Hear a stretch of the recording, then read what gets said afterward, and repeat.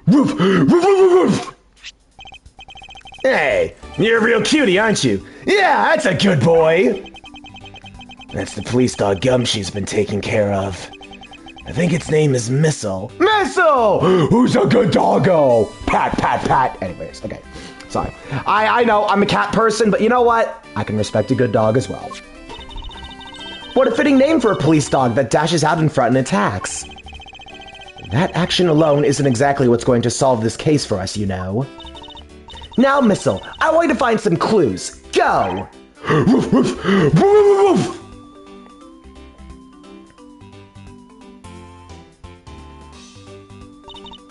Good dog. You really are quite bright, aren't you? Unlike a certain someone. Fuck you! Actually, fuck you, Francisca. God damn you. Now, what do we have here? What's this? It looks like a small hot dog, but... Wait, Francisca, isn't that an official samurai dog? No! Bad Missile! Dogs. Can't get enough of them. He ate it. I wonder if it's alright for him to eat that. It's just a meat substance featuring the Steel Samurai. I'm sure he'll be fine. It's quite a bit of information you gathered there for a single quick glance. We should really be focusing on why there was a samurai dog there in the first place. Looks like that snack wasn't all Missile found. Oh, and what do we have here? Uh-oh. It appears to be a lady's undershirt. Uh-oh. Nope. That's it. We're done. We're done. Okay. God damn it. Yeah, so, this part of the case has not aged well at all. I know things not aging well in Ace Attorney is par for the course. I mean, you have Turnabout Big Top. Actually, you also have Terry and Dakila in Trials and Tribulations. Yeah, there's a lot of stuff that you probably can't get away with in games nowadays. Anyways. I wonder if Ambassador Alba might have an interest in...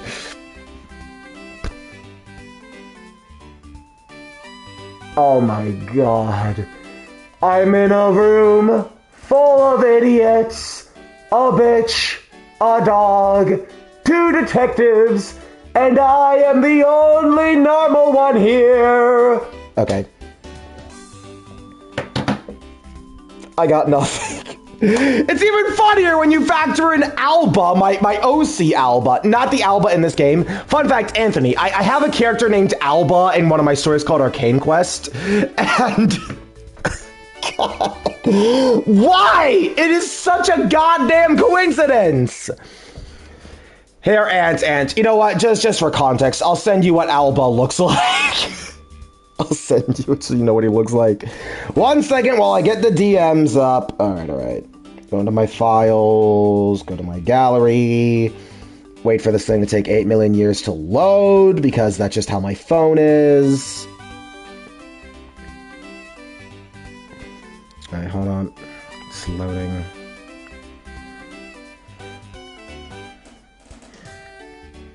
I cannot believe this. I just want to point out right now, this is probably the one part of the case that has not aged at all.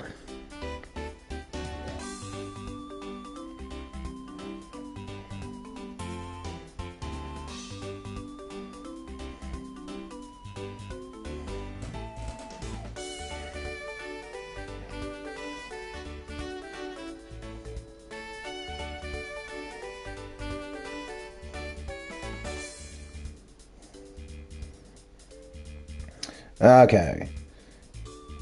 Sorry about that. Had to make some very informative inquiries. I somehow doubt that. It doesn't look like the shit would even fit him. Okay, now I gotta get the stream back up. And the guide, because I closed it. My phone does this really annoying thing where anytime I open up multiple tabs, it like crashes because, oh, lack of, like I can't have my music player running in the background and be on Discord. Stupid, this phone is like new as well. Like what the heck? Anyways, I know. That is a whole other can of worms right there. Okay, so then I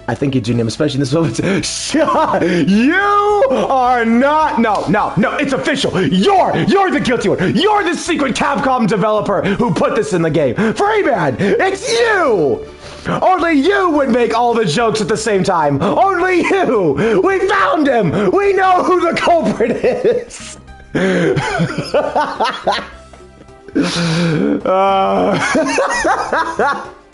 Okay. Anyways. He's not even denying it.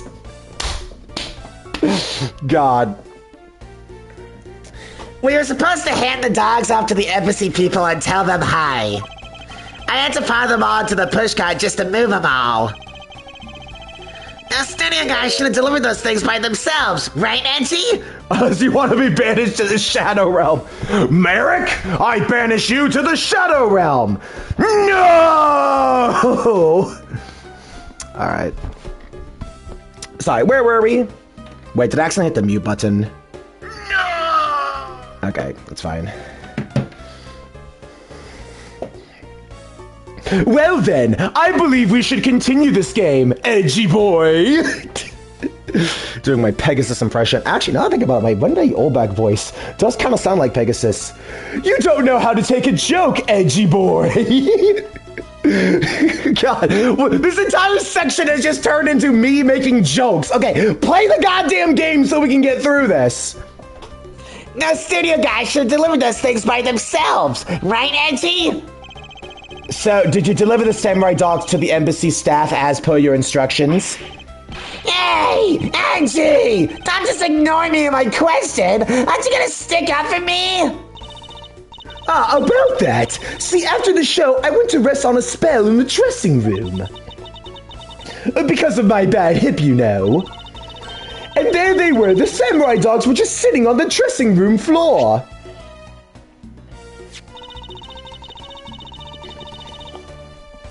I suppose you had to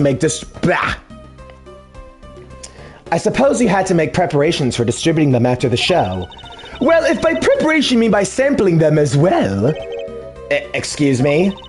Oh, I tried one and thought they were actually quite good. Sorry, but I just had to find out. I know it was silly of me to think this, but I figured that since they're for a kids show, their taste was probably for kids too. But these were so good that I couldn't stop. Before I went back to my room, I just had to help myself to half a dozen or so boxes. What the fuck? What? You mean to tell me you chowed down a minimum of 6 hot dogs? Not even someone doing the freaking 7-inning or whatever it was challenge at a freaking baseball studio could do that. And you mean to tell me that a age unknown? Damn it! How can I make fun of age !? Years old? I can't make fun of age !? Years old. Damn it! The one time I want information! The one time! Okay. As I sat there by the roaring fire, warming them and eating them, I thought, this is... What is it now? Oh, I know! I bet you want a box too, don't you, my edgy poo? Well, who am I to say no to you? But I'll only give you one. The rest are all for me. Looks like the lesson for today is that when the Steel Samurai and the Pink Princess take off their mask, they transform into a pair of annoying troublemakers. Oh no, dude. Okay, next. Okay, so now we do logic. We connect, use the fireplace. Oh, wait. Smoke from the chimney. Wait, am I missing something? Wait. Oh, I'm missing something.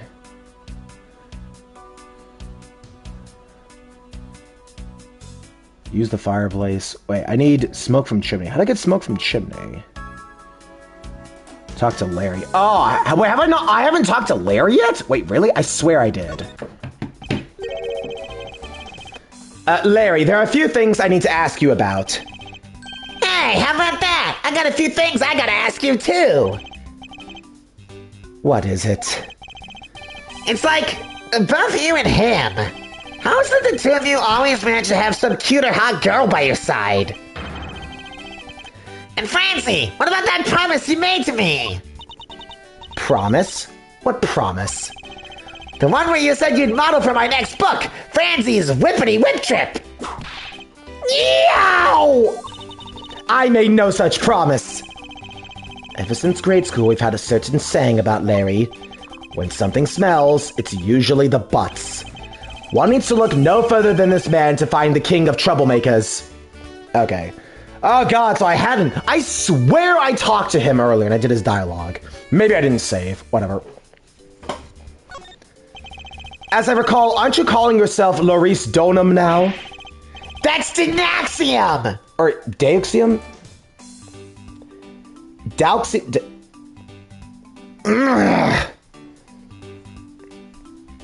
Oh god. Fuck me, why can't I pronounce it? Dauxium... Dauxnim? Dunim? BTW? What is it? I still liked Meal. Of course you did. I had a feeling. I had a feeling even after all that happened, you were still attracted to her. I never once doubted that about you, Peyton. Anyways. I'm just gonna say Dauxnim. I'm sorry, I know. To any French speakers or whatever, they're like, actually it's pronounced... Okay, fuck it. We're gonna have at least one mispronunciation in a Quint video. That is just a hard truth y'all gotta accept. That's Dauxnim! Laurice Dauxnim! Get that straight in your head, Edgy! Ow! Now I remember. You're that rude, pale imitation of a real artist. No! You got it all wrong! I gave up on that whole Laurice business! Besides, when Vangelia left me in my heart in pieces, that's when Minnie walked into my life. She's been so good to me that I wanted to help her in some way. And I figured I could through the Steel Samurai outfit. Your inane blathering makes less and less sense each time we meet. I believe he's saying that he picked up this part-time job as the Steel Samurai so that he may attempt to capture the heart of the actress who plays the Pink Princess. You got it! I knew you know what I meant, Edgy! Not really. It's not so much as I understood, but a simple deduction based on your usual modus operandi, Larry. Larry, I'd like you to confess right now to everything you did tonight. Confess? Hey! Don't tell me you suspect me too! Nonsense. I don't believe you have the mental acumen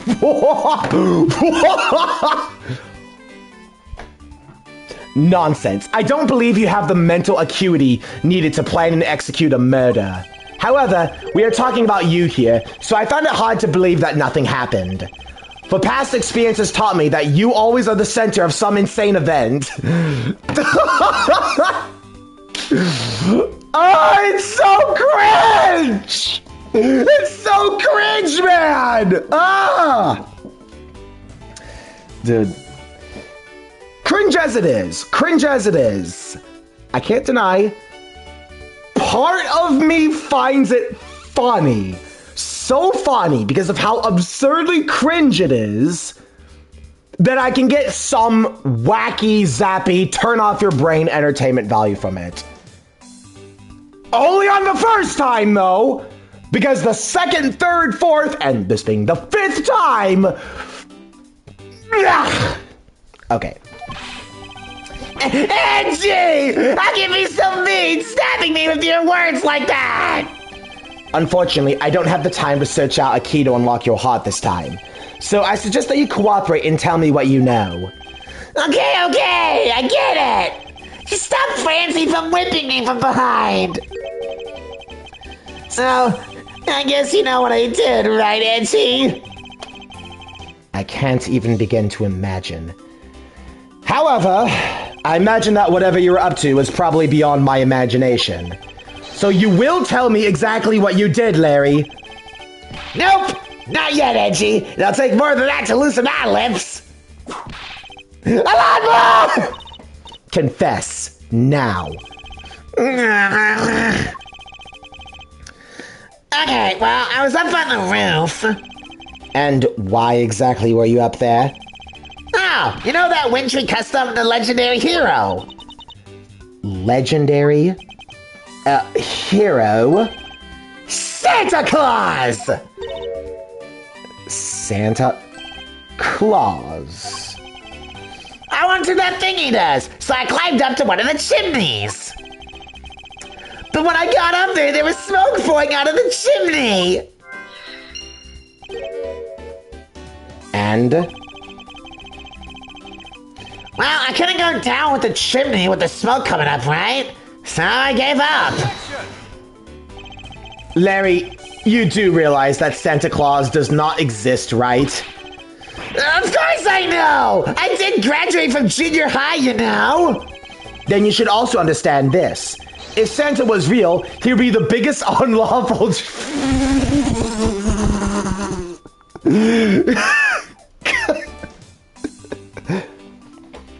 If Santa was real, he would be the biggest unlawful trespasser in history.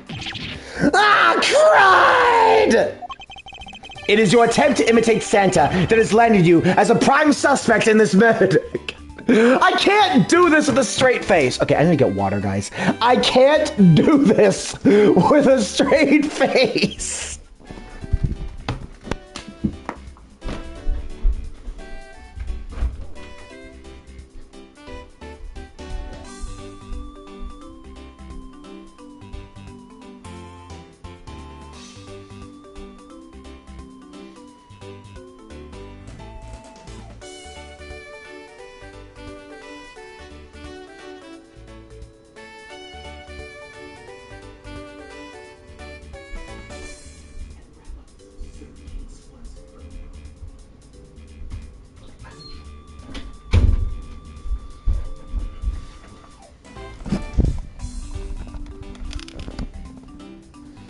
All right, hang on. Is the audio still good?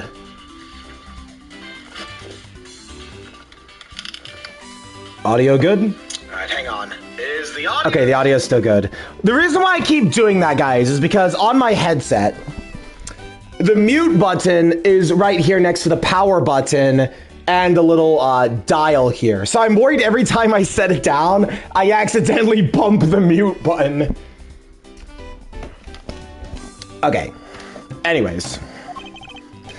Come on, man! What's so wrong with pretending to be Santa? Let's start with the fact that it will be the ideas of March in a matter of hours. Santa only visits homes on December 24th. That's in December, you nitwit! No! Hey, wait a sec. We're not in court. Larry, about the samurai sword that was used as the murder weapon. Oh, that. Well, I shook hands with the ambassador in this room, you know. Yes, apparently you did. And well, I totally forgot about it, left it behind afterwards. You want to talk about shock? I was the most shocked of all when I heard it killed someone. Shocked! Foolish fool, looking especially foolish for foolishly stating such a foolish excuse. You forgot to take something that big with you. Who would believe such a tale? Sorry, Miss Von Karma, but I actually believe him. Because if anyone can forget something like that, it would be Larry. Angie, you believe me! I just knew our friendship is something special! Anyway, even if Larry had simply forgotten the sword and left it behind, that in no way clears his name. Which means that I'll have to prove his innocence from a different angle. Okay. Having to plug my nose every time my voice. Okay, so now we logic.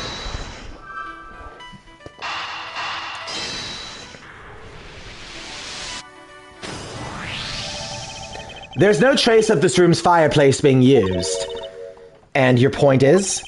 Ahem. Smoke was supposedly pouring out of the chimney connected to this fireplace. At least according to Larry. This is a contradiction of facts, is it not? Are you sure he wasn't just disoriented or something up on that roof? There's testimony from an investigator that puts Larry at this particular chimney. So, no, I don't think it was a mistaken impression on Larry's part. On the other hand, the fireplace in this next room was being used at the time. Where do you suppose the smoke from that fireplace went? Ah, I see. So what you're proposing is this. The smoke that came out of the chimney was actually from Miss Old Bag's fire. So basically, the fireplaces of neighboring rooms share one chimney. Is that what you're implying? Precisely. Okay, now, let's see. Do we connect these? Yep.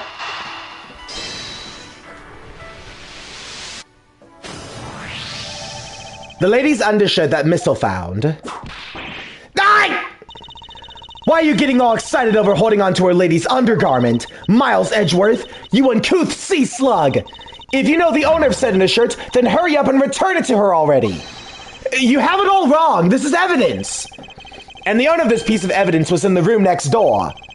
And yet despite that, Missile found it in the fireplace of this room. This lady's undershirt. Are you seriously claiming it somehow passed through a solid brick wall? Not quite. The fireplace in this room is connected to a chimney.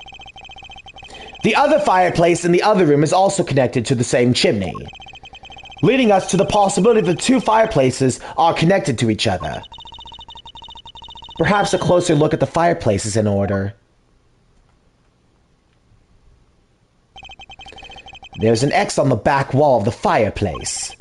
Let's see if I can get a better look at it. What in the... The wall separating this room's fireplace from the next room's fireplace apparently turns, as I suspected. This fireplace does indeed connect this room to the neighboring room. The neighboring room? There appears to be nothing particular about the next room, but the fact there is nothing special about the next room isn't what's important. It's the fact that there's a secret passageway through this room's fireplace. We now know that the fireplace connects the two rooms, but how exactly is that significant? You aren't going to suddenly name the old lady as Damask 2's killer now, are you? No, she couldn't move at all because of her stiff hip. So she could not have been the one. Unfortunately, I believe, that this fireplace has nothing whatsoever to do with Damask II's murder. Investigation complete. Finally! It appears that the answer has made itself known.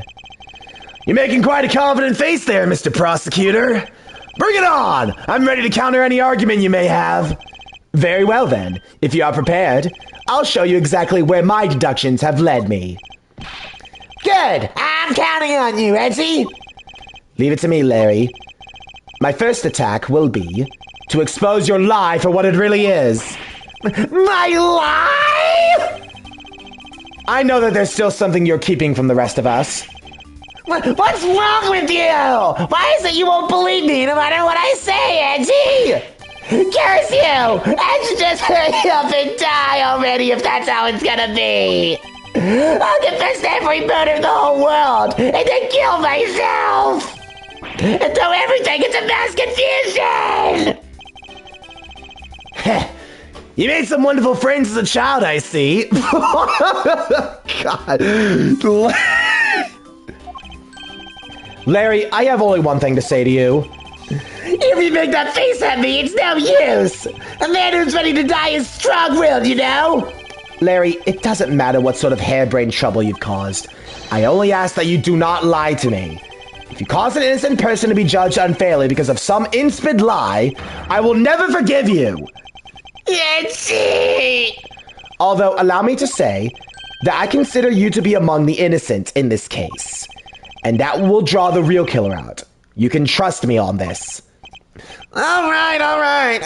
This time I'll tell you the whole truth, okay? What happened? What didn't happen? The works.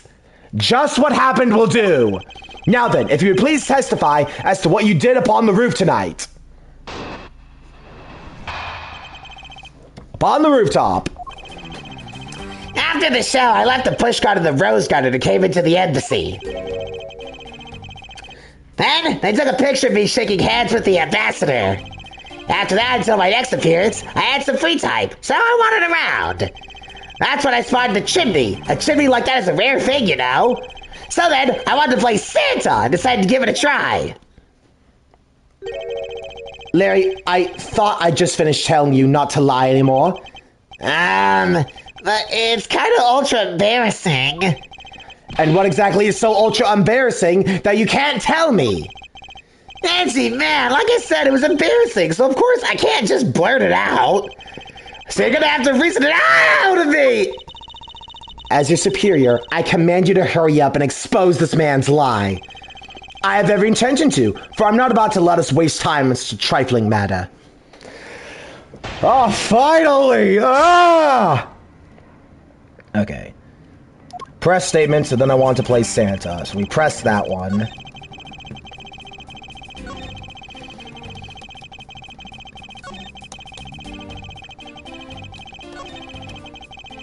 Okay. Press it!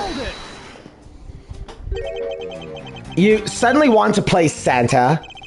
Ah, well, actually, I dressed up as Santa once for authority. Actually, this is true. He did do that in Turnabout Goodbyes. I was down at Gourd Lake. I'd appreciate if you wouldn't dredge up such an unnecessary memory. Sounds like you guys share a lot of history. Perks to being childhood friends, huh?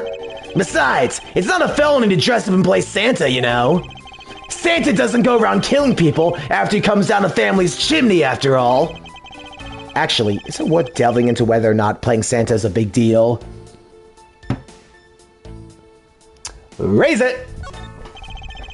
Actually, I believe in the case of this man, playing Santa is actually quite a big deal. Are you saying your buddy isn't exactly made of...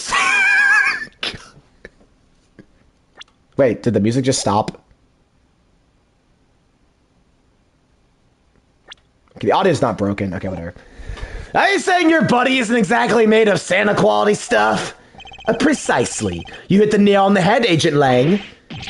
Hey, Angie! That's so incredibly mean! Tell me something, Larry. Did you know that Santa's job is to deliver presents to people all over the world? Of course I know that! I did graduate from junior high, you know! In that case, it's your turn to tell me something. I want you to tell me to whom you were delivering a present to. I was, delivering a present to a child not basking in the warm glow of love?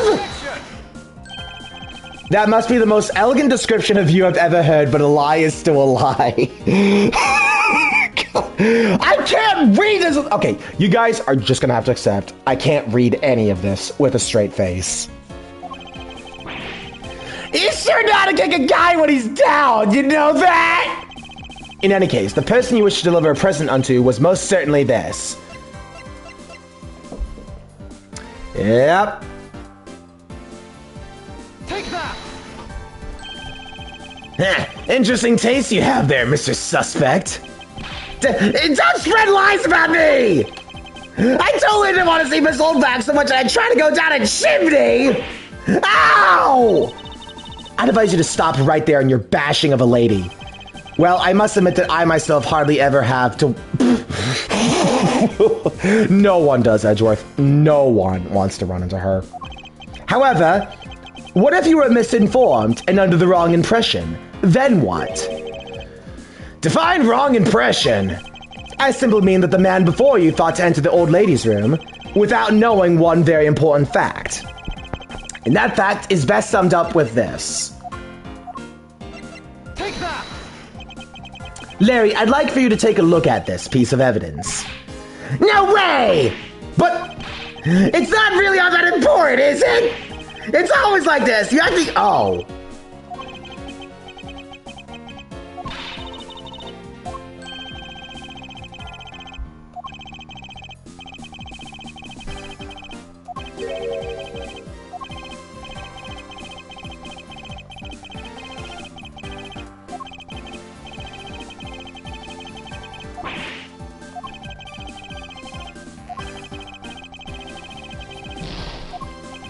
Oops, no, that's the right thing.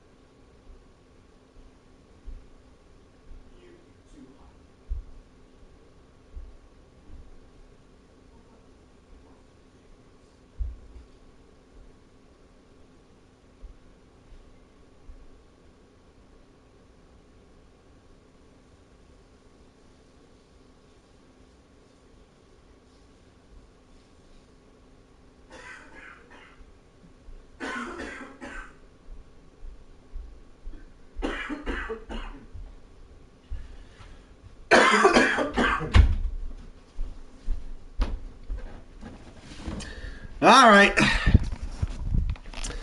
Back. Let me just see if there's any chat here. Alright, chat. Okay. Hey, don't die, okay? Oh, don't worry. I won't die. Just the wrong pipe, you know, when you drink water and it goes down the wrong pipe. Larry, don't even think about denying that you have knowledge of this letter.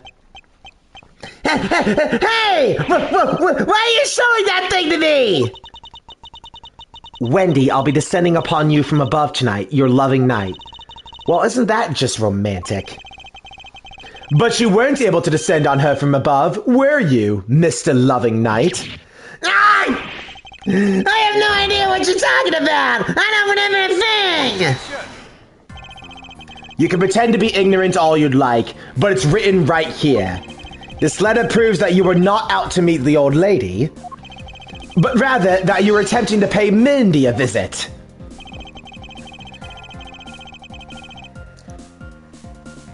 Take that!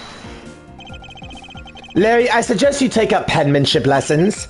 That is, if you never wish to experience this level of embarrassment ever again. What the heck are you talking about? Speak English! You wrote Mindy so sloppily that it became Wendy to the average eye. Hey, stop picking on me! It's so embarrassing! There, isn't that what childhood friends are for? They're the best, aren't they? For punching, but that will have to wait until we're off this crime scene. Eek! Angie! Save me from the scary man! Sure, if you're willing to make amends, starting with your incredibly embarrassing mistake. That wasn't me! Come again? It's a fake! Someone's out to get me, so they made that fake letter! To set me up! Accept your defeat graciously. But you guys are being so mean! Penmanship analysis. What's that?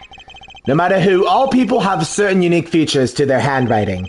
Ergo, all we have to do is compare the handwriting in this letter to a sample of yours. And we'll know soon enough who sent this letter. I'll never write another thing in my life! It's no use, Mr. Loving Knight, for you've already graciously provided me with a sample of your handwriting. Take that!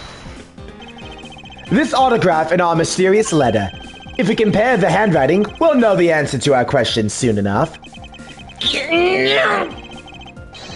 Confess now, Larry, to your miserable failure. I'm sorry!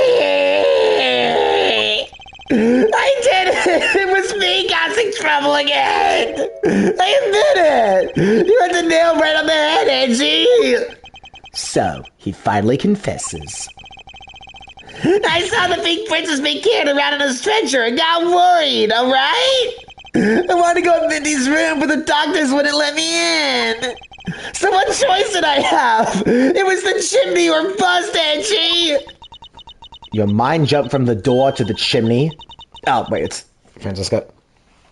Your mind jumped from the door to the chimney. What a criminally overreactive imagination. Well, at least I was honest and wrote Mindy a letter and stuck it under the door.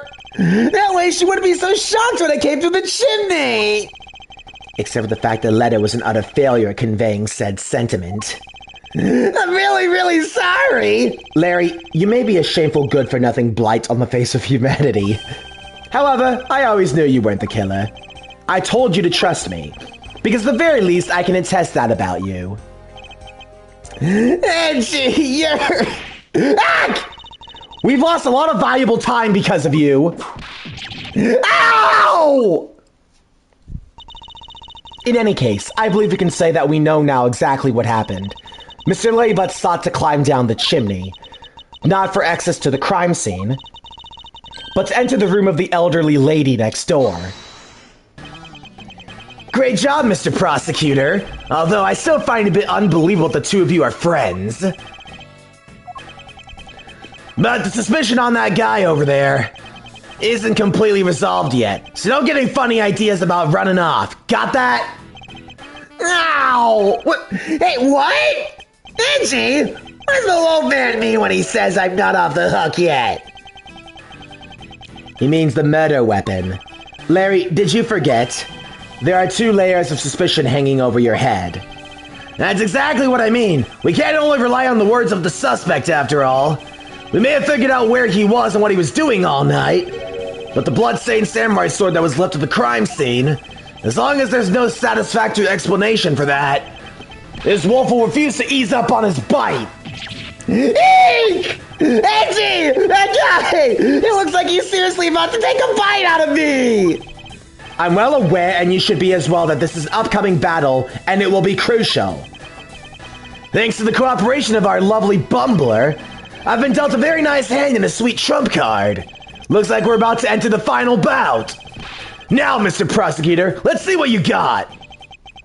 I can easily point out the contradiction in the supposed murder weapon, but the real problem for me is figuring out what the real murder weapon is. This will be a high-stakes gamble, but this is one game I can't afford to lose. Alright, laying again. Finally, I can voice someone that doesn't require me to pinch my nose. Why, Larry? I was the one who found the body of the victim, Damas II. Besides him was the samurai sword, glittering red and offering up the scent of blood. I was supposed to be in the Steel Samurai's dressing room, but I found it here instead. Plus, I found the murder weapon's ownership, the suspect... Plus, I found the murder weapon's owner, the suspect, Mr. Larry Butts, in here too. Isn't it a bit far-fetched to accuse someone simply on the basis of ownership?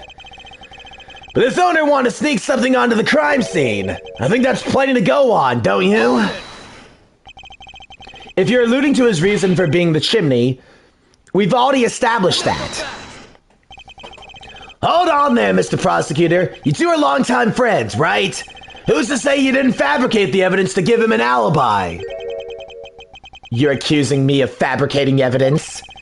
You think I can believe anything you produce? Forging evidence is all you prosecutors do! This man has some serious issues with prosecutors. Oh, come on! I can't think of something as that complicated, right, Angie?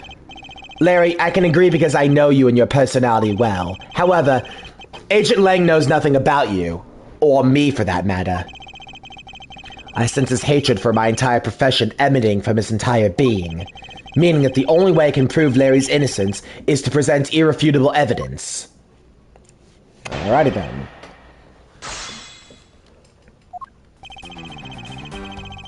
Press. Samurai sword, glittering red. Okay. Hold it! Excuse me, but glittering red and offering up the scent of blood? Do I have to spell it out for you? I mean, the sight and smell of blood, of course. And according to the test, the blood on the sword belongs to the victim. The sword may only be used on stage, so it's not exactly sharp. But it is pretty weighty, so it's certainly heavy enough to beat someone to death with. Which leads me to suspect that the victim was beaten to death with the sword. Beaten to death, huh? This last statement is too important to just let it slip by. Okay. I present the spear. Objection! Oh, wait, what? Wait. Oh, fuck me! Oh, fuck me, dude.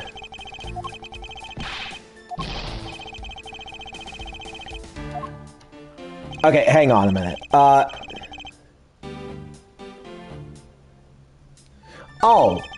Oh my god! Why does it not automatically highlight the new statement? Objection!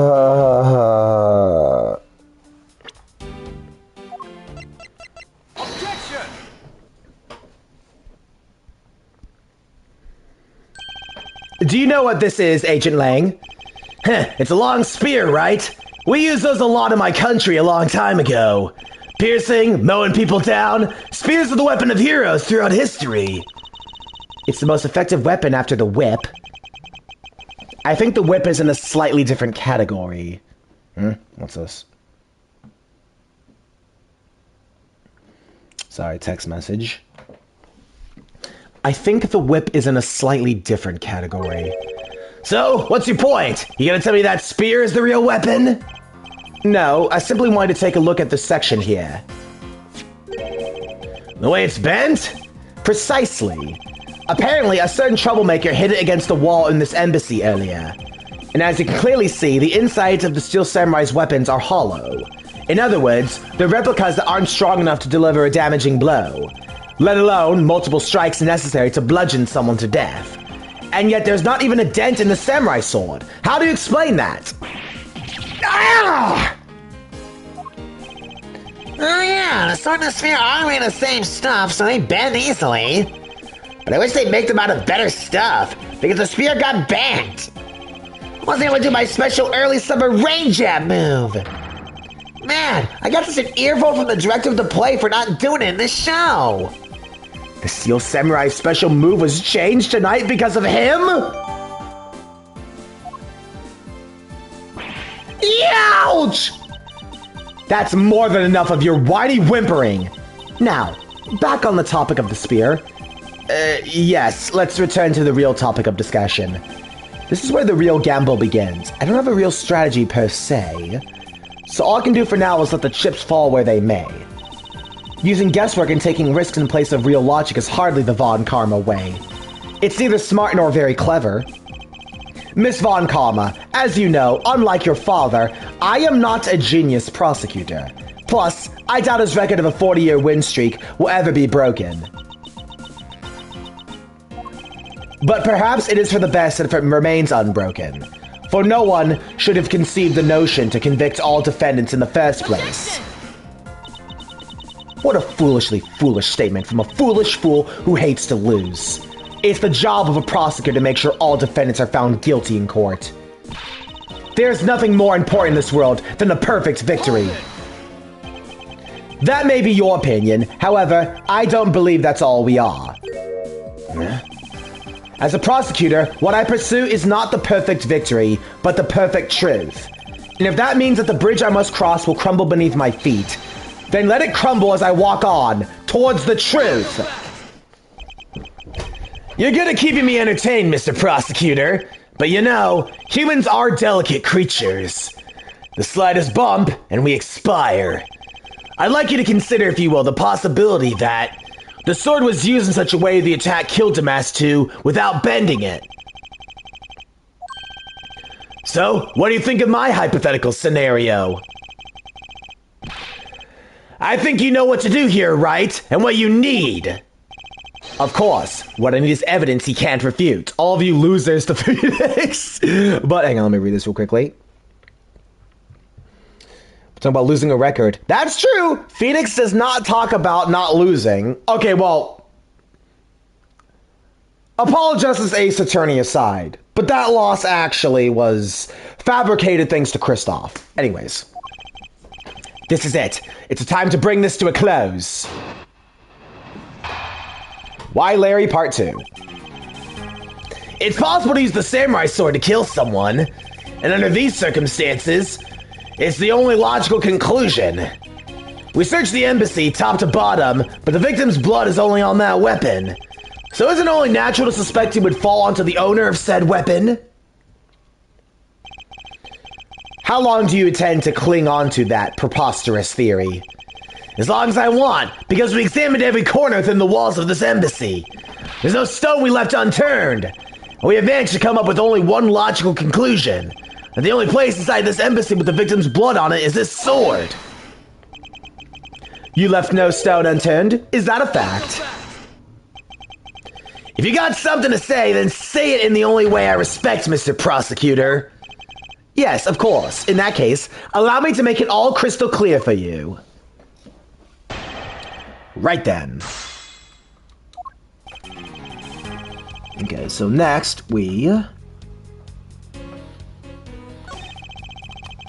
search the embassy. Hold it! The only place where you could find blood was on the samurai sword. That's right, even with luminol, which means that there are no other possibilities outside of what I've already outlined. Do I have a problem with Agent Link's assertion that the samurai sword is the weapon? Yes, I do. If you believe that there is no other door of possibility left to open, then allow me to force one open for you. And how do you plan to do that? By showing you what may possibly be the real murder weapon. The real murder weapon? I hate to repeat myself, but my men have already searched every last inch of this embassy, and they've concluded that nothing else could have been used as the weapon. Knowing these facts, do you still want to press forward with your little hypothesis? Of course. Because it's not possible that your men inspected everything in their investigation. What are you talking about? I don't appreciate mind games, and I don't appreciate when people like you slander my men. I'm not slandering them, I assure you. I'm merely pointing out that their investigative dragnet has a few holes in it. Namely, that there's something your men couldn't even lay a finger on. And that item is the real murder weapon. All right then, I'll play along for now. This real weapon that killed Damas II. What exactly is it? The real murder weapon, which not a single person has yet to touch, is this. It's Alabast's. Yep. Take that! The national treasure of Alabast. You mean the Primaduck statue? Yes, and as you know, only the ambassador and his secretariat may touch it. Which I believe means that neither you nor your men were able to examine it, correct? You know very well that if we did that, there'd be an international incident between the Kingdom of Alabast and the Republic of Babel. The two countries' precarious relationship teeters in the balance over a stupid fight related to the sovereignty statue. But I'll be damned if I let something go unexamined. Agent Lang, if you could take a look at this.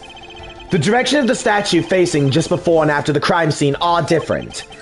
And there's only one conclusion that I can draw from that.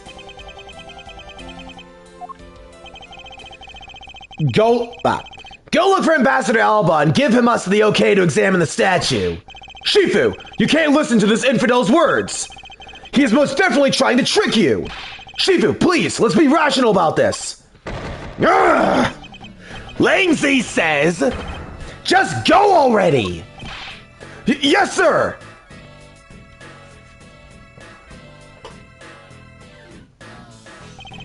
Shifu. Yeah? I'm really sorry, sir, but I was able to convince the ambassador. I was able to obtain permission for us to examine the Primaduck statue. I see. Wait, but then the investigation is at a standstill. Agent Lang, I will go and speak with the ambassador personally. Save your breath. He may act all weak and frail, but that old man's one tough cookie. But I guess you gotta be tough when you're representing a whole country, you know? Agent Lang. What do you want? Let's just hurry up and examine the statue already. What? But Shifu! What about causing an international incident? Quiet! I'll take the fall if I have to later. Agent Lang, the hypothesis is mine, so if someone's to take responsibility, let it be me. Responsibility? If we're gonna talk in such heavy terms, maybe I should let you. It'd be a real problem for my men if something were to happen to me. Alright then, let's talk and more investigating. If we want to know the truth, we can't stop here. Action must be taken. Agent Lang, I'd like to run a luminal chemiluminescence test on the statue. A luminal test? Ah, good thinking. If the statue is the murder weapon, then some of the victim's blood should be on it. Okay, let's get the forensics team in here. Heh, looks like you hit the jackpot, Mr. Prosecutor. I guess this means this is the real weapon that killed Damas II. Indeed. But I wouldn't celebrate yet if I were you. This doesn't let your friend off the hook. It doesn't prove he didn't kill Damas II, so the charge remains. We are hardly done examining the statue, Agent Lang. Knowing that this is the real weapon, I believe further examination is required. Huh, you think so? Okay then, knock yourself out.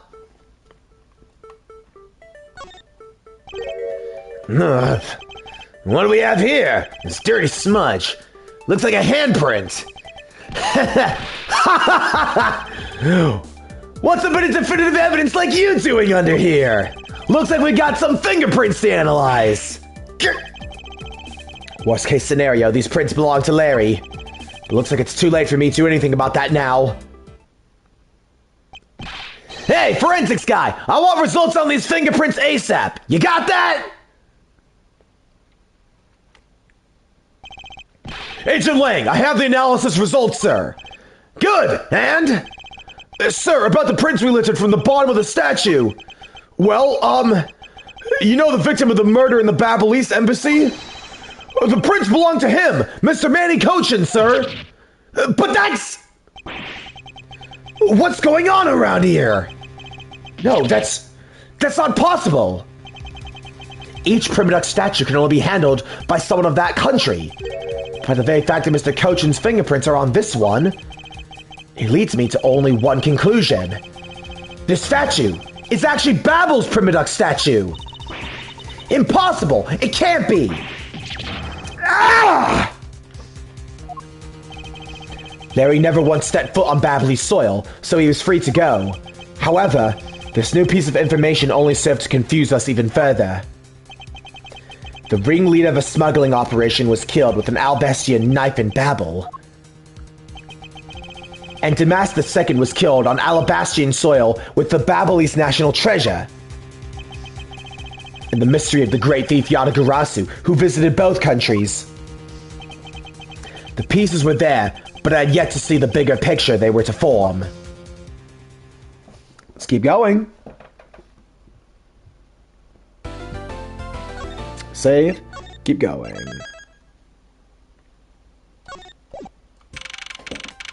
March 14th, 9:21 p.m. Open air stage. I've left Damas II investigation of Francisca and returned to Babel. I suppose my first order of business should be to look into Babel's statue. Mr. Edgeworth! So, Kay, what's the situation? Oh, it's great! Investigating is so much fun! In other words, they've made absolutely no progress. We weren't goofing off! Honest, sir! We've been investigating our hearts out!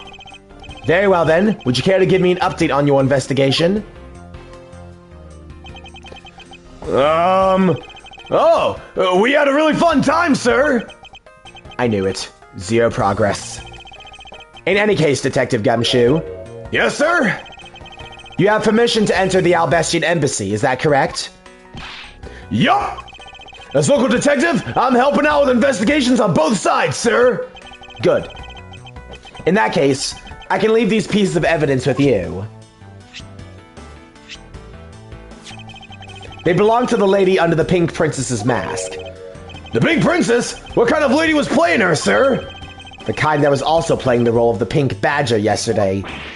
Ah! Oh! Understood, sir. If I happen to run into her, I'll give them back to her. And if I don't, then I guess I'll unload them somewhere. He doesn't seem all that enthused to go find her, but I honestly can't blame him. Evidence has lost their value given to Detective Gumshoe. Okay. Now then, I don't believe I'll be needing this anymore either. What? Are you really gonna throw that autograph away? Yes, because that Steel Samurai was a fake. No! Wait, what? What do you mean by fake? Now then, I believe it's time for a little housekeeping. Did we really need 3 notifications telling us evidence has been moved and rearranged? Okay. Okay, so now we examine... Wait.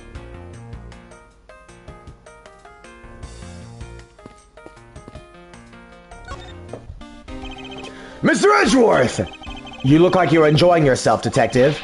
Well, I don't have much else I'd enjoy as much as a good investigation, sir. So, what did you find out?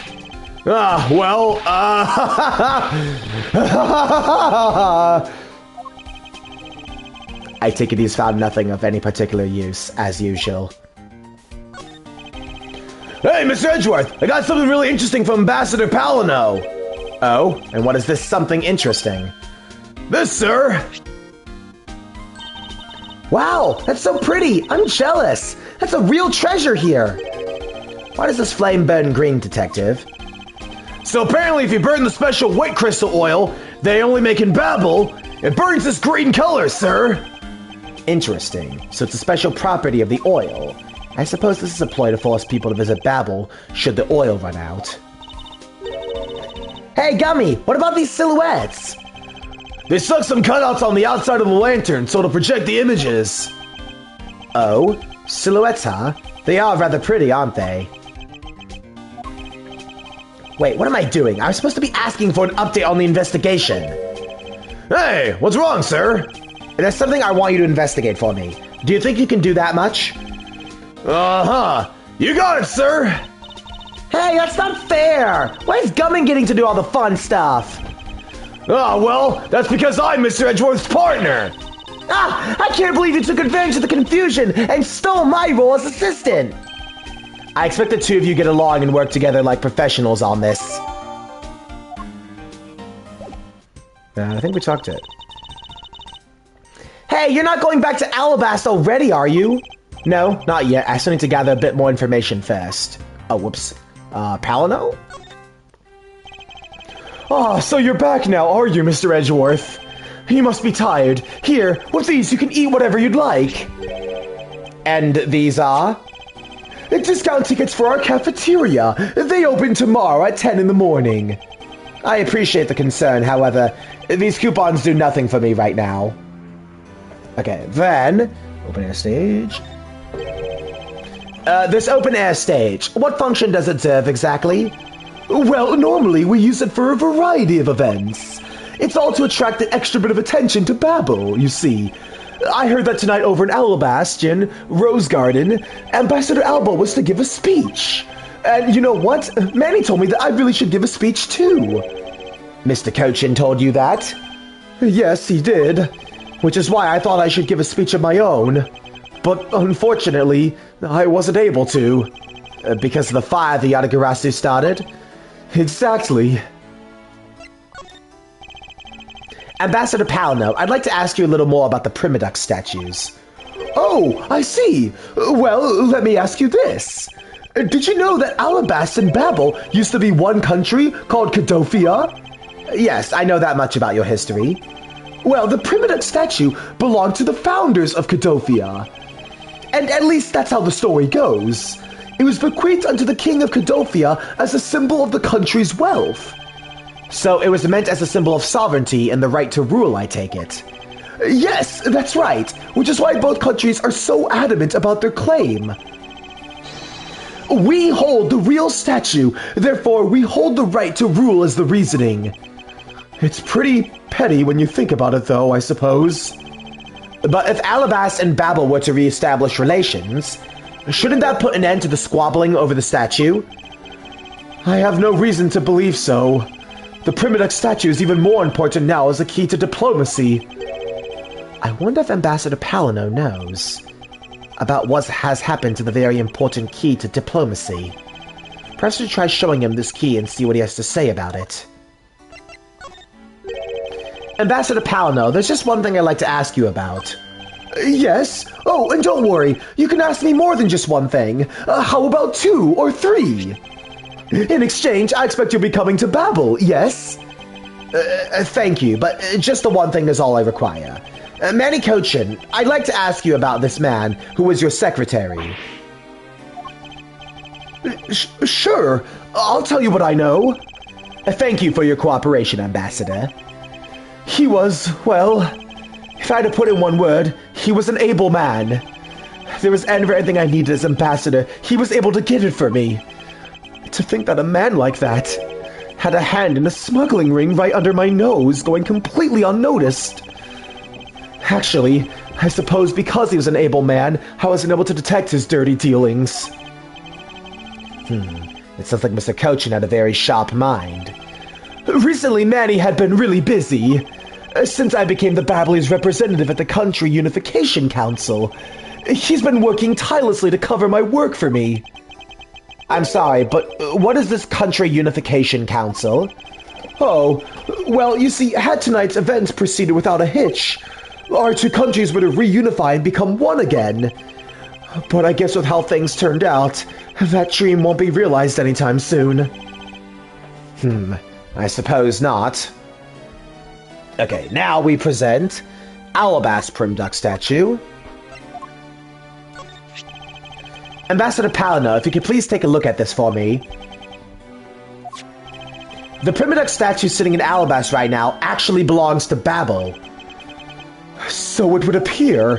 I received a call from Ms. Von Karmer about this earlier. Then you will understand why I wish to inspect Babelise's Primduck statue immediately. Because the statue currently in your country's possession... Yes, well, I've already inspected it myself. And it is definitely Alabast statue. I know because it's the real statue. That you're saying Babel's statue is a replica? I'm embarrassed to say that's true, even though I knew that someday it would be exposed. I received my orders from the leaders of Babel, and I was to negotiate with Ambassador Alba at this event.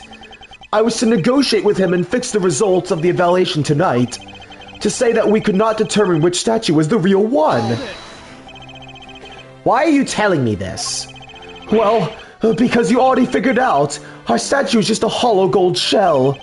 Even if Babel were to lose face, the reunification of the country is what's important. I'm right in thinking that, aren't I? I'm not making a mistake, right? If you don't know yourself, then I won't pretend to know either.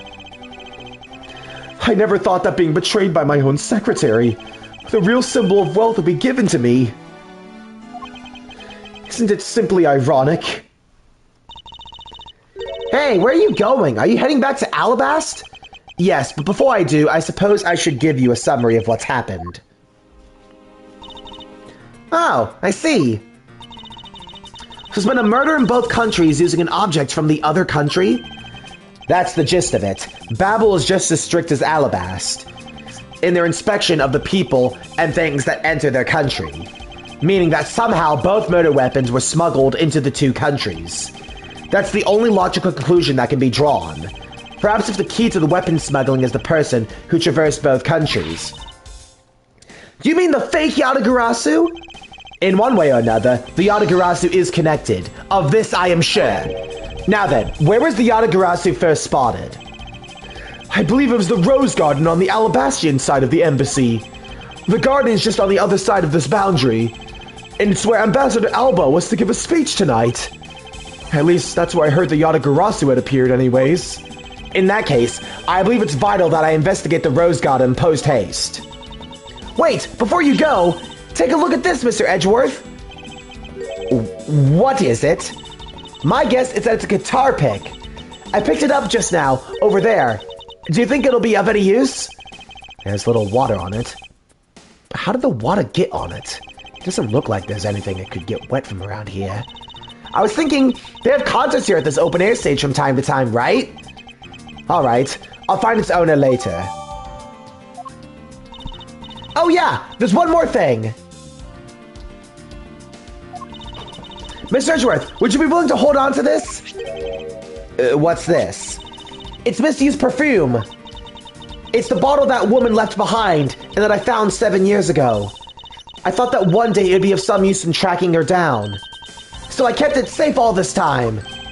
Thank you. I'll be honored to hold on to it for you. Okay, return to Alabast. Wait, we do return, right? Yep. I think I'll be returning to the investigation in Alabast now, but... I know. I'll go back to Babel and do some more investigating there. March 14th, 9:58 p.m. Rose Garden. I see you're back, Miles Edgeworth. Oh, I see you're back, Miles Edgeworth. How are things in Babel? Although, I can't really say I expect much from Scruffy and the girl. The investigation into Manny Cochin's death hasn't really progressed any, I'm sorry to say. However, the investigation into the Yatagarasu has. Ah, yes, the Yatagarasu. Even now, I find it hard to believe. A person who can freely traverse between the two countries at will? Preposterous. Well, that's what I came here to investigate. I heard that this is where witnesses claim to have seen the Yatagarasu. That's correct. Ambassador Alba was to give a speech tonight here in Alabast. and that's when the Yatagarasu appeared. The shadow of the mysterious thief appeared, and just as suddenly, it vanished. After that, there was a fire at the Babyliss embassy that the Yatagarasu started. I vow that not a single feather from the Yatagarasu shall escape my diligence. Begin investigation. Rose Garden. So we examine the pool first. There are roses scattered on the surface of the water, creating a pleasant fragrance. It's not just for aesthetic. This pool's water is also used for putting out fires. I see. Oh. The pool stopped filling itself automatically. The fountain spouts are set to stay open until the pool's water reaches a certain level. If this water is used to put out fires, I suppose it must be refilled to its normal level, which suggests that this pool was recently used somehow in this embassy. I guess I'll take some notes about it just in case. Not you again! Ah! How dare you surprise me like that? I'm sorry! Oh, hey, Edgy! Thanks for what you did back there! Your gratitude alone is enough. More importantly, Larry, this pool is not for your personal enjoyment. I know that! Do you really think I'm the type to just jump in a pool and swim around for fun? I know! And my sentiments exactly. Alright then, did you by chance fall into the pool? Nice guess, but no dice. So you know my son, right, Edgy? Your son? I guess I kind of lost sight of him when I shook hands with the ambassador. And I'm pretty sure he was around here when I last saw him! You imbecile! How can you be so flippant at a time like this? What are you going to do if your son fell into the pool? And how old is this child of yours anyway? Huh? Oh, how old is he again? Larry, this is the first I've heard of a son. Who exactly is the mother? The mother? Oh, that chick, the pink princess. The pink princess? Miss Von Karma, I was a bit confused by this man's word for a second there. However, I believe what he's looking for is the doll of the Iron Infant. Yup, because I'm the Steel Samurai through and through, heart and soul. And the Iron Infant is my cute little son. You have given a whole meaning to the phrase, as astounding fool. Larry, we have not seen hide nor hair of the Iron Infant, but rest assured that if we should find him, we'll let you know. Now get out of there. Sounds good. In that case, I'll go search over there. Hey, wait! Well, it's not as if you'll get very far swimming around in that pool. Though he's unrelated to the murders, he sure knows how to cause a lot of trouble. Okay, now we start examining. Okay, so we examine the pool, we got the fountain spouts, right? Okay, next we examine the male statue, pan left. The statue bears a resemblance to the Primadux statue. The plaque says King Primadux and the battlefield. In order to save the queen, King Primadux put his life on the line and went to war. So Primadux was actually a person of royal blood. I thought he was simply someone imitating a character from an ancient legend. Well, what surprised me is that I love Larry, but oh god, he's such a groan of agony and pain. I know, right? Larry is such a... I agree with you on that. Well, what surprises me is that it's a real person who existed, looked like the Steel Samurai. I suppose there's that too. Okay, so now that we've examined that, we examine the female statue on the right. Is it possible the Yatagarasu hid in these bushes? Of course not! They're rose bushes! You've been spending too much time with Scruffy and that girl. They're rubbing off on you. But it's alright. I'll wake you out of your stupor. Now then, the next time you feel asleep talking, remember I'll whip you for real. All I tried to do was offer up a possibility, and this is what I get? Okay, I aimed the statue this time. A statue of a woman. I wonder if the lady is pouring water. It says that it's a statue of the queen who spoke of love to King Primadux. Well, Miles Edgeworth, it seems that you are lousy at reading a woman's heart. I opened my mouth about a statue and she somehow made the leap to that. See, more reasons why I fucking hate Francisca. Okay, and then we talked to Lang, actually. Have you finished checking out all the bystanders? Yes, sir. And we found 14 counts of pickpocketing, 16 counts of illegal parking, and 1 person ran a light, sir. Don't tell me you didn't find anything related to the case. Sir, not a single thing, sir. Well, for now, let's just get those other lawbreakers down to the precinct. Agent Lang. Oh, this is Mr. Prosecutor. I would just like to thank you for your assistance earlier. Make no mistake, it's not like I was trying to help you with what I did. After I left, did you receive word from Ambassador Alba? We're to wrap up our bodyguard assignment at the end of today. Oddly enough, we received word from HQ to return home upon an urgent matter. As if I can be so easily called away from this case after I've come this far. I swear that I'll find the truth and drag it out screaming into the light. You with me on that, right, Mr. Prosecutor? You're working as Ambassador Alba's bodyguard at the time. So naturally, you witnessed when the Yatagarasu appeared, correct? Yeah, I saw the thief all right, with my own 2 eyes. The Yatagarasu was there, lurking in the shadows. But when the spotlights were turned on for Ambassador Alba's speech, a shadow appeared. That's when the cries of, "It's the Yatagarasu!" rang out. The next second, the spotlight went out. And by the time we got the area lit again, the deaf thief had vanished. When we investigated afterwards, we found that the reason the lights went out was because someone had unplugged the extension plug for all the outdoor electronics. Whether it was someone doing it on purpose, or simply a guest who had tripped over it, we don't know. But one thing is for certain, the Yatagarasu was here. So you're saying that basically all you saw was the thief's silhouette? Yeah. If all you saw was a shadow, then it's just entirely possible the shadow belonged to someone else. Ha! Good thinking, sis. You just might be right. If it weren't for the fact that there was no one else with the same shape, not among the staff or the audience members. My men have already done a thorough check of everyone, so I know I'm right. Someone else's shadow? That sounds like a plausible hypothesis. The sudden appearing and disappearing shadow of the Yatagarasu. I believe I figured out its true origin. I expected no less from my subordinate. Now, let's hear what you know on the subject.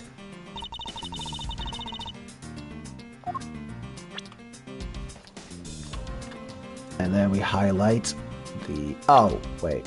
Highlight the male statue first. Oh! Take that! The sudden appearing and disappearing of the shadow of the Yatagarasu. Is it not possible that it was created by this statue? Are you playing me for a fool, Miles Edgeworth? This statue bears absolutely no resemblance to the shadow of the Yatagarasu. You are correct, however, this statue is but one part of the whole picture. What do you mean by only one part? What is the other part to the real form of the Yatagarasu shadow? Take that! It's another statue? The Yatagarasu shadow was made from the shadows of these 2 statues. Made? What do you mean by that? Right now, the spotlights are all over the place. This is because they were moved when the guests were in a panic state. However, if we were to restore the lights to when they were when the thief appeared, you believe the 2 shadows will create the Yatagarasu's shadow? Precisely. Now then, watch as I reveal the true form of the Yatagarasu. First, if we set up a spotlight to cast the shadow of King Primadux and the battlefield, the shadow of the king's silhouette would appear on the backdrop of the stage. Likewise, if we set a light straight up on the queen who spoke of love to King Primadux, her silhouette would also appear on that backdrop to the stage. Aha! So if we were able to combine these 2 shadows, it looks nothing like the Yatagarasu shadow.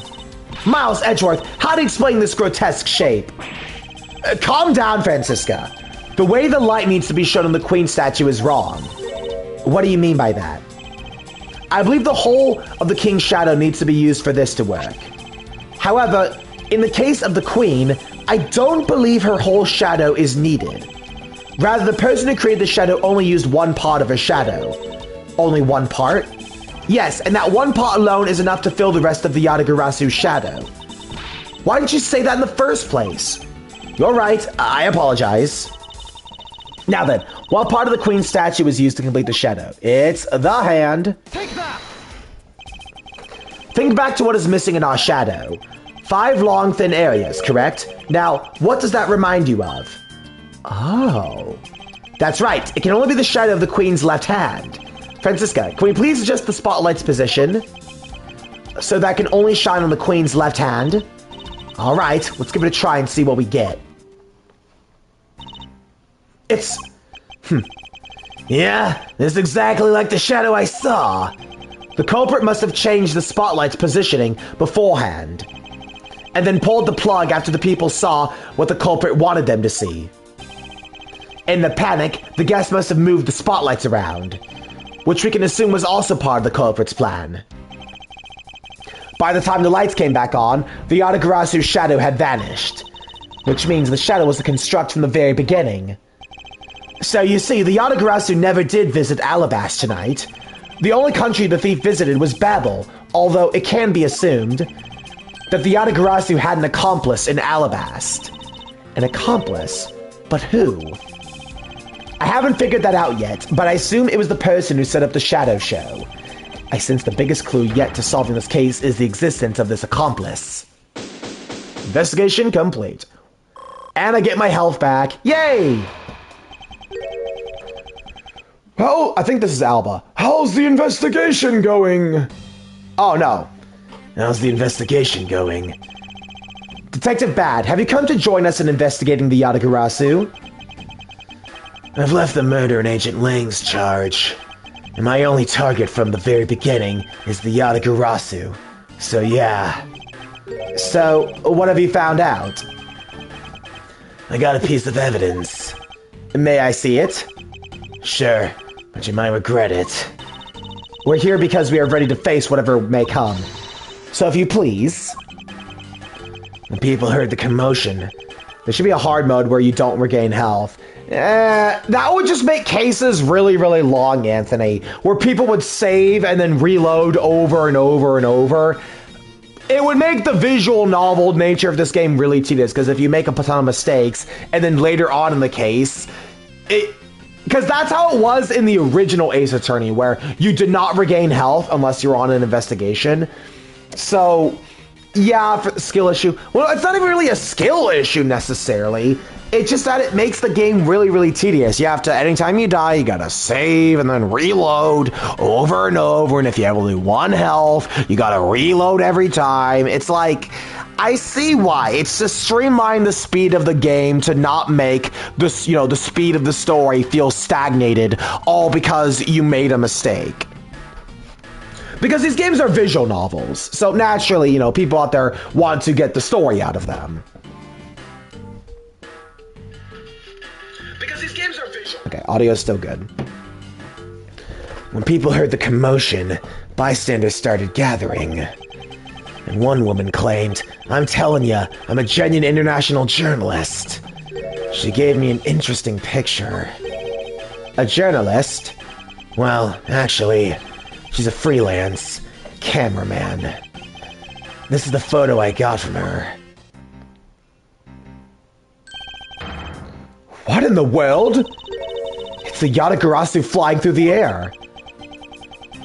The times are changing. It's not just man, but evidence. Even they lie to us now. When was this photo taken?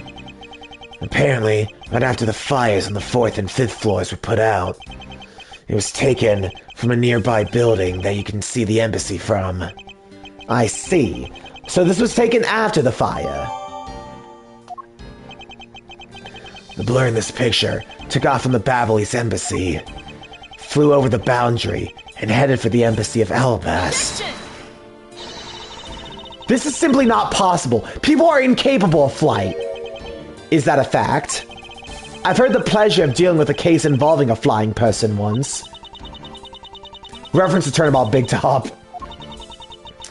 Actually, come to think of it, I've come across a case like that as well. 2, actually. Maybe it happens more often than we think. Am I up to the task of solving the mystery behind this photograph? Well, the Yatagarasu took off from Babylon's embassy, so I should start from there. Francisca, I need to return to Babel for the investigation for a bit. All right. I'll continue my investigation on this side of the building. All right, I'm counting on you. Welcome back, Miss Edgeworth. Now, come on, let's get back to our investigation. Yes, let's. Okay, so now we move. Wait. To Babylon's embassy, to the office door. March 14th, 10:37 p.m. Babylon's embassy, Secretariat's office. To think after all that running around, we're right back to where we started. It would appear that way. Hello there, Mr. Edgeworth. Have you found Manny's killer yet? I'm terribly sorry, Ambassador Palino, but I have yet to find his killer. Then I guess this murder really was the work of the Yatagarasu. Let's get one thing straight. It was the work of the fake Yatagarasu. The real Yatagarasu is a noble vigilante who is only out to steal the truth. Miss Faraday, please, don't make such a sad face. If there's anything I can do for you, all you have to do is ask, all right? Mr. Palino. Actually, there is one thing you can do. Will you allow us to take another look around? We didn't have enough time to conduct a thorough investigation earlier. Oh, sure. Please, feel free to investigate to your heart's content. Also, there are a few questions I'd like to ask you personally, Ambassador. If it will bring a smile back to Miss Faraday's face, then I'll gladly answer anything. Thank you, Mr. Palino. You're a total gentleman. Something about this dude's smile is creeping me out. Yeah, I mean, to be fair, you know, politicians smile like it's all fake, you know, and the twitchy fingers. It's like, you know, something's up. Also, Manny, who was in the smuggling ring, was the secretary. Also, the Yatagarasu went to Babel. And we know, based on what Callisto Yu said in Case 4, the Yatagarasu, or at least Callisto, was a member of the smuggling ring. I find it a little hard to believe that this guy didn't know anything. You don't have to wish such nice words on me, little miss. Hey, Sir Palino! Those two sure got chummy awfully quick. You know, it's easy to say we're going to investigate, but where should we begin? We should probably start by comparing the state of this room before and after the fire. And then we should look into the matter of the suspicious person you spotted. Yeah, when I came into this room, that person was already gone. But I'm willing to bet that person I was chasing is Mr. Kochin's killer. We don't know that yet, however, it's hard to believe that person is unrelated. Furthermore, because the key the Yatagarasu stole 7 years ago was found here, it signals that perhaps Miss Yu is also somehow involved. I knew it! That woman is almost definitely Mr. Kochin's killer. Yet again, we don't know that. There are too many mysteries to be solved here. Speaking of the Yatagarasu and mysteries, I received a most mysterious photo from Detective Bad. Uncle Bad? He's taking part in the investigation too? Yes, he's been chasing after the Yatagarasu for all these years. Uncle Bad. Now then, I was told this photo was taken just after the fire. What? That kind of looks like the person in the long coat I was chasing. Does this mean that I was chasing the fake Yatagarasu after all? I don't know the answer to your question, but I don't think people can fly either. This could be how that person escaped. Well, we'll need to investigate a bit more before we can say anything about that. In any case, let's not dawdle anymore and pick up our investigation where it left off. Babylon's Embassy, Secretariat's Office. Investigation begin. Alright. Now, we examine the desk on the far left. It appears this area was heavily damaged by the fire. Yeah, I guess we should hurry up and get started and examine everything. I won't rest until I've inspected every suspicious-looking nook and cranny. Okay, so first, we examine the cabinet. It appeared that this desk also fell victim to the fire. but it doesn't look too damaged. Ooh, I think we can rifle through the drawers a bit. I suppose we really should take a look. And this notepad here, hang on. We deduce the brown sheet of paper. Put Damas II's note.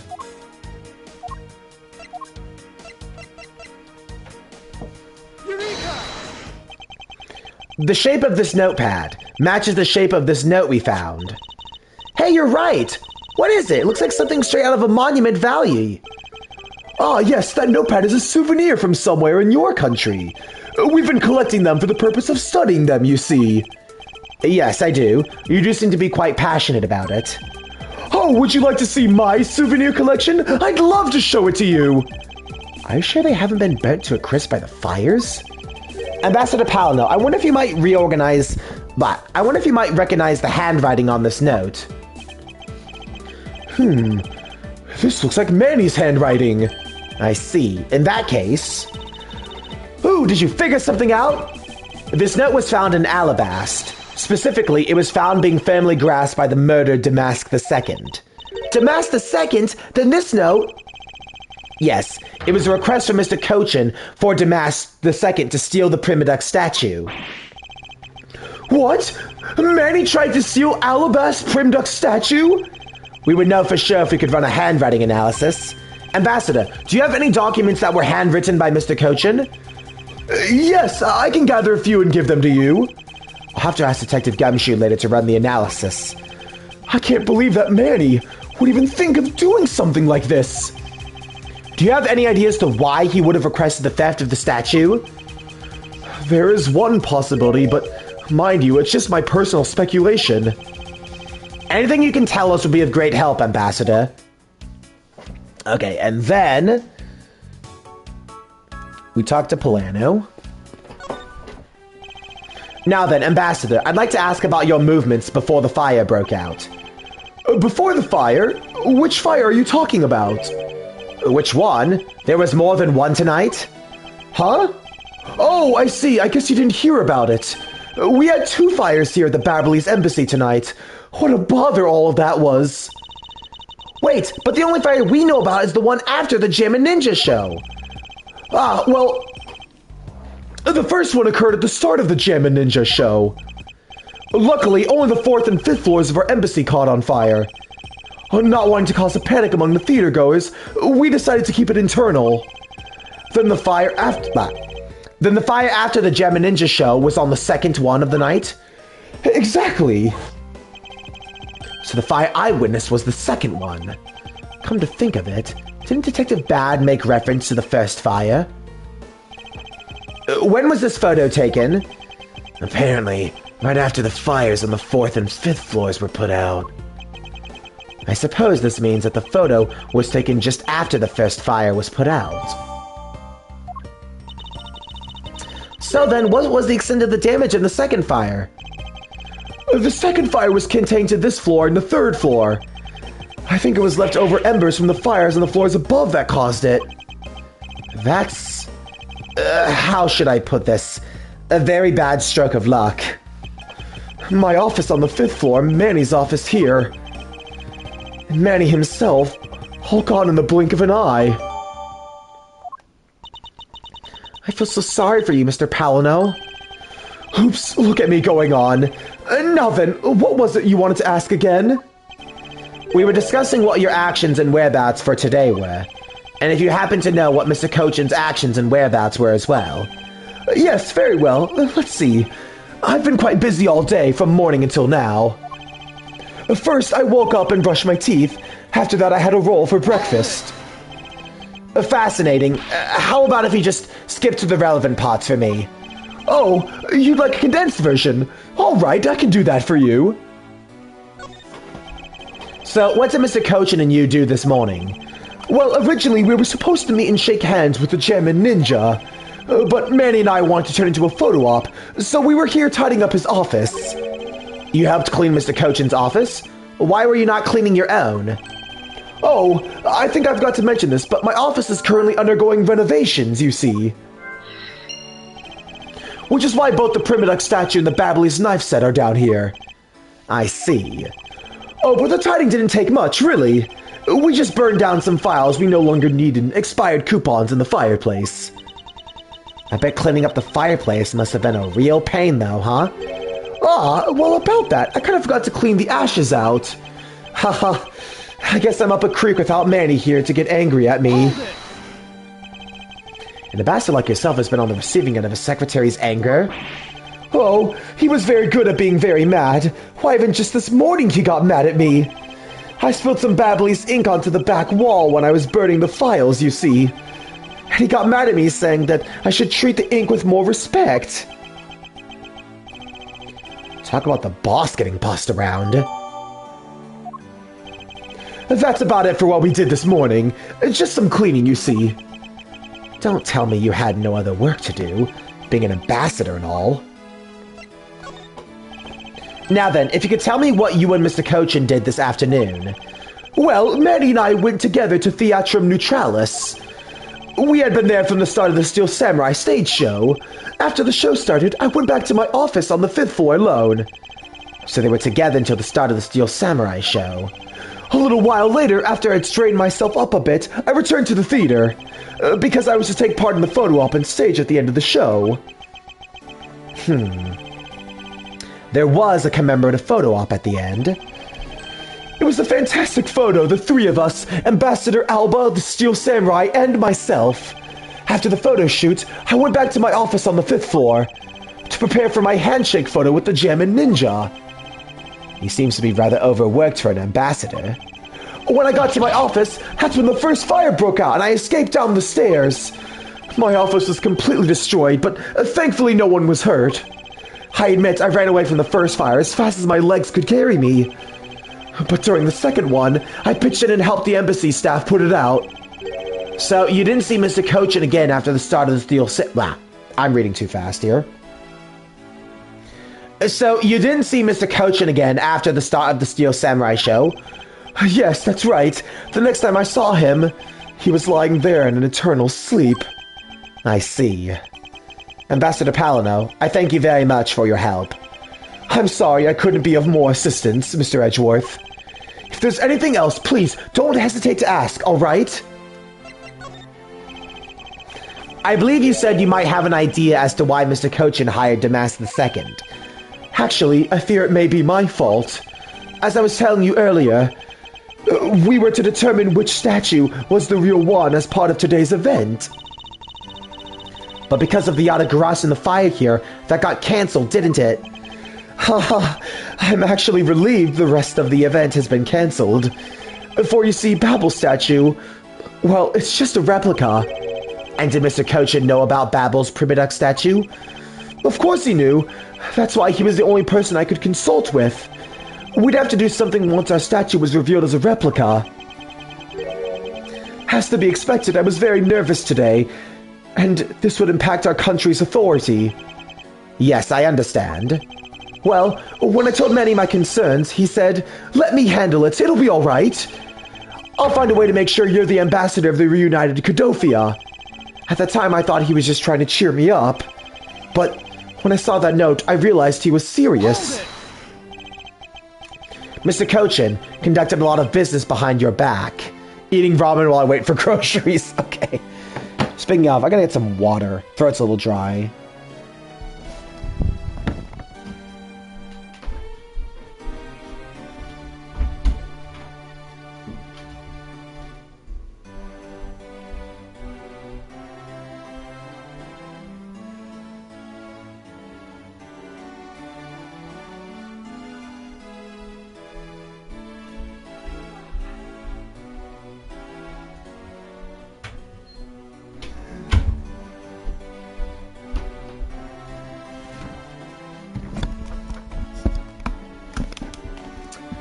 Obligatory audio check.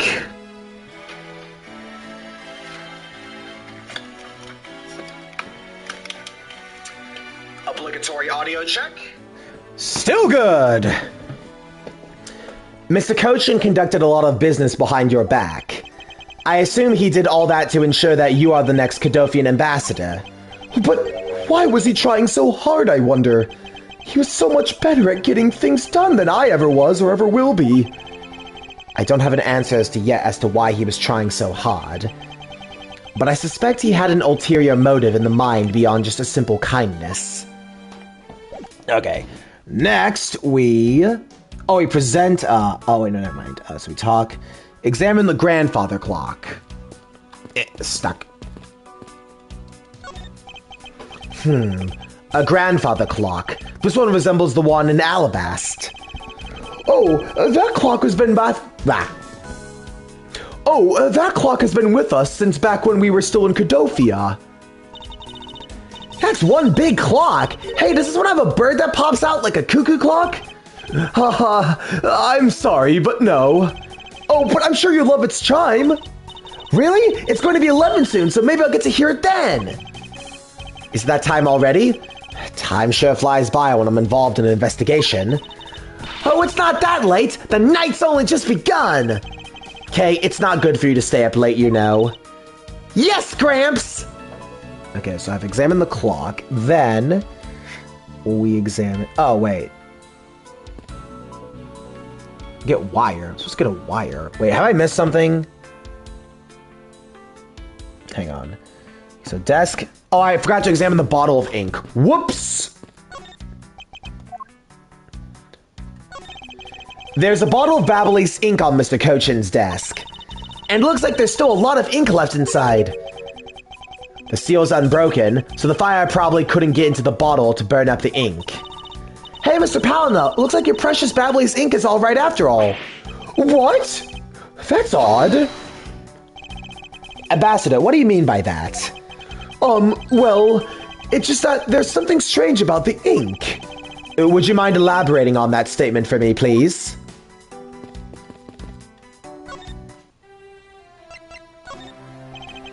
I wonder if you might tell me what you notice about Mr. Cochin's bottle of ink. I just thought of it right now, but during the second fire, Manny was worried about his office, so he came rushing back to it.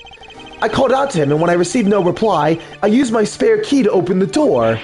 But when I did, I was greeted by roaring green flames. The flames were so bright that I wasn't able to see into the room at all. The fire was green? What was the cause? Well, white crystal oil burns green when it's lit, as you can see by this lantern. And Ablaze ink is made from the same oil, which means it would also burn green. You know, I too had thought it was Manny's ink that had caught on fire. So that's why I was surprised to find out there was still a bottle of ink left on his desk. The case of perplexing green flames. Talk about a mystery. What exactly was it that caught on fire in here? Oh, here you are, Mr. Edgeworth! Detective Gumshoe, have you collected the information that I requested? Yup, got it all right here, sir! Here you go, Kay. Feel free to take a look. It's for you, after all. What is all this, Gummy? It's all the information on this room I got from the embassy and Interpol people. Now we know exactly how this room was before and after the fire. Good work, Detective. Oh, it was nothing, sir. I'm an expert at getting people to talk. Wow. You two remind me a lot of my father and Uncle Bad. What do you mean? As prosecuting detective, your dynamic is just like theirs back in the day. Well, don't you worry. I'm gonna find my own wonderful partner someday. And when I do, I'm gonna become a good Yatagarasu just like my father, right? Please don't ask me questions to which I have no answers to, Kay.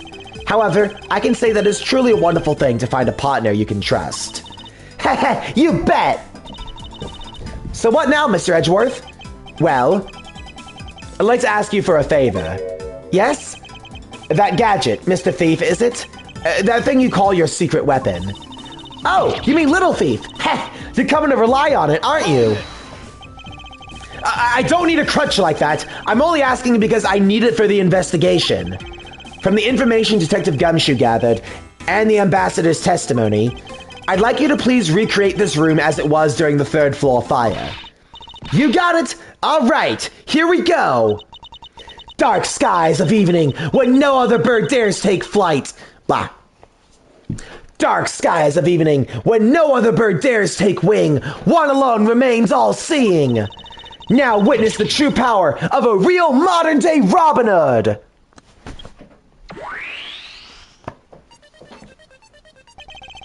It seems there are other things besides what the ambassador mentioned that have changed. It's possible we might find the escape route the person K used as well.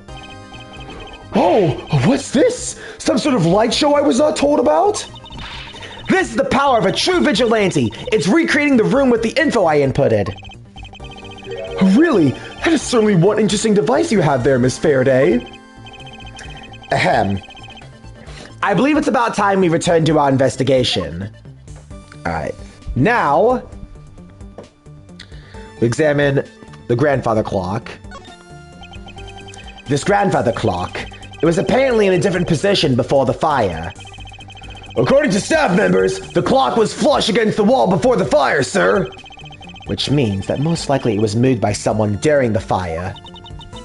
Speaking of which, it's totally 11 o'clock now, but I don't hear any chiming. Huh?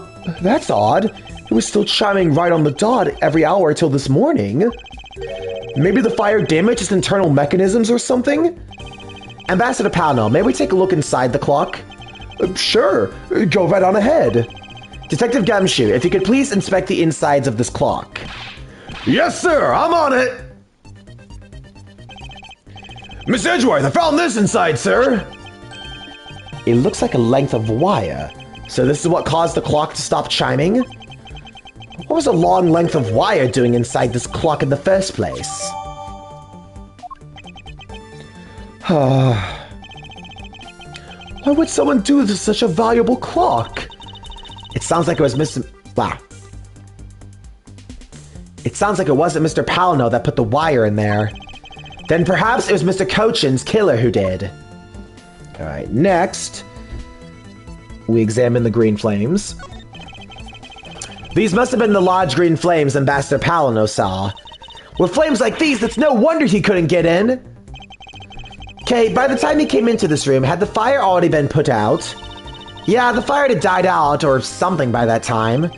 Then this fire only burned from the time the fire started on the 3rd floor, until the Yadagarasu appeared and caused a stir and babble, I suppose.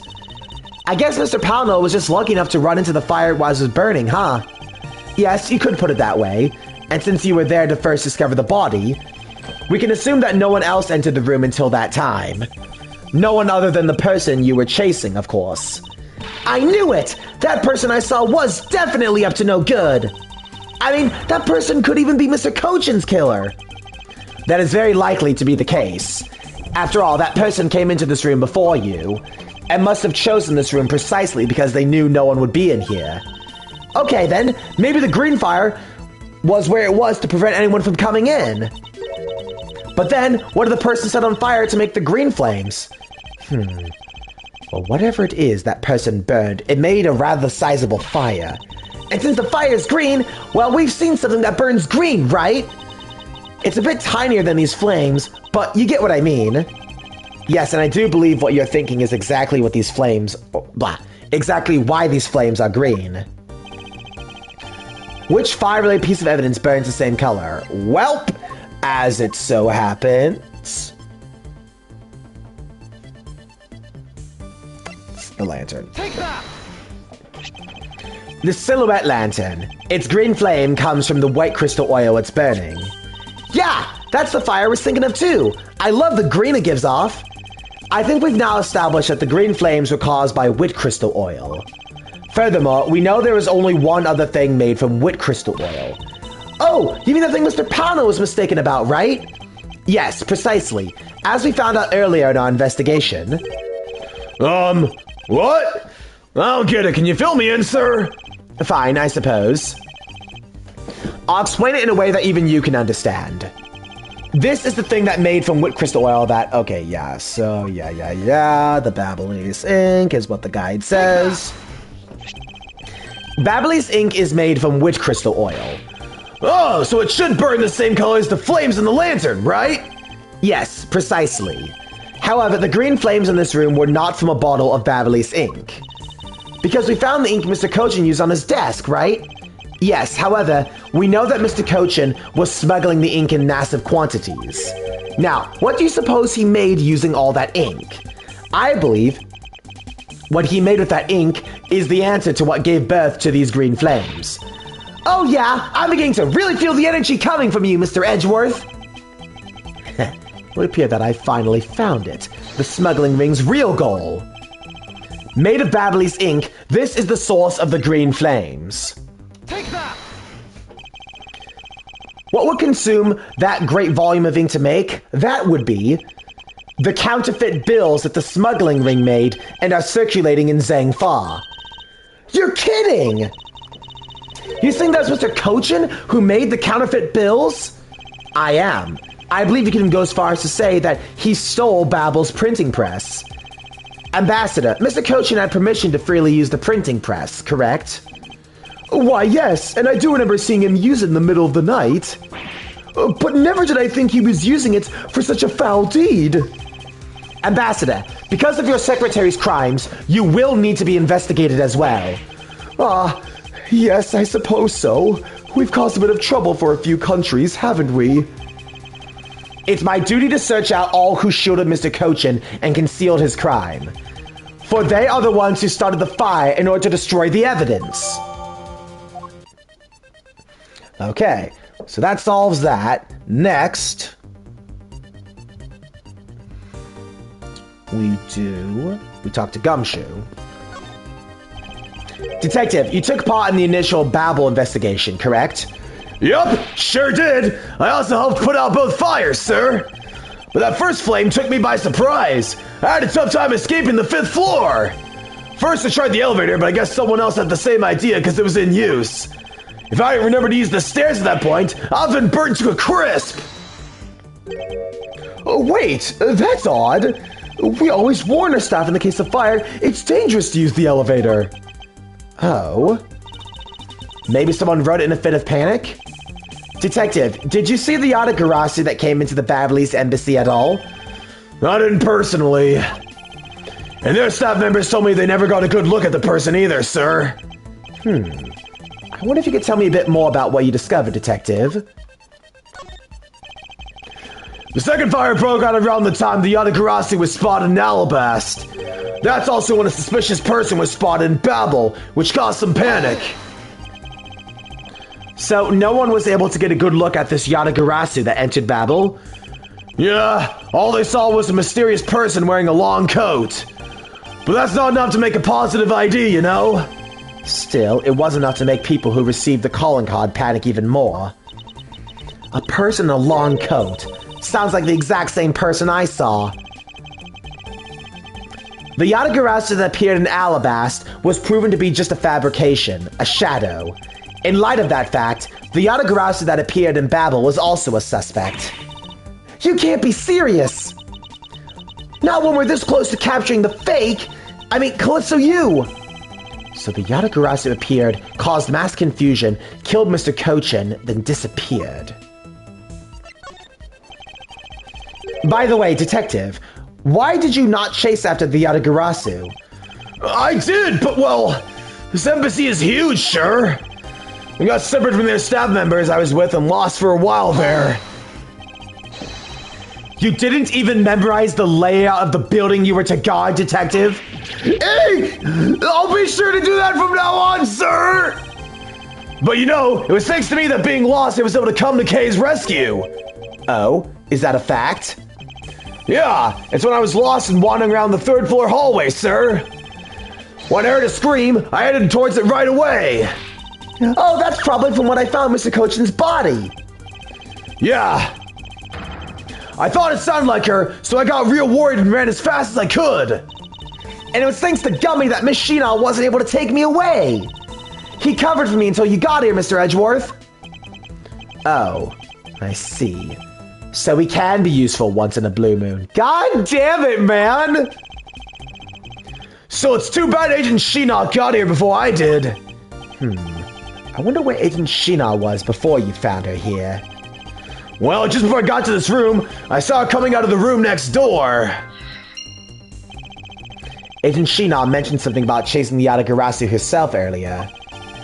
Well, she apparently helped out in putting out the first fire. Then during the second fire, I heard she was busy chasing the Yatagarasu. So she seems to be a very dedicated agent. You would do well to learn from her. Why are you pointing at me when you say that, sir? Jeez.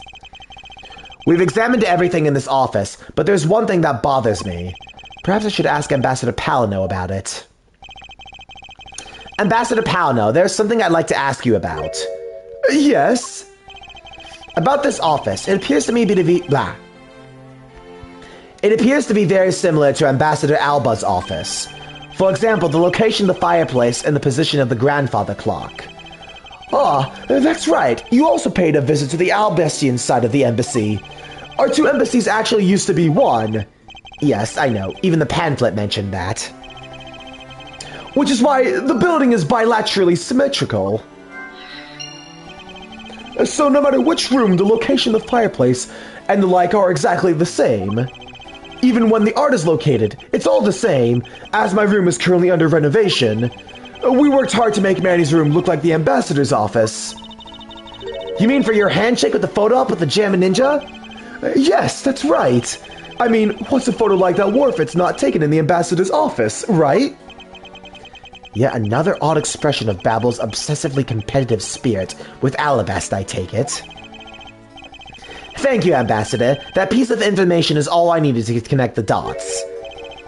Connect what dots? Well, anyways, I'm glad that I was able to be of some help. Okay, hang on. Gotta grab a snack quickly. My tummy's growling.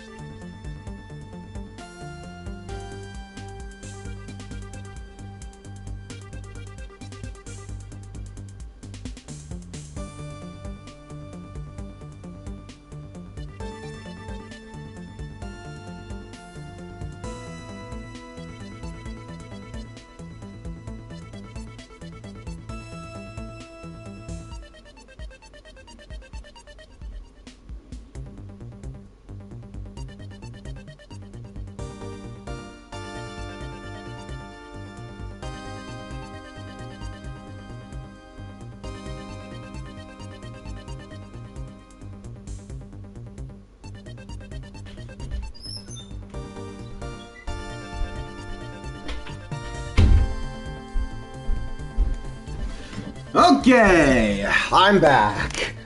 I wasn't kidding when I said that this case is long, dude. It is long as all hell. But it's fine. We're going to be finishing it today anyways. Okay. Excuse me. Now it is logic time. Connected fireplaces with bilateral symmetry. That is a tongue twister.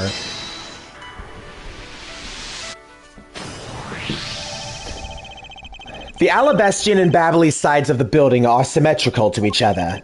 As we know that to be a fact, then this room's fireplace may also hide a secret passageway. A secret passageway? In Alabast, the fireplace turned out to have a revolving back wall. A revolving wall? It sounds like something out of a ninja house! Wow, there was a trick like that built into the fireplace, sir? What? This embassy holds that kind of secret? There seems to be a lot about this room you don't know about, Ambassador. I guess it's time to pay the bill for letting Manny do so much work for me. Please, I really want to know about the real Manny and what you know about this room. Well, what are you waiting for, Miss Edgeworth? Let's get to the bottom of this! Agreed. And my first thought, it's likely the killer used the revolving fireplace. It looks just like another fireplace though, doesn't it? So how do you turn it again? In Alabast, I had to push where the X was in the far wall of the fireplace. Oh, I see an X back there, sir. Let's see what happens when I push it. Ah, you scared me, sir. There's something about this fireplace that lies in contradiction to the facts. Huh? But I found an X where you thought there'd be one, right? We did, but that's not what I was referring to. Something is missing from this scene. What does this contradiction mean for us? I won't rest until I've inspected every suspicious-looking nook and cranny. Obviously, it is pile of wood. 30% Ambassador Palino's testimony, because yes, he was burning something, so there should be no wood in here. Eureka! Ambassador Palino, you said you burned some old files in the fireplace today, correct? Yes, I burned quite a few files this morning, actually. And after you did, you forgot to clean out the ashes from the fireplace, correct? That's right. But why are you asking? And why are you making such a scary face? I'm sorry, I admit I'm a bit intimidating when I'm serious. In any case, take a good look at this fireplace and tell me what you find odd about it. Let's see. Huh? Where did all the ashes go? What is the meaning of this, Mr. Edgeworth? You don't really think that Ambassador Palino's lying, do you? No, there's no reason for him to lie. And I don't believe his testimony is wrong either. It's the fireplace that's causing the contradiction. Okay, I wonder if you might update the fireplace data for me. You got it! I'll add in the ashes from the burned files and... Sounds like we pretty much figured everything out now, huh? Well, it was nothing. All I did was follow where our leads led us. Oh, I sense it coming on! You're about to dazzle us again, right? Oh, you mean that? Well, it's what Mr. Edgeworth is known for, you know? There is really no need for you two to dance around the name of what I'm about to do. Okay, and then we...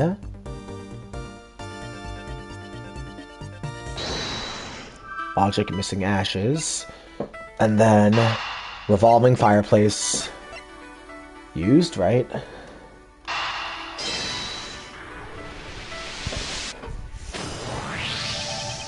The reason as to why the ashes are missing is simple. It's not because someone cleaned them up, right? No, because even if someone did sweep them up, the fireplace is too clean for that. Ambassador Palino said that he spilled some Babbly's ink while he was burning the files. And yet there's not a trace of the spilled ink on the back wall anywhere. Well then, I don't know what happened. Well, I'll tell you what happened. The two sides were switched. By using the revolving fireplace wall, the ashes were moved to the neighboring room. Which means that this is a clear indication that the fireplace was used. Then you mean the person I was chasing disappeared from this room through there? Yes, I believe the person you saw were in pursuit of is Mr. Cochin's killer. And after committing the murder, they escaped through the fireplace. Wow, Mr. Edgeworth, you forgot the killer's escape route. I have, but this is only the beginning. Now we have to chase the killer down. And then we do Sheena's location and escaped through the revolving fireplace.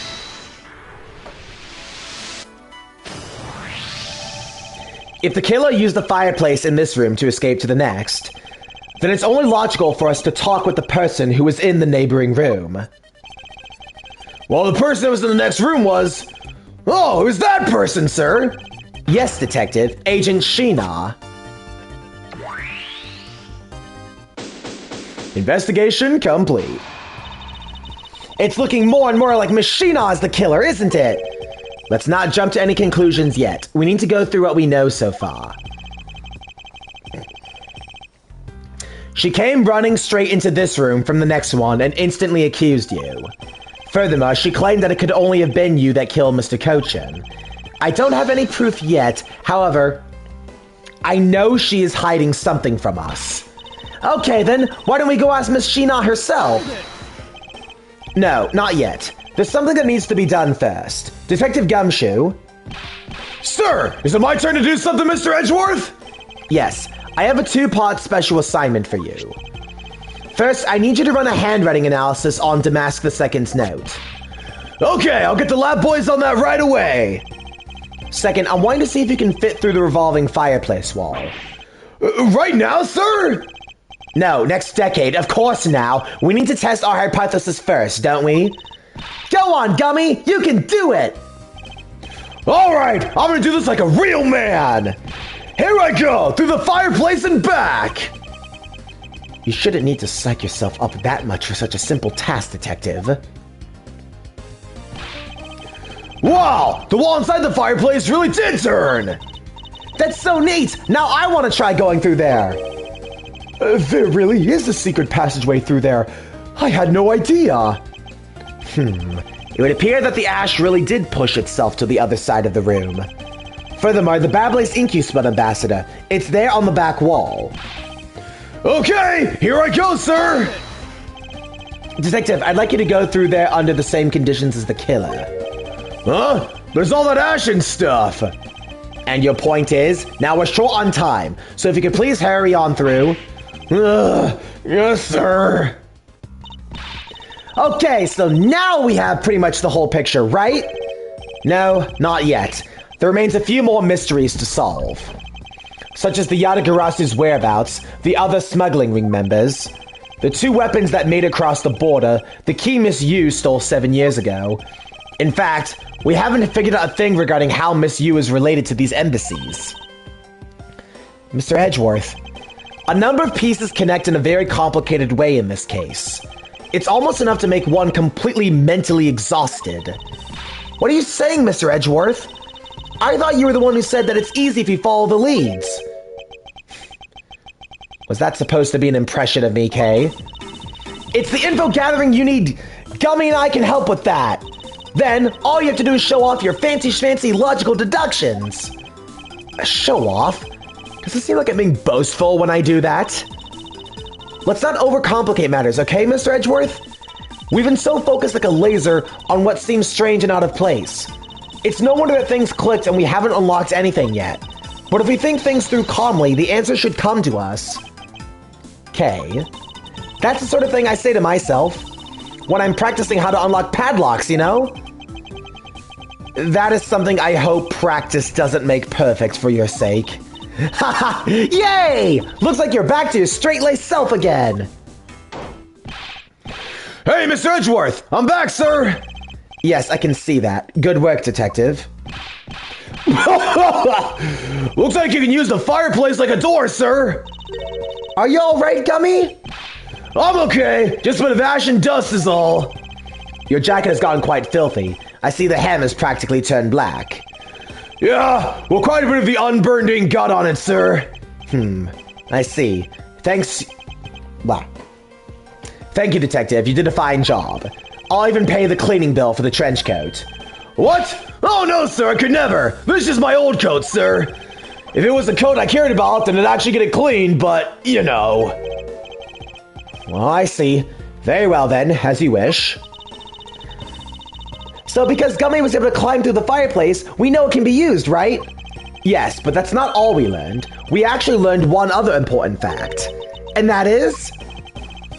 I'll have to explain it to you later. Right now, we need to deal with the handwritten analysis. Detective Gumshoe?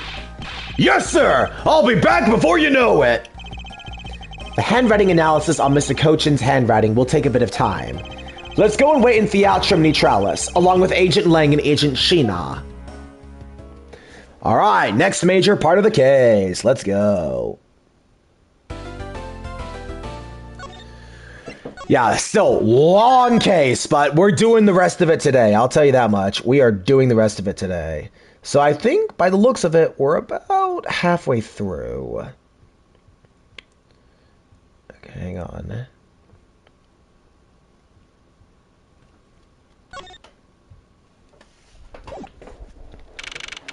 March 14th, 11:33 p.m. Theatrum Neutralis. Lobby.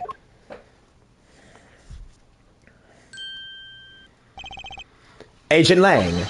Lang Z says, little cubs never do know the real fury of elder wolves. These quotes are definitely becoming increasingly difficult to decipher. And what does that mean? It means that you'll never really know how angry I can get.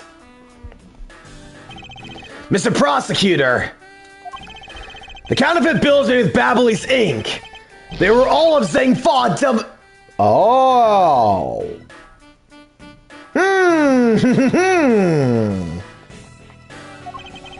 Yes, so I heard from Miss Von Karma. But we don't know where the play money has gone. They must not have figured out that it was all burned yet.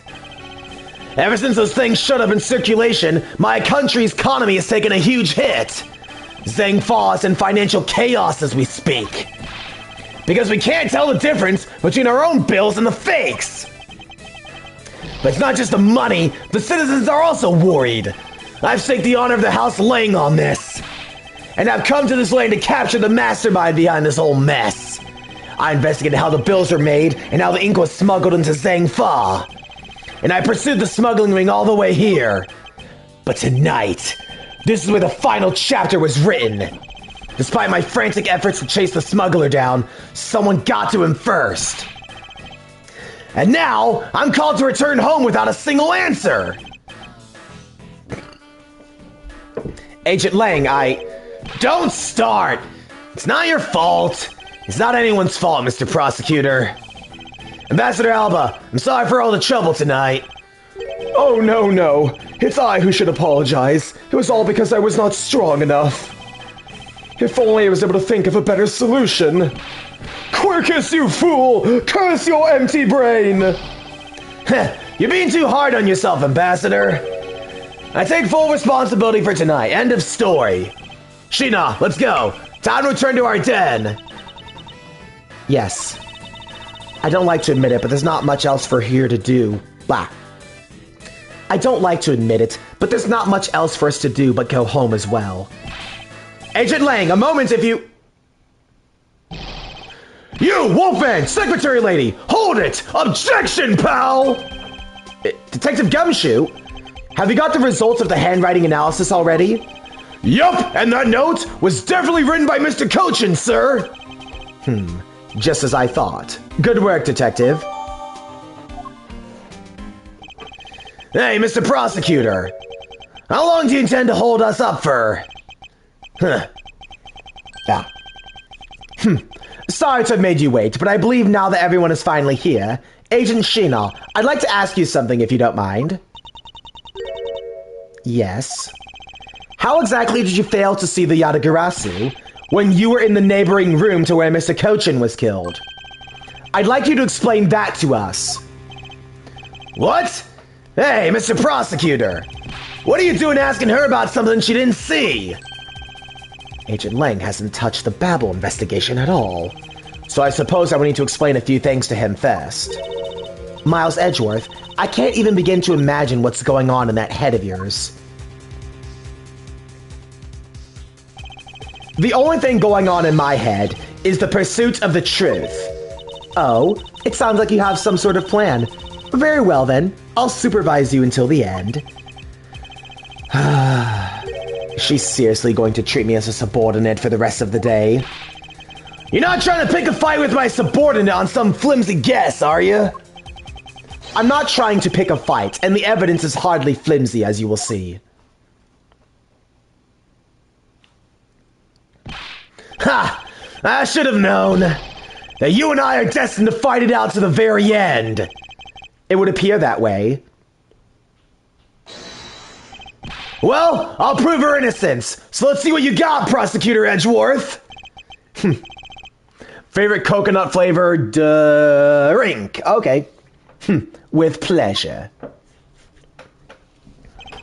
For my opening argument, I'll discuss the Yatagarasu that appeared in Babel and establish exactly who it was that Kay saw. Agent Lang, I assume you've been briefed on Kay's testimony. You mean the suspicious person in coat that she saw? That's right. That person is one of the keys to solving this case. The person who pretended to be the Yatagarasu. Pretended? What do you mean by that? I'll get to that in a second, but first I want to review what Kay's mystery person did. Kay, if you could please explain for us what the person you were chasing did. Excuse me. Okay, you got it! I first spotted the suspicious person near the open air stage on the Babel East side. I called out to the person, but as soon as I did, that person ran off.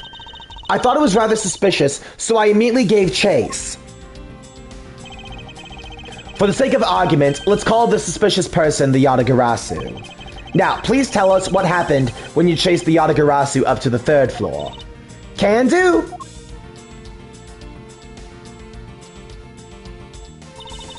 I chased the Yatagarasu all the way up to the 3rd floor of the Babel East Embassy.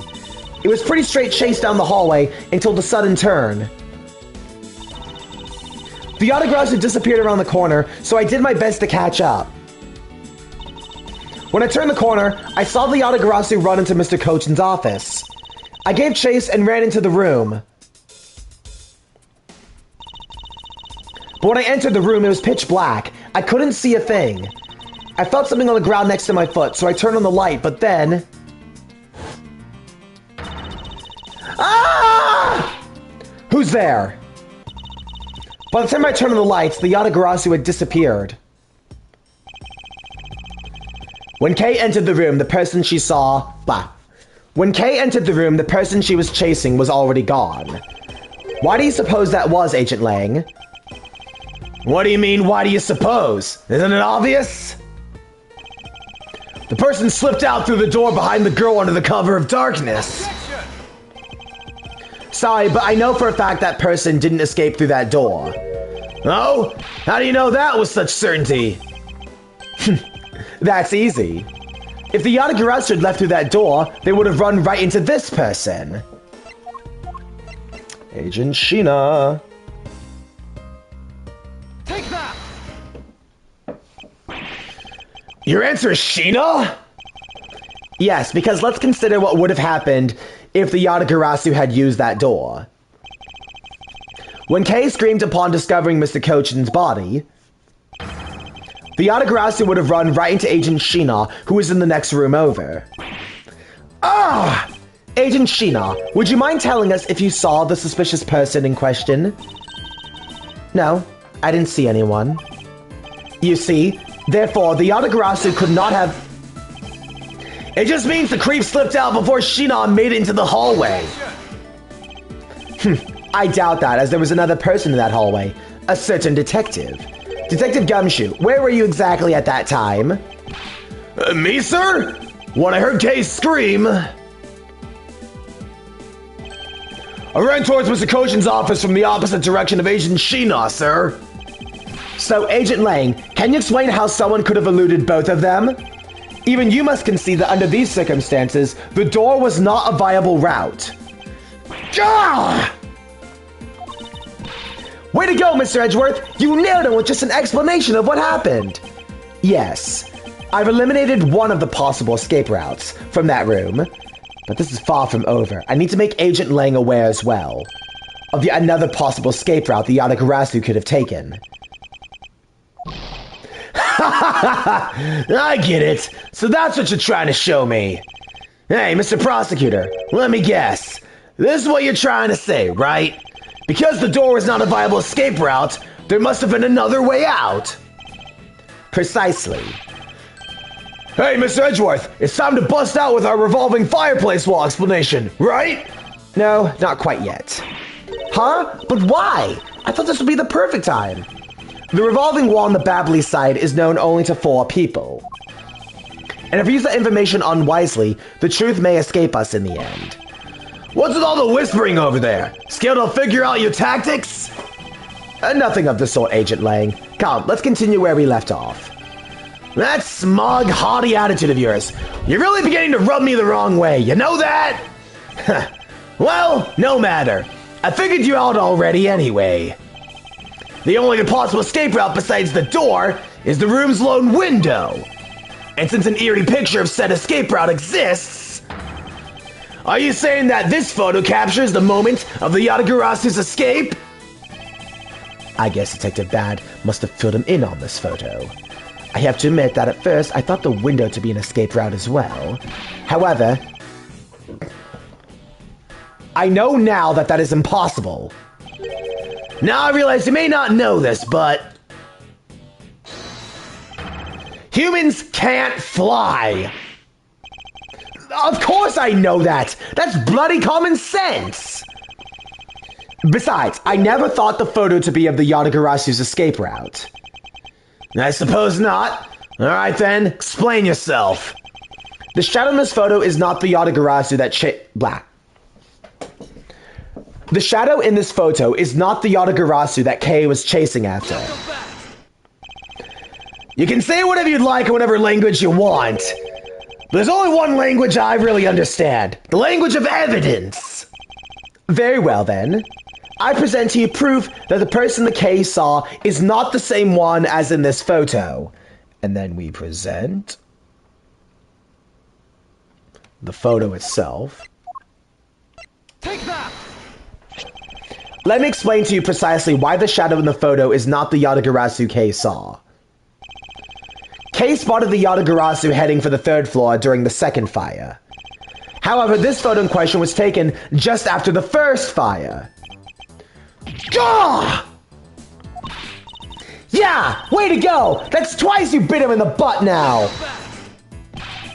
We're not done yet! You still have to explain what that shadow is! And how the Yatagarasu escaped! I don't suppose you can answer both, can you? Regarding the photo, I admit that we don't understand what it means quite yet. Ha! As I thought!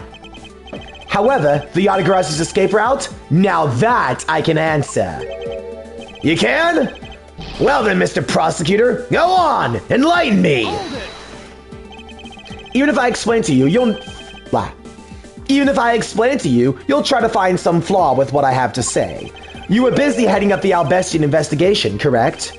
In that case, I doubt you have much knowledge about the Babbly side of the case. So, wouldn't it be best if the lead on that side, Agent Lang, Shina explained in my stead? Shina's my subordinate! If I don't stick up for her, how can I look her in the eyes and call myself her boss?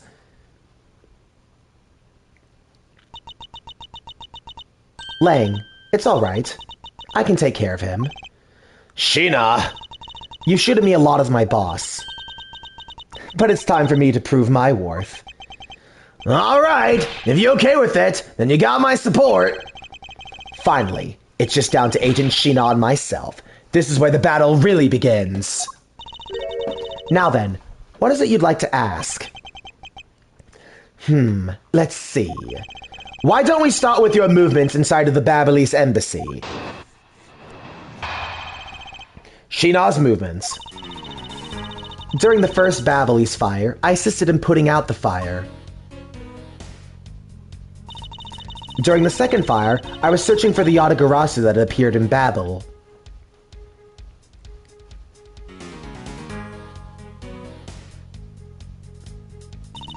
While I was searching, I heard a scream coming from the next room over. Although I was in the next room, I was able to catch a glimpse of the Yatagarasu. To be honest, I'm actually very skeptical that the girl's Yatagarasu even existed. And that's all I have to say.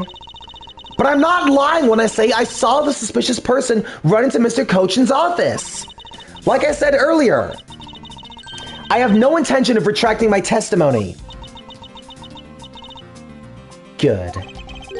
Just to confirm, did you have a partner with you when you were on your investigation? No, I moved alone. In that case, you have no one to corroborate your alibi, is that correct? Are you calling her suspicious because she was in a room by herself? That's pathetic! And it wasn't me when Agent Shina tried to arrest Kay. Bah.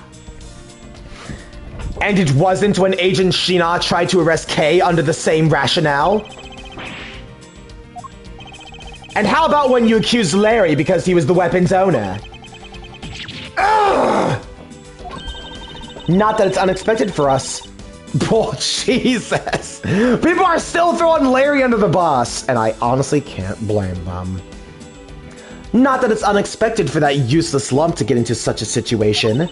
Although I suppose it's never a good idea to let mistakes go uncorrected. I will make no excuse for what I did in that situation. Then you should apologize right now for making Kay out to be the killer, pal! I'm sorry. Sheena, apologize. I'm sorry. It's really okay. I mean, I'm not under suspicion anymore.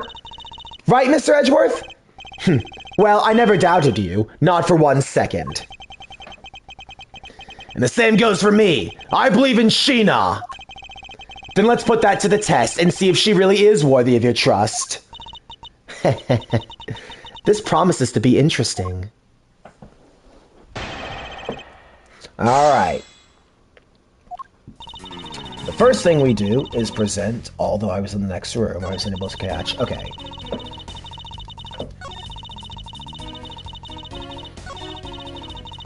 So we present the fireplace wall here.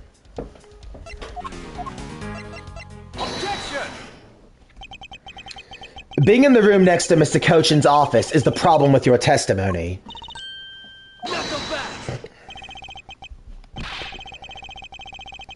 Mr. Prosecutor, I don't see what problem you're talking about at all.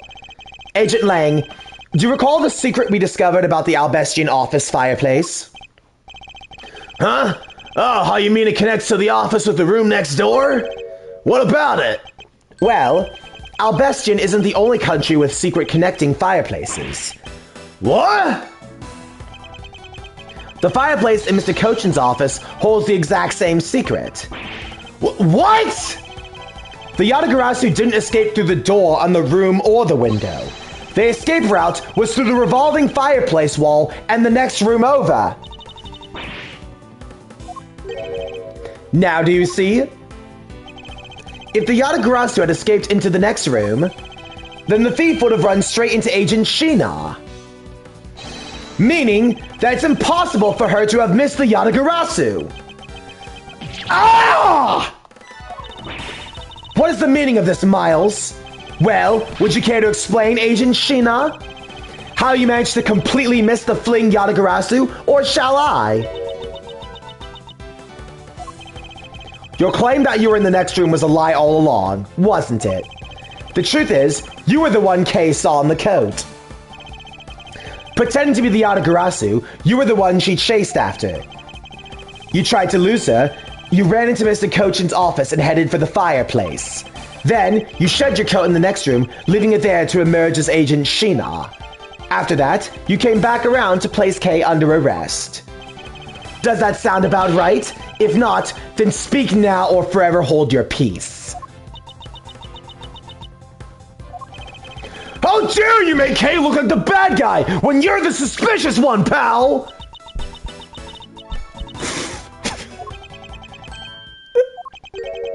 Sheena?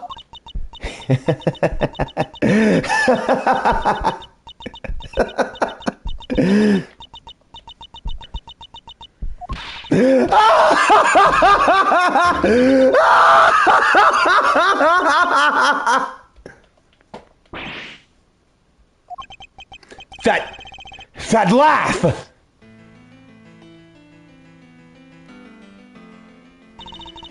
I remember this irritating laugh. Ugh, I'm getting chills down my spine! It can't be. But it has to be! Sheena, what's wrong with you? I'm sorry. It was so funny that I couldn't help but laugh. Funny, you say? Yes, that you would accuse me of being the Yatagarasu. The prosecutors of this country really are all so very strange. Do you think you can get away with this by simply laughing it off? You think I'm taking things too lightly? I think not. It's that prosecutor who is. Look, everything you said earlier is nothing more than speculation. The Yatagarasu fled through the fireplace. Do you have any proof to back up your claim? If you don't, then you haven't proven a thing regarding the Yatagarasu's escape route. The tone of voice you're taking with me now has certainly changed. That's because it's been a while since I've had this much fun. I think I'll let loose, and then we can have a real battle of wits. For an agent of Interpol to show the true power of her mind, it's a great honor. Don't underestimate me. I'm not some foolish broad, you know. I know, and that's why I won't hold anything back either as I answer your question. Yes, Callisto Yu has been Sheena the whole... Bro, 7 years. This woman got away with it for 7 years, and here she is, and no one... Honestly, this was a really good twist when I first saw it. Honestly, I'll be honest. I didn't see this one coming. I should have, with the color of the eyes and, you know, the facial features, but honestly... This honestly might just be the highlight of the game for me. Even though I think Turnabout Reminiscence is the better case and Callisto Yu getting away in that case was a great twist, this confrontation right here might be the high point of the game, even if I do think Reminiscence is a better overall case. I know, and that's why I won't hold anything back either as I answer your question. My question? Here's the proof that the revolving fireplace wall in Babel was used recently. And then we present the fireplace wall itself again. Take that! I'm sorry, but is this really your honest answer to my question? Yes. According to Ambassador Palino's testimony, he said that he was burning some documents in the fireplace with Mr. Cochin. Oh? The ashes of what they burned were left in the fireplace, so they should have been there. However, when we went to investigate the room, the ashes weren't there. Why is that a problem? Maybe someone cleaned them up. Unfortunately for you, Ambassador Palino stated he forgot to. And so the question remains, why were the ashes missing? The answer is simple. When the Yatagarasu went through the fireplace wall, the ashes were pushed to the next room by the wall as well. The movement of the ashes that were in Mr. Cochin's office is my proof.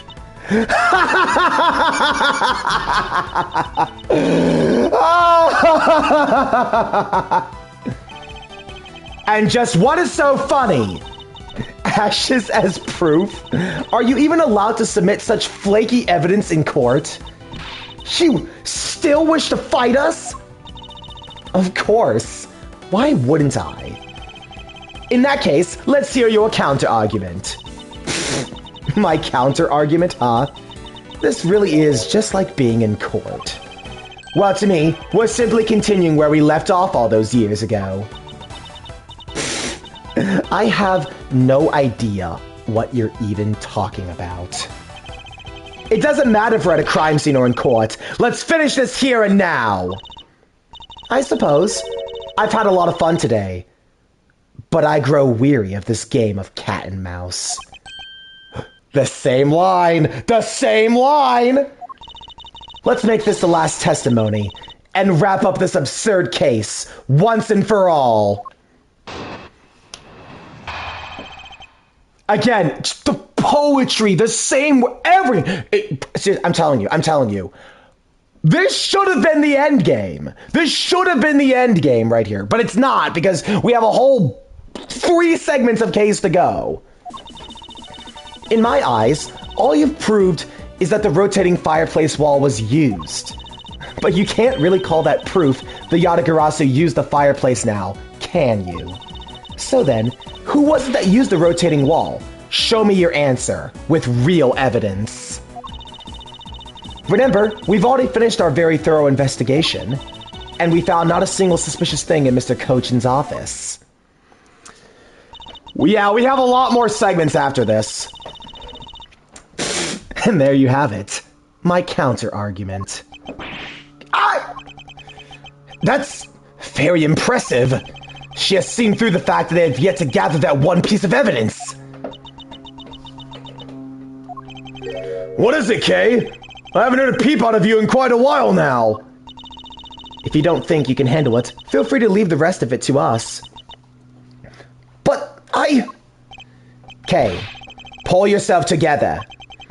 You are the true heir to the Yatagarasu name, are you not? If you want to steal the truth, then you must never take your eyes off of it. This chase you're running to catch the truth. You must see it through to the very end. Mr. Edgeworth. You're right. I'll see this through to the end. So, you go get it for me, Mr. Edgeworth? With pleasure. Looks like a lack of evidence has left you wide open, doesn't it?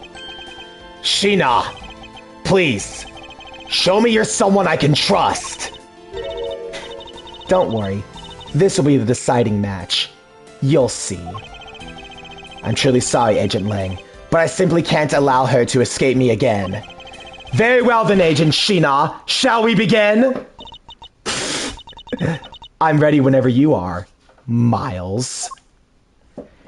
The final battle begins. So climactic. Again, the fact that Yu has been in front of us this whole time. I do wish that Sheena and Lang were introduced in Case 2, if I'm being honest. That would have made this twist even better. Still a really good twist, though. Anyways, okay, so first thing we do is the counterfeit bills, not a single suspicious thing in Mr. Kochin's office.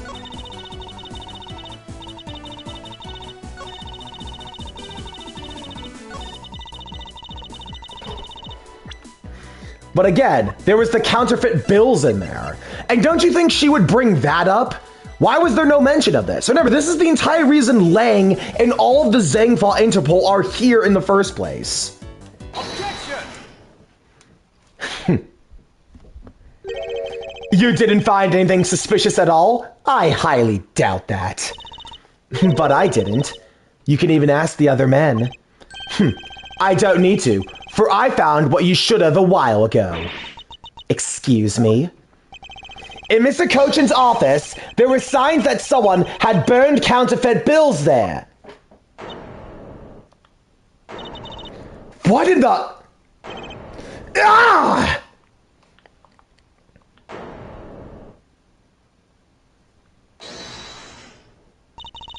That evidence was something you found out through the girl's machine, right? So what if it was? That's what I thought. But unfortunately for you, a recreation made by a machine is hardly concrete proof. Among the ashes you found in the room, did you find any counterfeit bills? No. You see? So there's nothing in the office. Nothing you can call evidence anyways. Speaking of things that you Interpol agents have missed, I did find one more. Your pompous attitude is unnecessary. All I require is the evidence. Very well. I'll show her the hidden piece of evidence that her and her fellow Interpol agents missed. And then we send...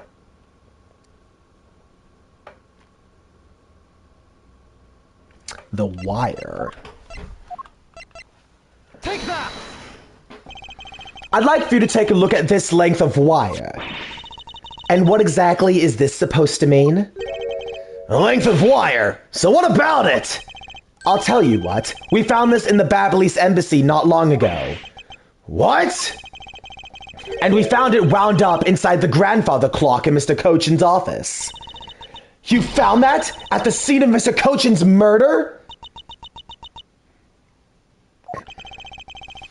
So I think you'll agree now that I cannot trust you when you say that Interpol has thoroughly checked every room. And that this throws doubt on the purity of your investigation into the Yatagarasu. You still suspect me, I see. Alright then, I ask that you point out what part of my investigation is incomplete. The other Interpol agents worked under the command of Agent Sheena. And it's not possible that the reason the person K was chasing chose the 3rd floor was because that person knew there would be no other agents on that floor. Furthermore, we've come to see that Agent Sheena was only pretending to be investigating the Yatagarasu to the point of arresting K. In that case, there's one location no one has yet to inspect. Your team's investigation was incomplete because they failed to inspect this location. Highlight the room with the green dot. The location Agent Sheena is, of course, the room you claim to have examined. I believe the room next to Mr. Cochin's office warrants a thorough inspection. Even if you do that, I doubt you'll find anything of use to you there. I will be the one to decide that. Detective Gumshoe! Yes, sir! I'm on it! I'll be right back after I check out that room next to the office!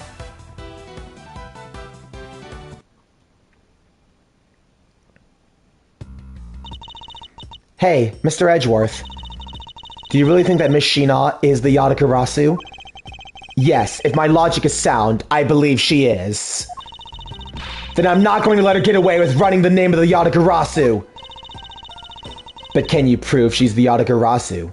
That's the real question. If Detective Gumshoe can find what I'm hoping he will find, then I should be able to. And just what are you hoping he'll find? Let's just say this. I had Detective Gumshoe do a little experiment for me earlier. An experiment? As if that detective has the brains for such high science. It wasn't that mentally taxing. I had him use the same escape route as the Yatagarasu. And what did you find out by doing that? First, that it's possible for a person to fit through the revolving wall door. Secondly, by going through there, his coat was covered in ash and Babyliss ink.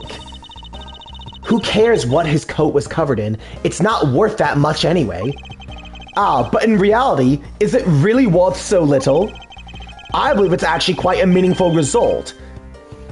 The value of which I'm about to prove. Your father got beat by... He got beat by a metal detector. He got beat by a metal detector. So I gotta reload it real quickly. Wait. All messages. Got beat by a parrot. Yeah, he got beat by a parrot and a metal detector. And Larry! No, actually, that is the true ID. Even Larry pulled one over on Manfred. So honestly, a W for Larry. I'm gonna give Larry a W on Turnabout Goodbyes because Larry, of all people, came through in that case. That is funny. That is actually kind of funny. Anyways. Mr. Edgeworth, I found some things you really need to see, sir! Oh? So what are these things that you found?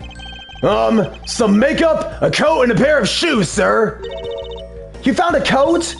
You hear that, Mr. Edgeworth? Maybe it's the one the person I was chasing after was wearing. Yes, the possibility does exist. Agent Sheena, were these pieces of evidence not in that room when you examined it? Unfortunately for you, those aren't suspicious items of any sort. They all belong to me. They were getting in the way, so I stored them in that room. Oh! Thank you for bringing them to me. It saves me a trip. May I have them back now? These items that Detective brought back are incredibly significant. I request that we be allowed to examine them. They're my personal belongings, so you have no right to touch them without my permission. I wish to examine them for the sake of the investigation, but if you wish to deny us access to them, Agent Lang, let's hear your opinion on this. I say let them look at your stuff, Sheena. Lang? Sheena, let's put it all out on the open. If you're really innocent, then you have nothing to worry about, right? I guess so. Alright, go ahead. Examine whatever you'd like. After all, I have nothing to hide. Good. Now let us begin. So which of Agent Sheena's belongings are you going to examine? Oh, so which of Agent Sheena's belongings are you going to examine first, sir? No, the shoes! You can get a toe print from that! Because if we get a fingerprint or a toe print, we can literally identify she is Callisto Yu right now. Let's examine her shoes. Nothing particular. Bro, you could lift a toe print from these. Get the fucking forensics in here. Get them in here, dude. What do you mean there's nothing? Dude, you literally could lift a toe print and identify it's her with a Miles, are you really telling me you didn't think of this? There doesn't appear to be anything particularly odd about them. Hey, Mr. Prosecutor, you know what they say about...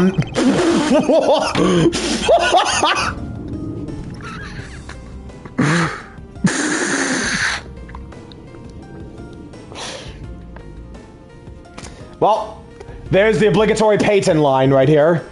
You know what they say about men who stare at women's shoes for too long, right? Ah, how scandalous.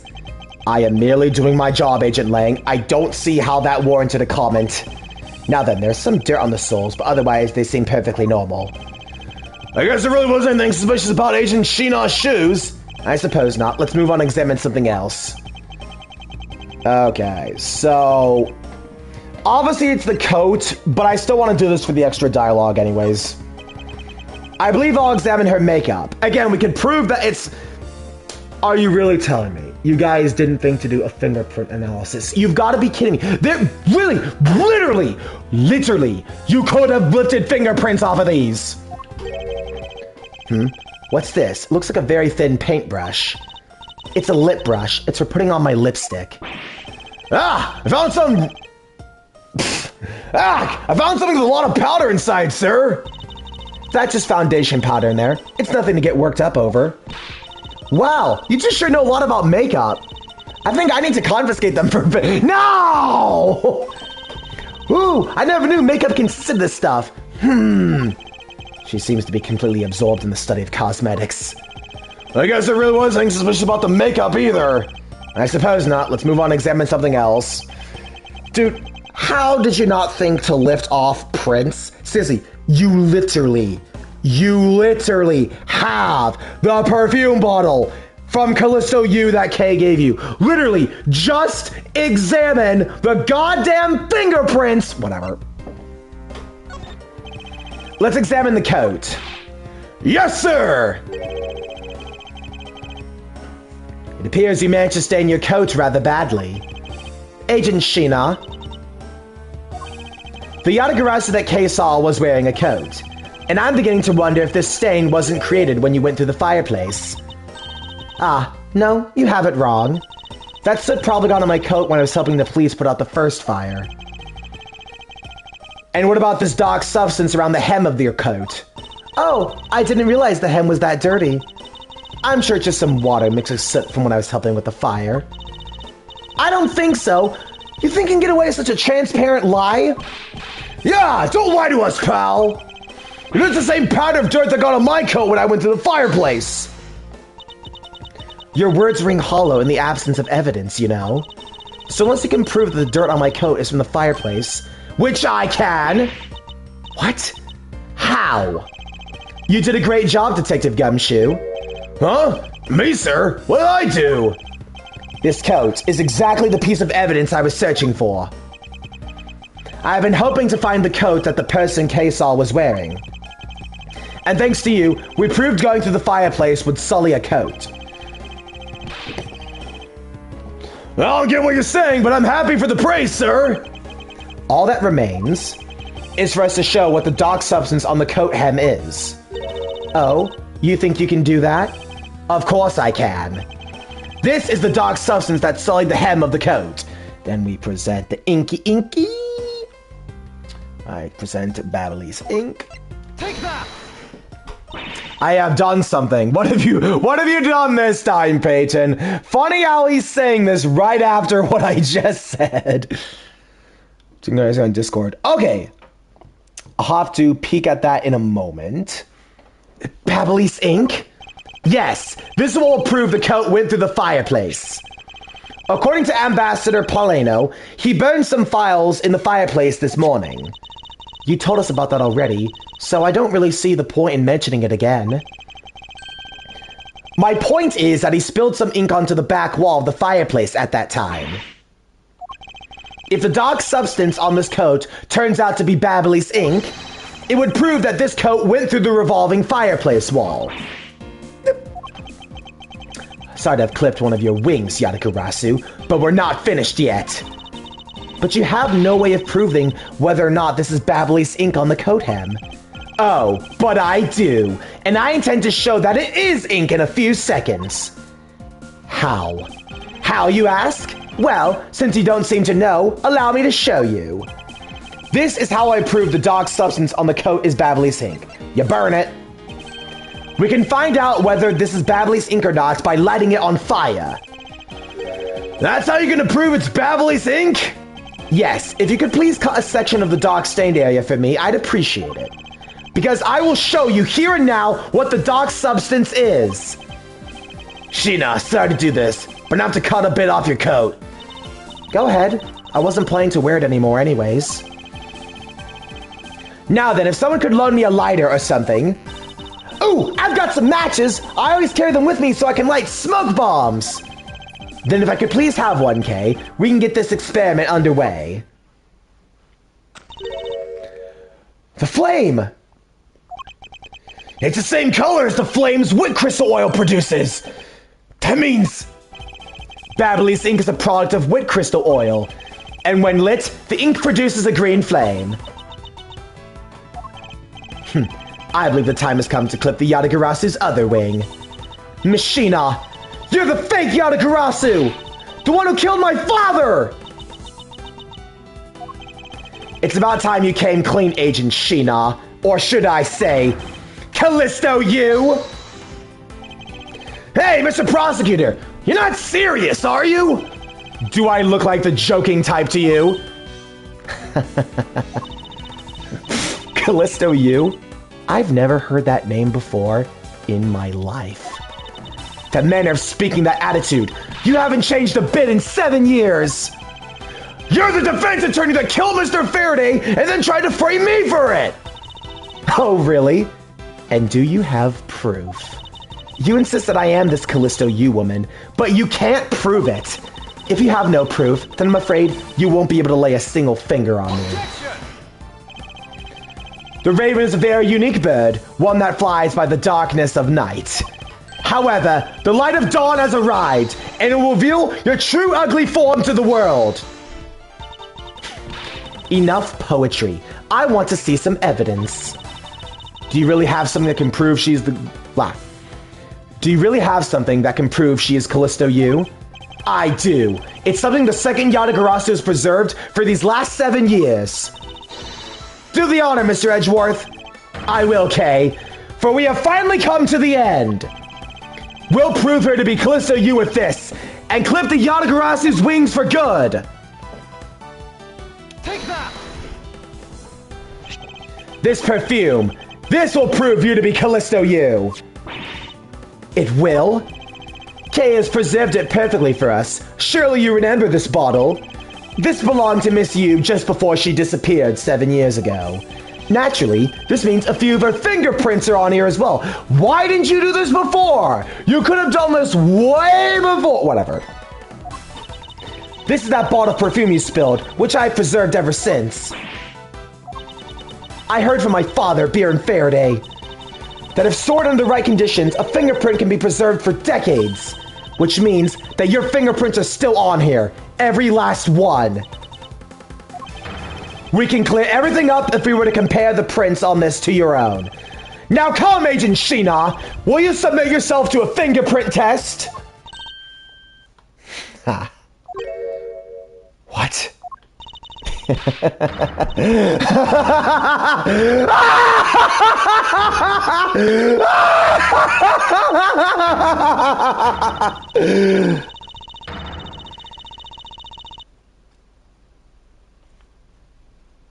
I'm actually seeing stars. It looks like you've seen through me yet again. You're sending the biggest chill down my spine, Edgeworth. Callisto, you! So you've shown your true face at last. This feeling of thrill. It's even greater than that time 7 years ago. Sheena, you're... Lang, I really enjoyed our days together. You're an insanely strong, nice, kind-hearted idiot of a man. So you were a spy all along? A mole sent by the smuggling ring I've been chasing after. Someone who's been feeding them intel on Interpol all this time? Very good. Maybe you're not as big of an idiot as I thought. Callisto, you, the woman who killed my father 7 years ago! You're her, aren't you? The fake Yatagarasu! That's right, Callisto, you. That's just one of my many, many names. But even that is just a facade. Good evening, ladies and gentlemen. I am the great thief, Yatagarasu! Callisto, you, this time you won't escape, for this is the end of the road for you. Now come along quietly! You know, you're the one who left the strongest impression on me, Kay Faraday. And had you not used the Yatagarasu's gadgets, I might have never known who you were. But here you are being a thorn in my side, just like your father always was. Kay, don't! You! I'll never forgive you for what you did to my father! You really are just like him. Mr. Faraday, too, possessed such laughable honesty. Uh-oh. Kay! You let Kay go right now, pal! You despicable! Let go of me! You think I'm a fake, don't you? Well, unfortunately for you, I'm the real Yatagarasu. But that's impossible! My father was the one who created Little Thief!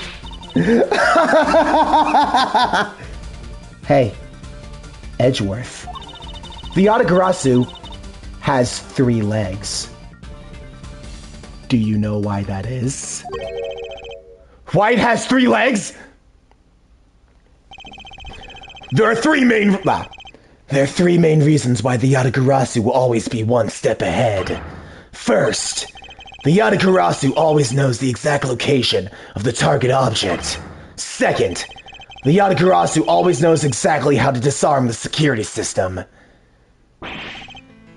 No, it can't be! Did you finally figure it out? Do you finally know the real identity of the Yatagarasu? The real identity of the Yatagarasu is... The real identity of the Yatagarasu is neither Bjorn or Callisto. But by the same token, they are also both the real Yatagarasu. My, how perceptive of you. No way! The single person known as the Great Thief Yatagarasu never existed. Mr. Edgeworth! No! I refuse to believe this!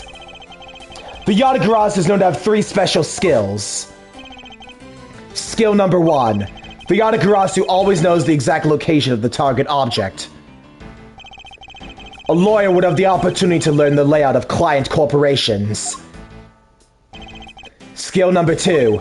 The Yatagarasu always knows the Yatagarasu always knows exactly how to disarm the security system. And a good prosecutor would be very well versed in the ways of a criminal. And skill number 3. The Yatagarasu doesn't leave a single shred of evidence behind. Ever.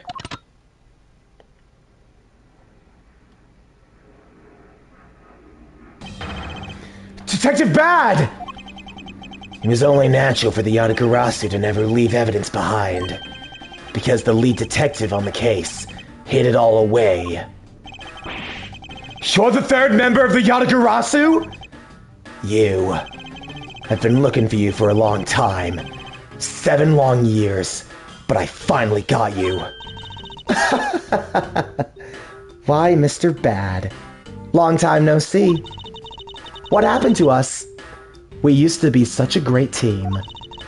If you were such a great team, why did you kill my father 7 years ago? Why indeed? It was nothing personal, really. He was just another person I had to kill. How can you say that? I grow weary of this, and it's about time for everything to come to an end. And this time, I won't miss. Stop! You! Kay! It's over, Shina. Your leg! Agent Lang? You idiot! What were you thinking jumping in front of my gun like that? What are you risking your life for? I'm sorry, Detective Bad, but no matter what sort of past she may have had, or even if she is a spy, it doesn't change the fact that she is my subordinate. And as long as she is, I can't allow any harm to come to her, not even from you. You really are an idiot. You know that? Ha! That's fine with me! See, Lang, I'm telling you. No, if you think this is why Lang is goated, you have yet to see what honestly might be one of the biggest power plays in the series. And it's thanks to him. We'll get there, but it is such a big power play. You should know, by now, that's just how I am. Hey, sis. Yes? I wanted to conduct a full body search. Shina might have another weapon on her. All right. Detective Gumshoe, your assistance, please. Sir! Hey, I found something! What's this? Looks like a blade of a knife, but it doesn't have a handle. This is a great find, Detective. Huh? It is, sir?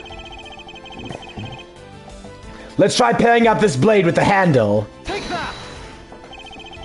I believe this blade actually belongs with the handle that was on the murder weapon.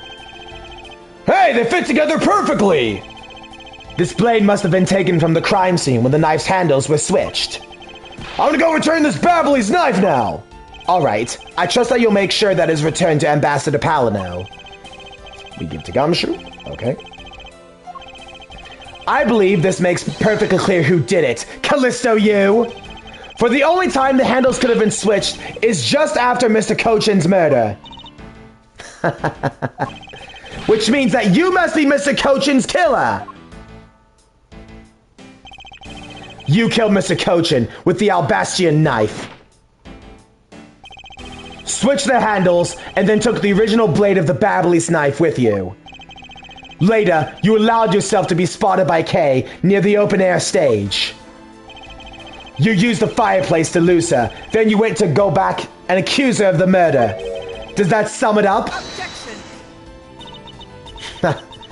You craft an engaging tale, Edgeworth, but there are 2 problems with it.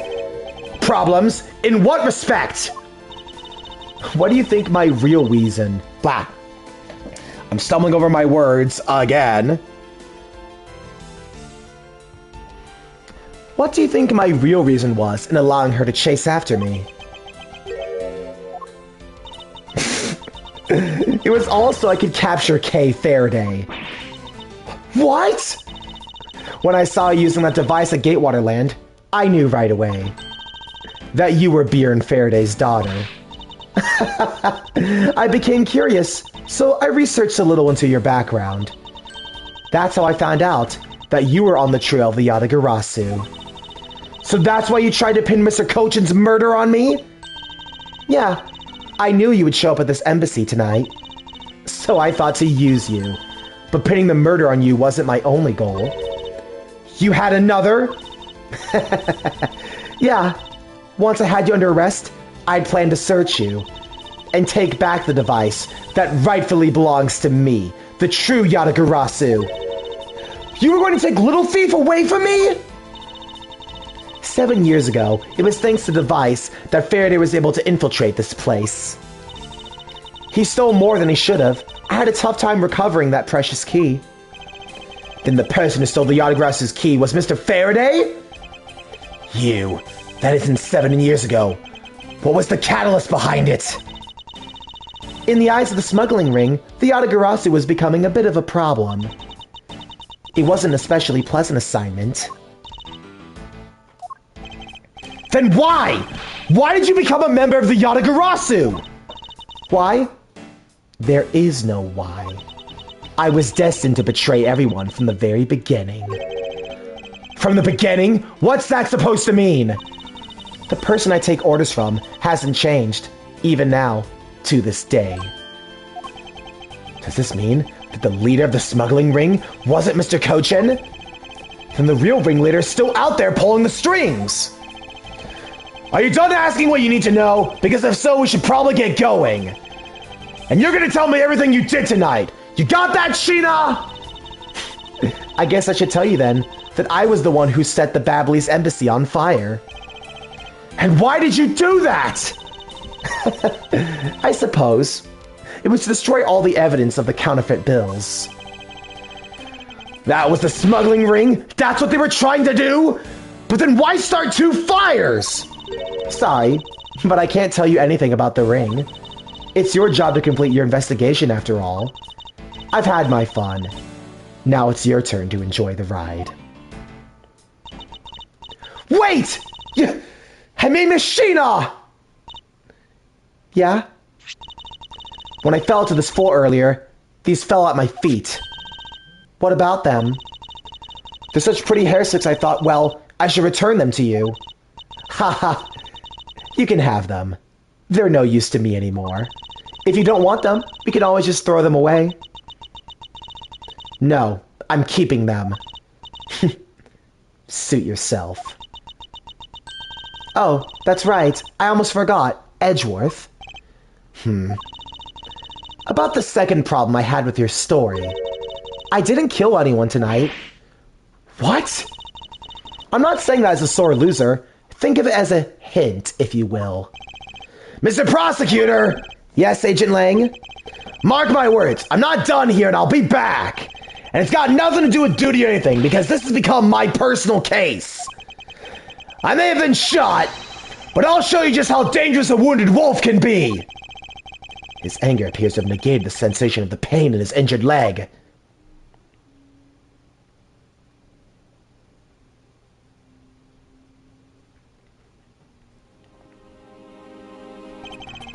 It's finally over, Kay. I feel like I've peered into her heart a little, you know? And it's so cold and dark, and incredibly lonely. The person who was giving her all these commands? The one who thought my father was a problem to be removed? That person is the real ringleader behind the smuggling ring. Mr. Edgeworth, I have a favor to ask. Can you hold on to these for me?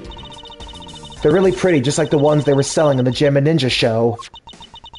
But until this case is over, I don't think I can look at them without being overcome. I understand. I'll take good care of them for you. There's a bit of soil stuck on the ends of these sticks. Oh, I guess that's time already, huh? So it's midnight, the dawn of another day. Hey, Pops! Thanks a bunch! You've really done a lot for everyone all these years! Detective Bad, don't tell me. Today is the day... Yeah, it is. With this, I can retire in peace. It was down to the wire, and we almost didn't make it. But we did it. We solved everything. But that's just it. We haven't solved everything yet. The ringleader of the smuggling ring, you, the Yatagarasu, we're chasing after. The legend of that Yatagarasu is now over. Mr. Edgeworth, a bit of logic earlier. It was brilliant. I feel like I can leave it all in your hands. I'm counting on you. Is it really true, Uncle Bad? Were you also part of the Yatagarasu? As I said to you earlier, Kay, I'm sorry. I wanted nothing but a peaceful life for you. Uncle Bad? Hey, don't take it so seriously! It's all just one big joke, right? Unfortunately, it isn't. Oh, come on, sir! She's just shaking on my chain, right? Right, Edgeworth? Detective Bad. Wait. No, you're no longer a detective. Mr. Bad, I'd like to ask you about the Yatagarasu.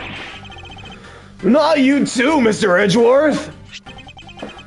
Mr. Edgeworth, here. I should give these back to you. These are... This I did not expect right here. These are... the pages from my KG8 files that the Yatagarasu stole from my office? Huh? Wait, what? Mr. Edgeworth, I must apologize for last night. So the Yatagarasu who stole into my room was you? Wait, what? Tell me it's not true! It's too insane for me to believe, sir! It's true, even if it's not something you want to hear. The KG8 incident was a very emotionally trying case. We stood in that courtroom, Faraday as the prosecutor, and I as the lead detective. Faraday had evidence in his possession that would prove the defendant guilty. However, because it was stolen, the defendant was found innocent. You was the elder sister of the victim in the case. When the defendant was pronounced not guilty, she let out a great wail. That's when we realized that there was a limit to what the law could do. The only way to bring someone like that to justice was to do it outside of the courts. That's what we thought at the time.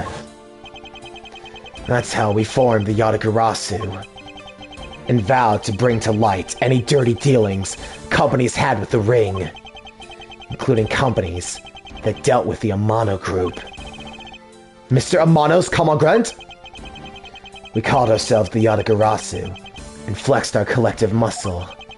We exposed all sorts of shady dealings as a warning to the business world as a whole.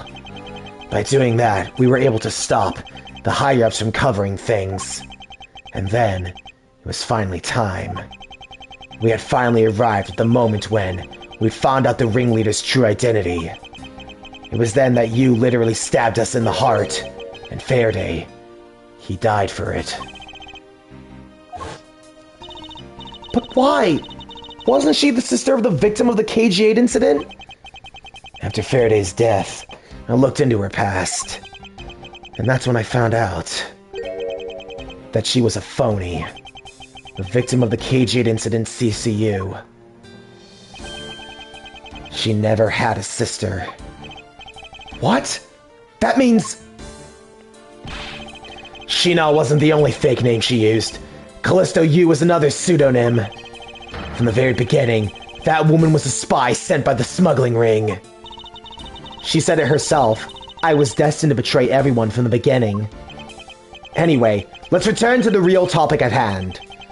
Mr. Edgeworth, this trump card that we stuck into this page of the case file. Please, use it wisely. Trump card? That photo that we stuck on there. Try peeling it off. Behind it slumbers a piece of evidence that Faraday hid away for all those years. It's the mark of the Yatagarasu, but why? This is a directives card from the big boss. Take a look at the back. This is something Cochin had on him at the time of the KG8 incident, 10 years ago. That blood is from the victim of the incident, Miss CCU. But why is this card so adorned with the mark of the Yatagarasu? The reason why we called ourselves the Yatagarasu was because of the three-legged raven mark that the smuggling ring's boss used. Apparently, orders from the boss would come on these cards without fail. The person who received the order was supposed to burn it immediately after reading it. Sorry, just doing an audio check there. And apparently, it burns a bright green flame when set ablaze. So you mean the cards were written in Babyliss ink? The fact the card the coach sent was made into Faraday's hand at all is nothing short of a miracle. We decided that whenever we stole anything, we would send a card along with it to the police. So that's what those white cards are. The great thief that used this mark, that only those within the ring would know. It was our message to the ringleader that we were on a few steps behind. And one more thing, Detective Gumshoe. I'm entrusting this to you. What's this, sir? This is what I was talking about earlier. During the KJ incident trial, Faraday had this in his possession. This important, definitive piece of evidence. But I thought it was stolen. How do you have it? The person who stole it from us 10 years ago was a man by the name of Ernest Amano, and he had it locked and hidden away for all this time. But we forced him to tell us where it was, and finally, after the other day's kidnapping case. This video! What? Don't go any closer! I'm warning you! This is the same video the one Mr. Portsman was trying to conceal from me. Yeah, it would seem even he was caught up in the ring's web. Amano was preparing to take on the boss someday, and the video was his insurance. And that's where that prosecutor comes in. He was to retrieve the video. On top of that, he was apparently instructed to sneak into your office and steal the trump card. You saw it for yourself, right? The card that told him to preserve the evidence. And the card was not the calling card of the Yatagarasu, but rather a directives card from the ringleader to Mr. Portsman? The two pieces make together for a strong weapon to whoever holds them. The evidence Mr. Portsman thought... Oh, because there's to get away. Oh!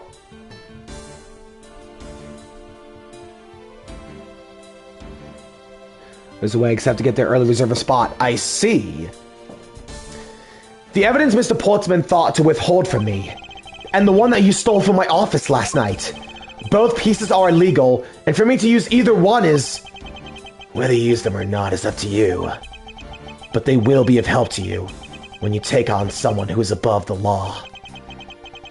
Is the boss one of those who cannot be brought to court that Mr. Faraday spoke of? Detective Bad, there is no limit to the law, for it is the people who determine the limits to them. You still insist that even now.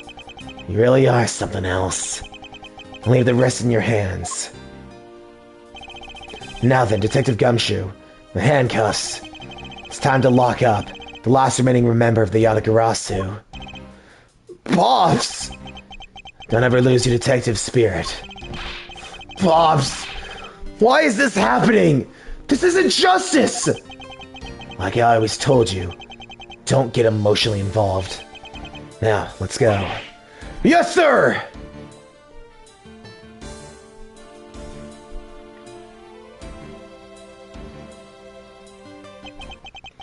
Is this really the end of a legend? Alright, now we're on to the true end game. That being said, that was definitely a highlight of the whole game for me. If not the highlight. Again, confronting Callisto after all this time felt really climactic, and the reuse of lines, poetry. But now it's true endgame time. So I believe we have... Yeah, we have one more investigation segment. And then we have a really long set of cross-examinations. March 15th, 12:07 a.m. Theatrum Neutralis, lobby. So now we know who the Yatagarasu really was. And yet there remains much of this case that needs to be resolved. Like how the weapons cross country lines, for example. The two countries have incredibly strict security systems and entry procedures.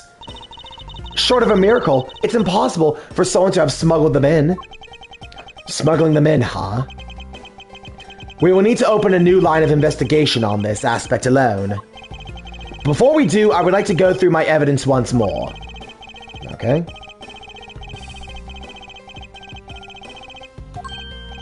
Hey, there's a VCR here, sir! Now we can see what's on that tape Detective Bad gave us! This piece of evidence from the KG8 incident, hidden from sight for 10 long years. I just know this is related to the current case somehow. Detective Gumshoe, if you could please play this tape for us. Sure thing, sir!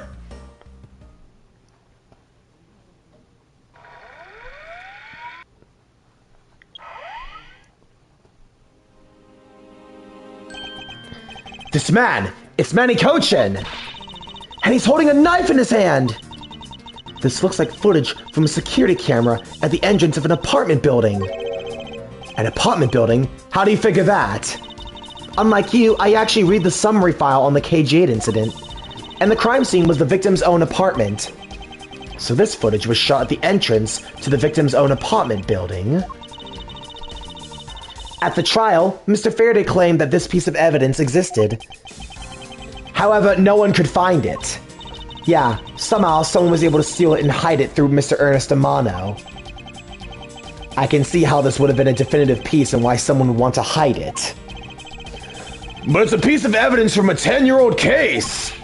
There's no way it's related to this case we're working on now, sir. Actually, I believe it has everything to do with the case we're working on now. The ringleader went as so far to use it. The ringleader even went as far as to use Mr. Portsman to get it. Which means that in this video lies a very inconvenient bit of footage to the ringleader. Where? Where? Wait, what was that? Huh? That bit you played just now. Please show it to me again.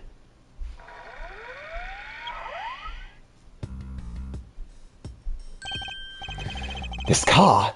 This is something we cannot overlook. Why is that, sir? Look here, Detective Gumshoe. The flags. Take that! This is the national flag of the Principality of Cadofia.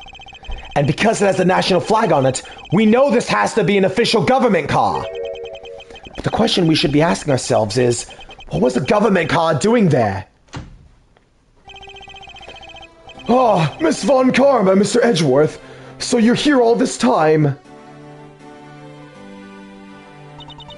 Ambassador Alba, thank you very much for continuing the investigation even at this time of night. Ah, if only I was even a tiny bit more careful. This tragedy would never have happened.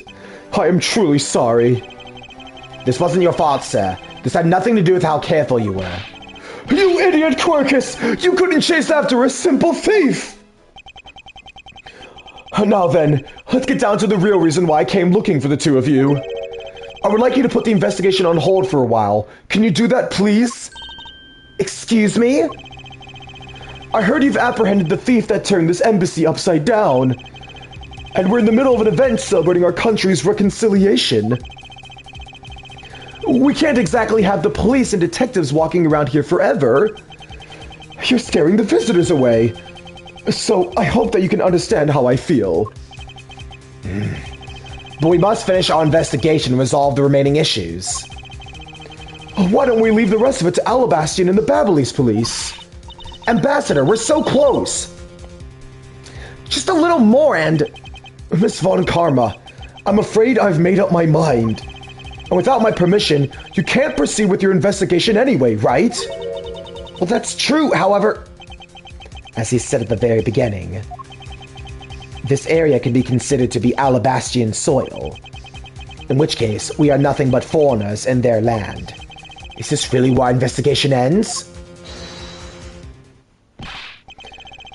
Shifu, we found Mr. Edgeworth, sir. Shifu, this way! Yo!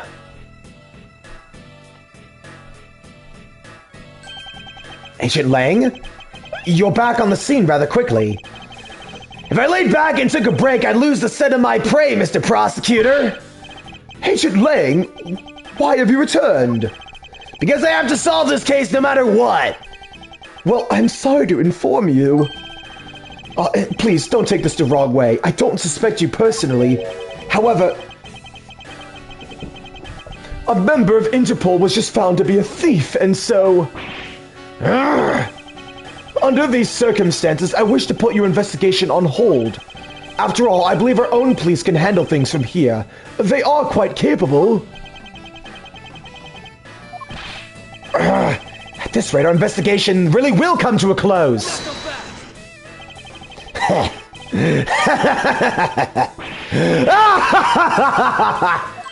Ambassador Alba, I get it now. I really do. Oh? I'm very glad you understand how I feel. No, not that. What I was talking about is...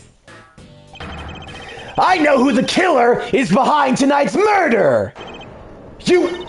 No? The... killer? Do you really mean that, Agent Lang? Wolves don't lie. Then who was it? Well, let me first say that I'm not talking about Mr. Cochin's murder. That was all Sheena. Langzy says the truth lies not at the exit, but rather shines outside the maze itself. The truth is unexpectedly simple. So let me ask you this. Who do you think was Damas II's killer? I'll tell you who.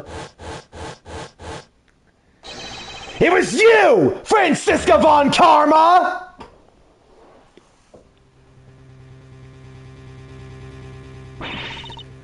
I was the killer? Hey, wait! But that's impossible! Yeah! Although, the whip is actually quite... Yow! Hold your tongue in that ludicrous remark you were about to make. Agent Lang, are you seriously accusing her of murder? Yeah, I am. He doesn't appear to be joking. Hey sis, I remember that just before Ambassador Alba went to give his speech, he called you into his office, right? Yes, he did, but... What does that have to do with anything? I'm getting to that. Furthermore, in order to solve both cases, you moved around rather freely between Alabast and Babel, did you not? Objection! And where's your evidence that I'm the killer? I was just getting to that. Trust me, I'll show them to you in due time. Ambassador Alba, in order for me to bring this case to a close, I'll need to inspect your office one more time. Will you grant me that? With things the way they are, I suppose I don't have much of a choice, do I? Good! Then let's move out! Oh, and don't even think about running away, sis! My pack will be keeping a close eye on you. You can bet your bottom dollar on that! As if I would have any reason to flee! But just so we're clear, your logic better be sound.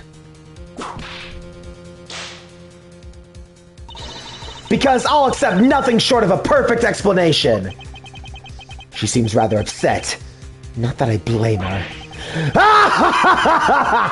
I expected you'd accept no less. But we'll see how long you can keep that nose of yours stuck up in the air like that. Hold it! Agent Lang, as someone related to tonight's case, I request that you allow me to take part. And so that I may clean up my superior's mess. I guess I should. The more the merrier, especially when it's the peanut gallery. Oh, in that case, I want to join in too. I still haven't seen what it looks like in Alabast yet. If you look here, then you gotta let me in too, pal. I can't sit around and do nothing when Miss Von Karma's in trouble. Hey, Gummy, let's have a competition to see who can save her first, okay? Okay, I'll take you up on that. Oh yeah, I'm fired up and raring to go. As a detective, I don't believe this is something you're supposed to be excited over. Sounds like this is gonna get real interesting. Ambassador Alba, I'll be bringing these kids along for the ride. Very well, but I'd like you to keep in mind that this will be your last chance. I'll have this whole mess cleaned up before you know it. Now let's go! Uh-oh. All right, water break.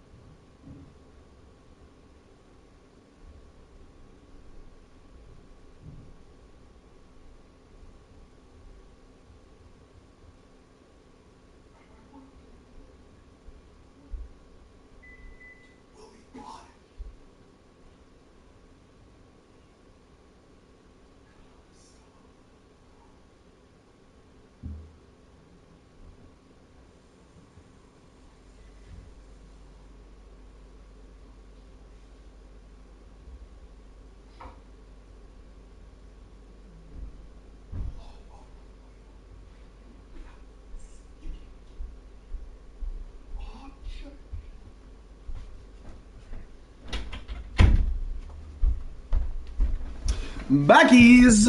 Okay, then. Hang on. Gonna check the chat real quickly and the audio. Hang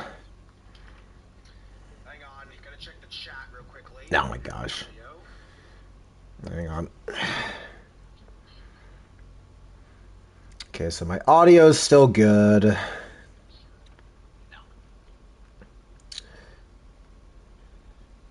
Audio? Wait. Is it? Hang on. Hold on. Audio is still good. Okay, yeah, it is. Okay. Alrighty. March 15th, 12:53 a.m. Albastian Embassy, Ambassador's Office. Alright. Gotta highlight this. Okay, now let's first go over the facts one more time. Manny Kochan's body was found over in the Secretariat's office in Babel. The weapon that took his life was one of Alabast's ornamental knives. And then, the body of Damas II, Mr. Kashino, was found here in Alabastian Ambassador's office. Through our own investigation, we found out the murder weapon was the Primadux statue, and that this is actually Babel's statue. In that case, no matter how I look at it, sis, if it wasn't you, there's no one else could have pulled this off! Objection! Agent Lang, do you understand the full implications of what you're saying?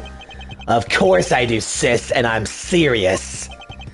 You were on the trail of the smuggling ring, and you wanted any evidence you could find. And so, while people were distracted by the Yatagrass's disappearance, you snuck in here.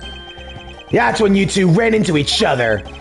And that other thief who took advantage of the confusion from the fire. Even if all that were true, how to explain the movement of all the weapons? Huh. Don't worry, I plan to show that you're the culprit behind that too.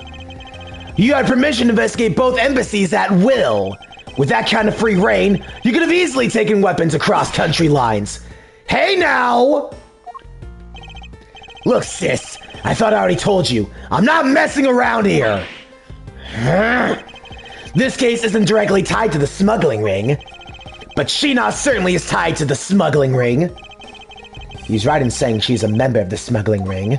However, the connection between this case and the smuggling ring, could it not be deeper than what any of us can imagine?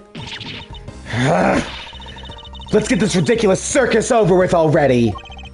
Francisca, you need to calm down, because you only know the facts of Albastian's side of the case.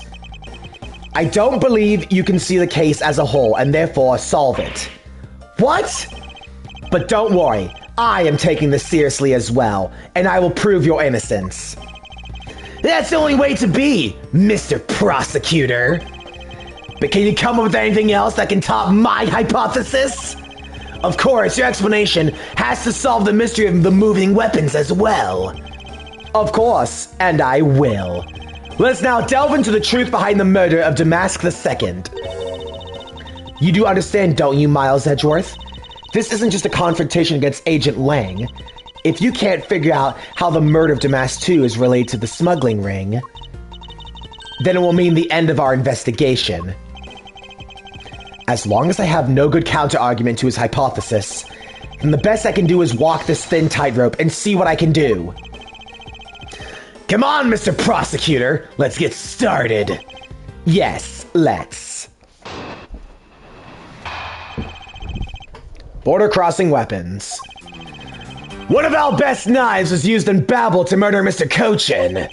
And the murder weapon in the killing of Master II is Babel's Primadux statue.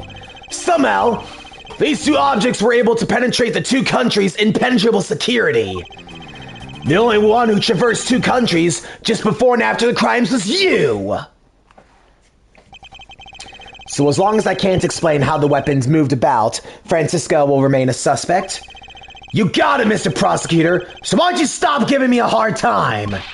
Under these circumstances, who the heck can carry a weapon across country lines? I'll work through every possibility, but there's only one that's plausible. Your boss! Agent Lang, what I've learned from you just now is that you've lost sight of yourself. What are you talking about?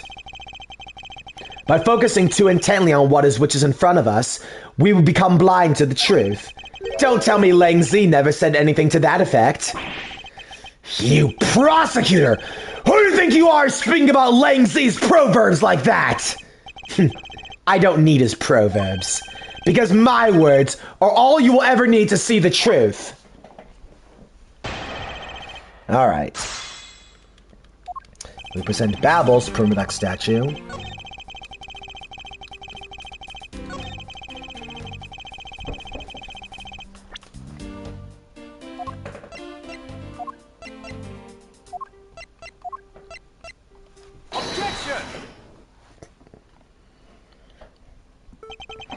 Agent Lang, these two items are not the only two to cross the border tonight.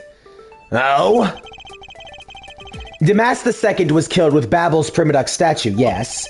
But if that's the case, then tell me, where did Alabast's Primaduck statue go? To Babel! Precisely.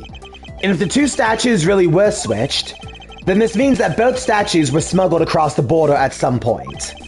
Which means that the total of 3 items were smuggled across the embassies. I guess so, but you know what? It doesn't matter the number of items, only that the sis is the only one who could have done it. Because the only person who went back and forth between Albus and Babel is her. Is that really true? Was there no one else who could have traveled between the two countries? Actually, there was definitely another person, one who paid a visit to both sides of the wall.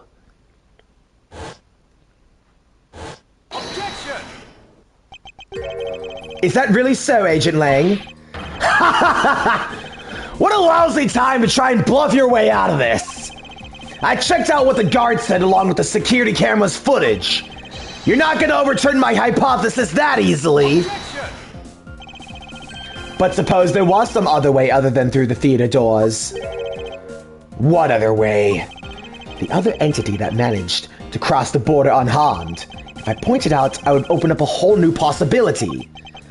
And though I hesitate to bring this out, as long as this entity exists, the impossible road becomes a possibility. It looks like you got some clever idea in mind. I do, and I can show it to you through a single piece of evidence. Fine then. Let's see this piece of evidence that will show me this other route.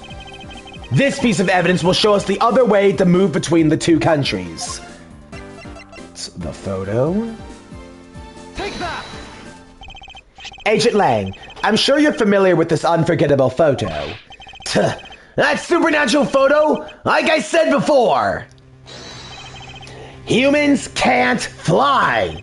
No, of course not. I understand that perfectly well. And don't start claiming that Sheena somehow grew wings either! I wouldn't dream of claiming that. And I won't allow you to take back what you said either! I'll say it again, it's not humanly possible to fly through the air without wings! So you better have a good explanation for this, Mr. Prosecutor!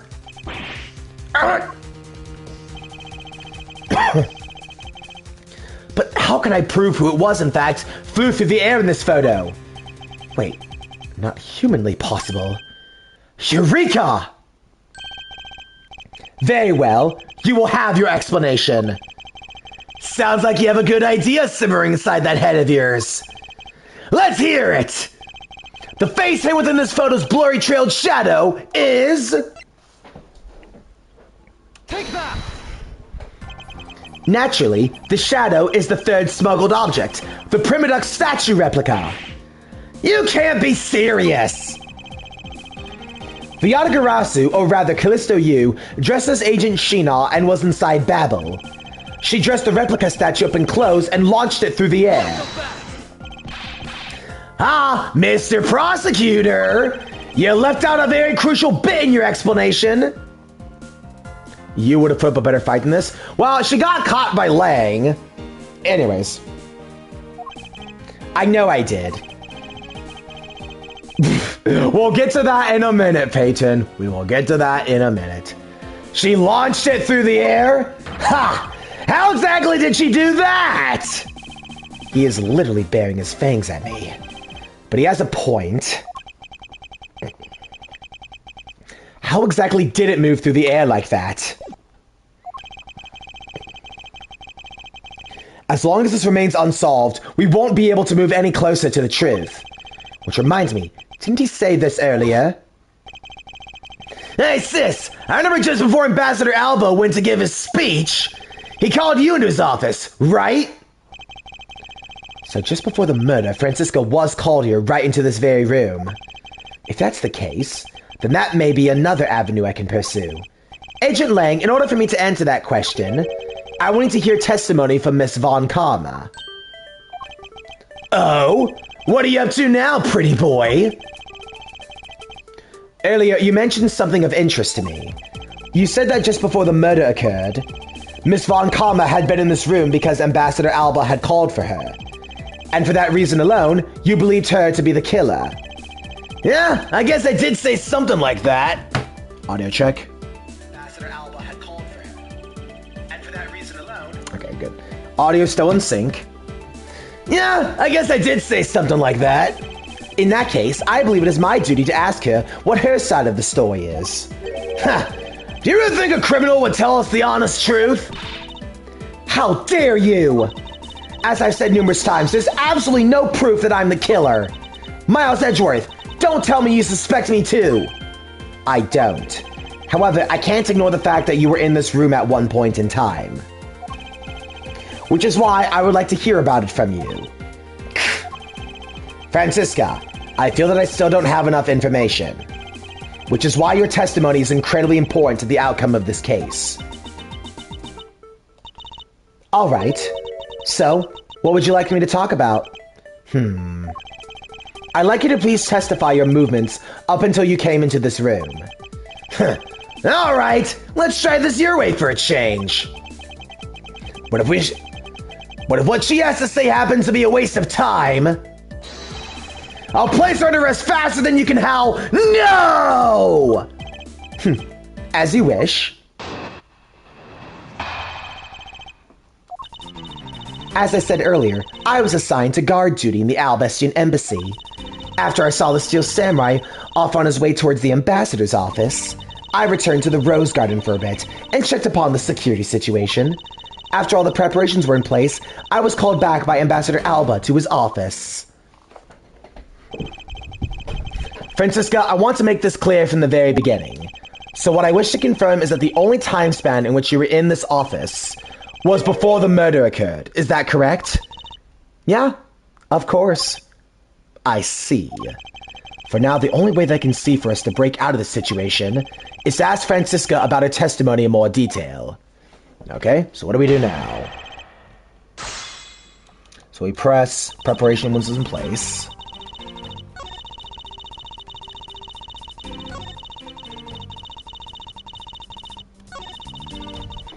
We press this.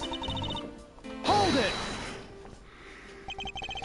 At that time, Damas II... At that time, Damas II's body had yet to be found in this room. Is that correct? That's right. But Ambassador Alba was here. One could hardly miss a rather large presence. A criminal will say anything to get out of getting arrested. How do we know you're not lying? Well, if you need proof, I'd be happy to oblige you. Seriously? Like I keep telling you, when I arrived at this office, Ambassador Alba was already here. He was standing by the flower box in the windowsill watering his plants. Oh, I can attest to that. I remember speaking with the lovely lady around that time here in my office. Alright then, add that statement to your testimony, and let's hear some details. So Ambassador Alba was in this room at the time, was he? That's the statement. For the sake of being thorough, I'd like to ask you something. How did you know what Ambassador Alba was watering in his plants? What do you mean by that? The entrance to this room is on this side, however, the window is on the opposite side. If what you say is true, then when you entered the room, his body would have been like a wall. He would have been blocking your view of what he was doing. Is that not correct? I suppose it was a bit hard to see around him, but fortunately for me, Ambassador Alba is not an immovable wall. I knocked before I entered, and as I did, he turned around to greet me, with a watering can in his hand. So it's only natural to believe that he was watering his plants, right? I suppose. After his greeting, we spent a little time talking about his flowers. He entertained himself and is growing them in his utmost care, you know. Ah, yes. The plants in this room, they are all like my children. The passion flowers in the flower box on the windowsill are growing beautifully, too. All 4 of them are in full bloom.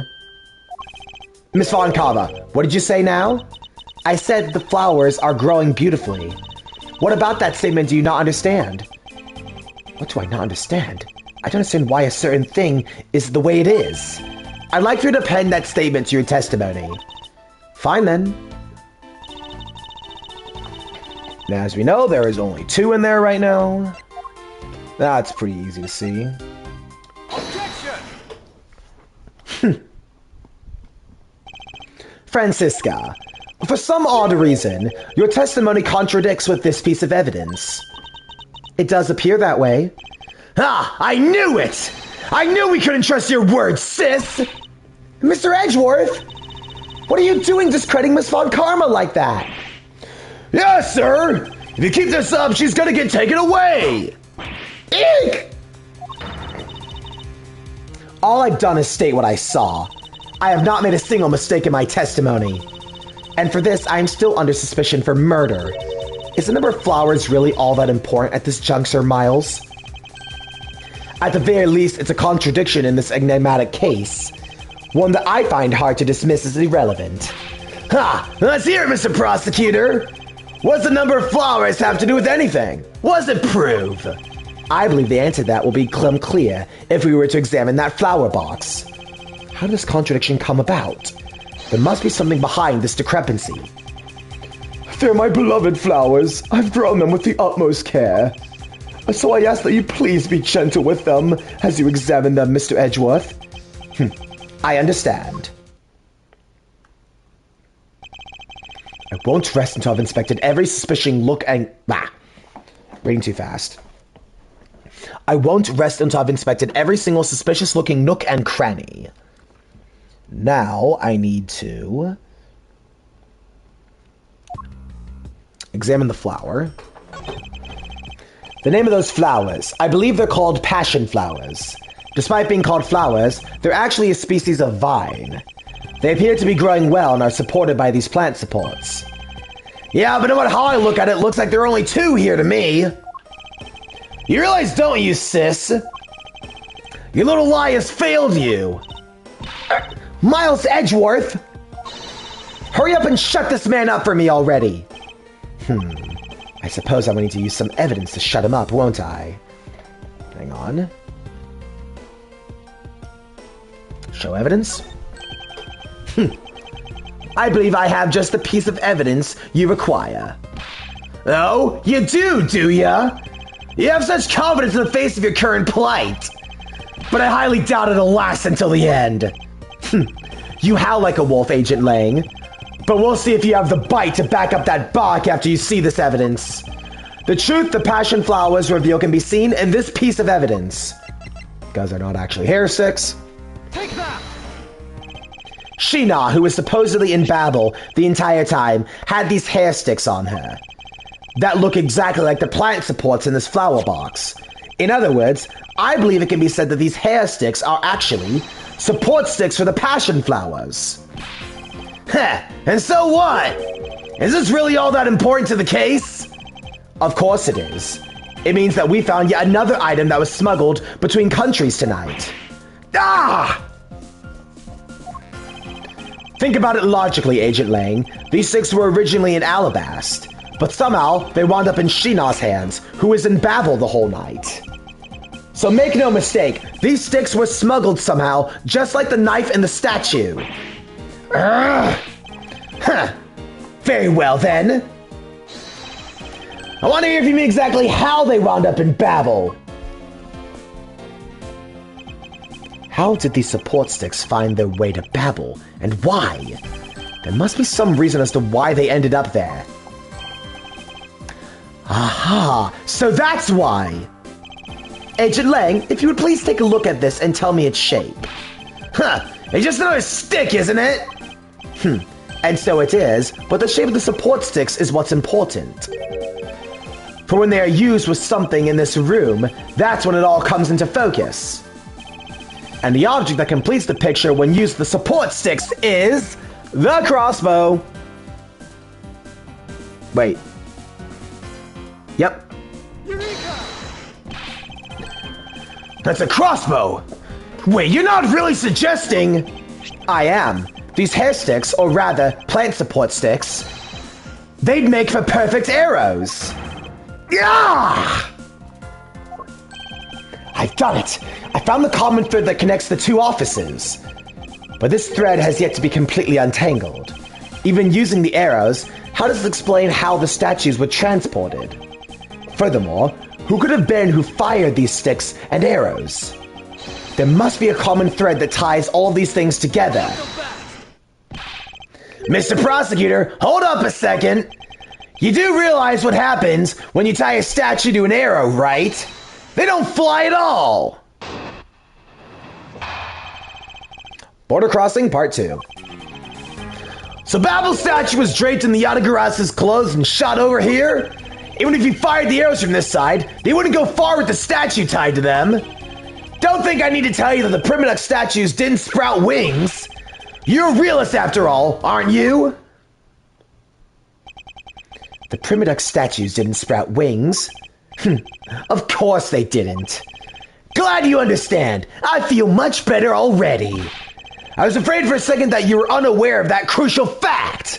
It's only crucial because you're under the belief that wings are necessary to this equation. What? You need to free your mind a bit more and let it fly like a bird on the wind. The Primadux statues flew, but not on a wing.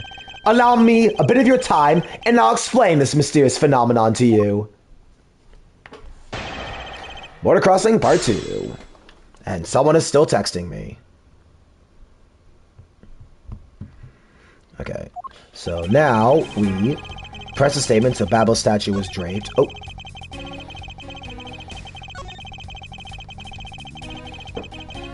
Hold it!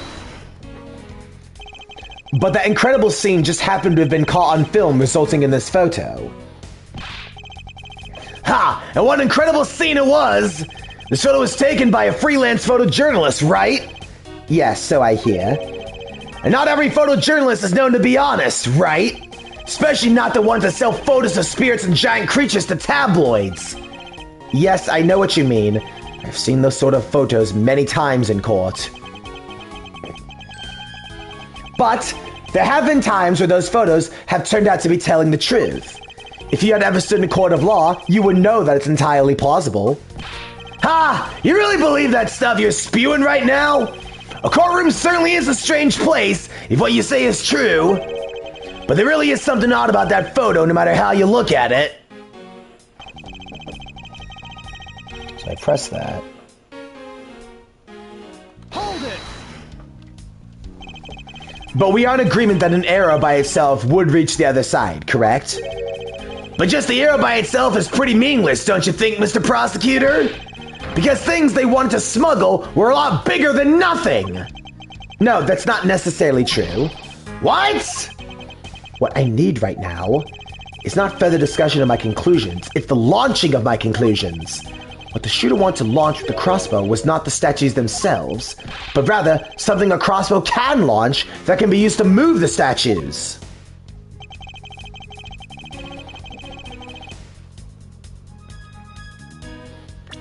And we present the wire. Objection!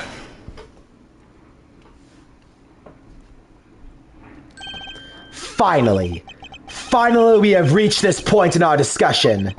For I present to you that which was carried by the finest For I present to you that which was carried by the arrow from the crossbow. Heh, I get it now, Mr. Prosecutor. I can see exactly what you're trying to say. You're saying the wire was attached to an arrow and then shot into Mr. Cochin's office. All the way from the 5th floor of the Albestian Embassy down to the 3rd floor of the Babelese Embassy. What you're claiming is really what happened. I can see how Alba's Primbuk statue could be moved. Gravity could be used to move the statue down the wire from the 5th to the 3rd floor. But then, what about Babel's Primduck statue?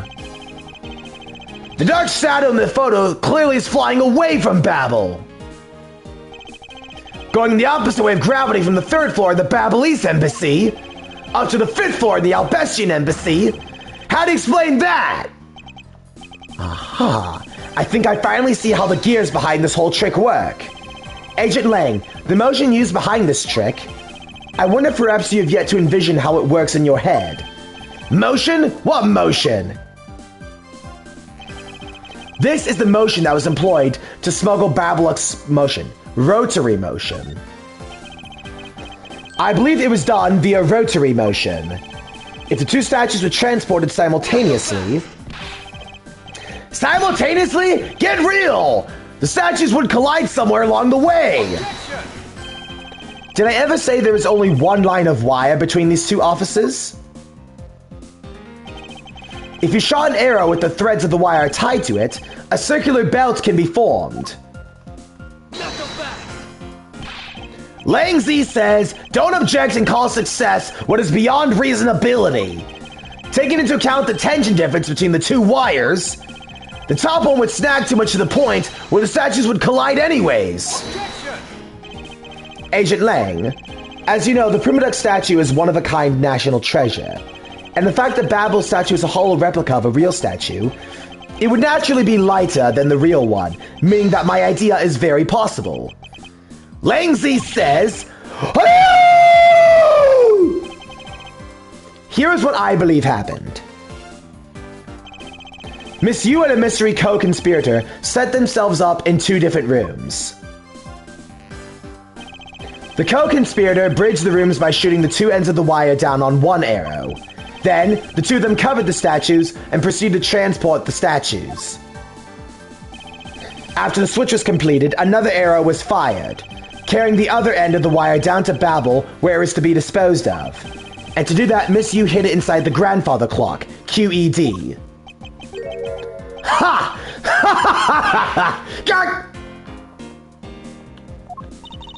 This proves it, right, Agent Lang? That I'm not the killer. Not yet, sis! I still haven't had my dessert yet! Right, Mr. Prosecutor. The proof is in the pudding, as it were. Pudding is a nice dessert. So, do you think you can do it? Can you prove that what happened actually did? Because remember, if you can't, I'll be taking a certain someone back home with me as a souvenir. I agree with that. So long as there's no proof, my hypothesis remains just that.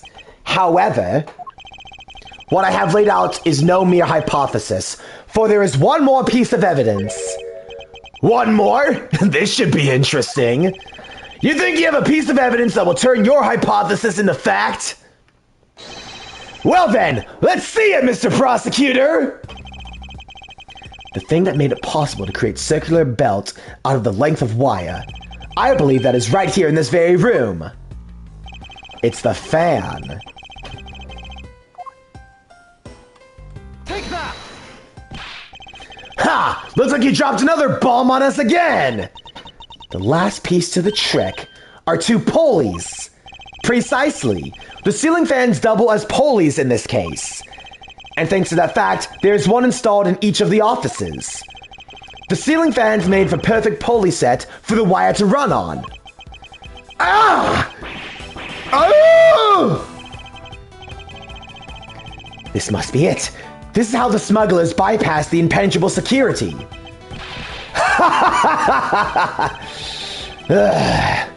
You really are something else, Mr. Prosecutor. I bet you figured it all out already, haven't you? You know who the big hotshot set up this real-life stage show is, don't you? The person who set up this rather large and complex stage show needs to be someone who had foreknowledge of the existence of a ceiling fan in both the Albestian and Babelese offices. And that passion flower support stakes could be used as arrows. The real mastermind behind this case. Well, don't you dare make this wolf wait for his food! Why are you so hesitant, Miles? If you can't say who it is, why don't you present something like you always do? A single point of finger here in this case will explode into an international incident. However, it's already too late for me to stop the forward momentum. It appears that I have no choice now but to rush in. There's a piece of evidence that will point us to who the mysterious mastermind is.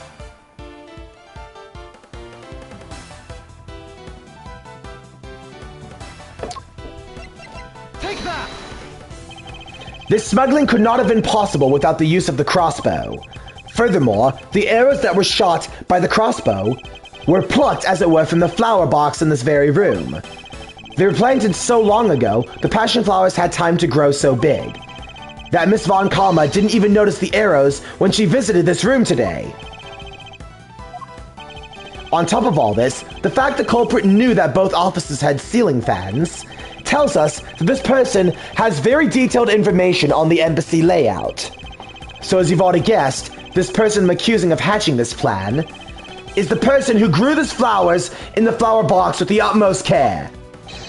Thus, it can only be you, Quercus Alba!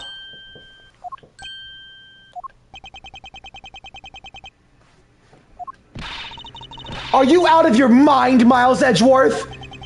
I'm certain of what I am saying, and I'm sure that he is the culprit. Tell me, Mr. Prosecutor, what was the ambassador trying to accomplish by doing all that stuff he just outlined? Why in the world would he need to use a trick like that? I understand your need to doubt me. However, there is one thing that stands out to me as very odd. Just one thing, huh? There's one single result Ambassador Alba sought to obtain.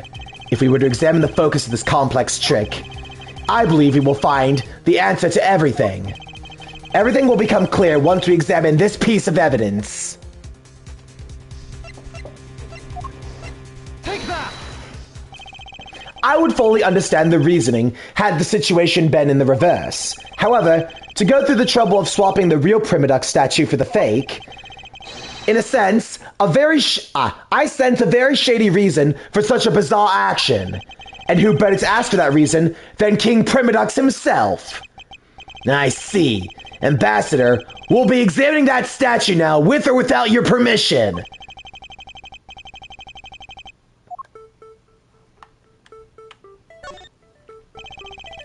These are Mr. Cochin's fingerprints. The fact they're on here suggests that the statue once belonged to Babel. So it was smuggled from Babel to Alabast, huh? Why was there a need for them to smuggle it in? Wait.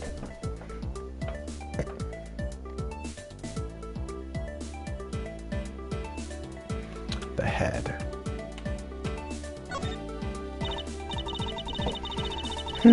This guy kind of looks like the Steel Samurai, don't you think?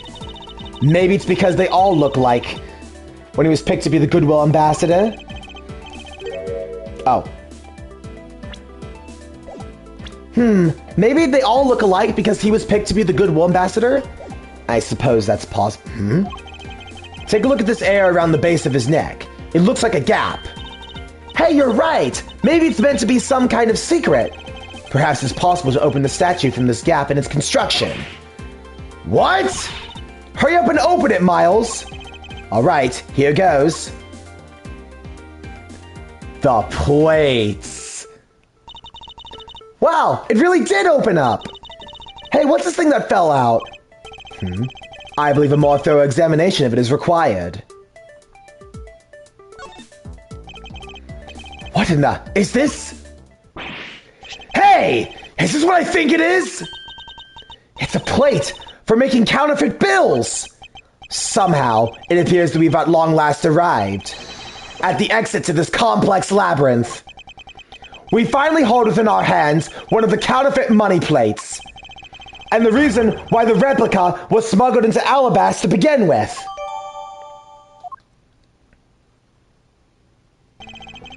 The Primadux statue can only be handled by the ambassador or the secretariat, and the replica is nothing more than a hollow shell covered in gold. These two circumstances make the statue the ideal object in which to hide contraband. After receiving the statue containing the counterfeit plate from Sheena, the ambassador had the misfortune of accidentally running into Damask II. Surprised by the thief, the ambassador raised the statue at Damask II and... Then, in order to frame the steel samurai of the murder, he covered the samurai sword in blood. Well, Ambassador Alba? You're the leader of the smuggling ring? My country is a mess! And it's all because of you! You're the one that killed Damas II? Answer us! I never thought that you would figure things out to this level. However, there is one point I disagree with you on. The head of the smuggling ring was Mr. Cochin. Quit screwing around! I have no sympathy for someone who would try to pass the guilt on to a dead man! If there's one thing I'm sure of, it's that you're the ringleader, Quirkus Alba! It's not good to speak with such subjectivity, you know, Agent Lang. Subjectivity? My conclusion is anything but! And it's a result of logic and investigation! Logic and investigation? Only seconds ago, you were ready to arrest Miss Von Karma. I don't think we can give such a flip-floppy logic any real weight, do you?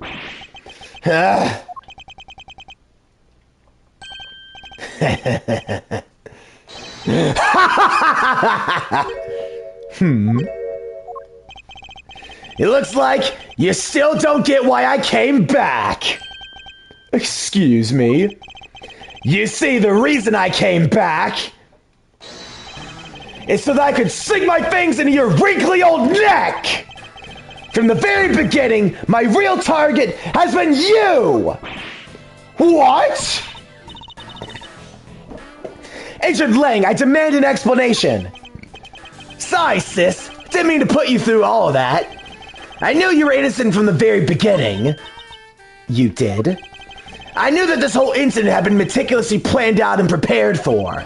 So naturally, the occupant of this room, Ambassador Alba, seemed the most suspicious. But without the ambassador's permission, we couldn't get in to take another look around. So that's why you put on this big show to accuse Francisca.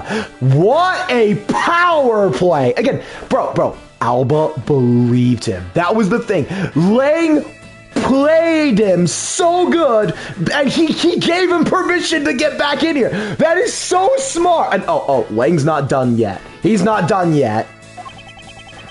Using Francisca's bait, you're able to gain us entry and investigative rights. Yeah, if I hadn't done that, I doubt the ambassador would have given us the okay to poke around. So that's what all this was about. Very well, I'll forgive you. But in exchange for using me as bait, you will take some responsibility and help us find the truth. Agent Lang, for giving me such a great opening, I thank you. You know, I just knew, Mr. Prosecutor, that somehow, if we were able to find some proof by investigating this room, that you would be able to figure out the real culprit with your special brand of logic. The evidence detectives collect combined with the logic of a prosecutor. That's just as it should be in a prosecutor-detective team, right? I know all about all that, but one thing I do know is that I'm itching to see that old man get what's coming to him. Ho. You're quite scary when you want to be, aren't you? Hey, you were the one who was planning to use me and push all the guilt onto the sis. But unfortunately for you, you misjudged me. Agent Lang, I wish for you to stop trying to intimidate me. What we need right now is evidence and proof. I wonder if you have what is necessary to prove that I am the head of the smuggling ring. Objection! Don't be such a sore loser! If you really are the head of the smuggling ring, then you should acknowledge your crimes with dignity. Dignity? That is nothing more than a fool's sincere display of strength. If you really wish for me to acknowledge my crimes, then I would like to first see some of this thing you call evidence. I'll tell you, I knew nothing, really. I didn't even know that a counterfeit plate was hidden inside that statue. You swapped a real statue vested in your country the authority to the rule for a fake. It doesn't make any sense that you didn't know anything. It doesn't make sense? Where doesn't it make sense? Can you prove that it doesn't make sense? He's really got us. Yep!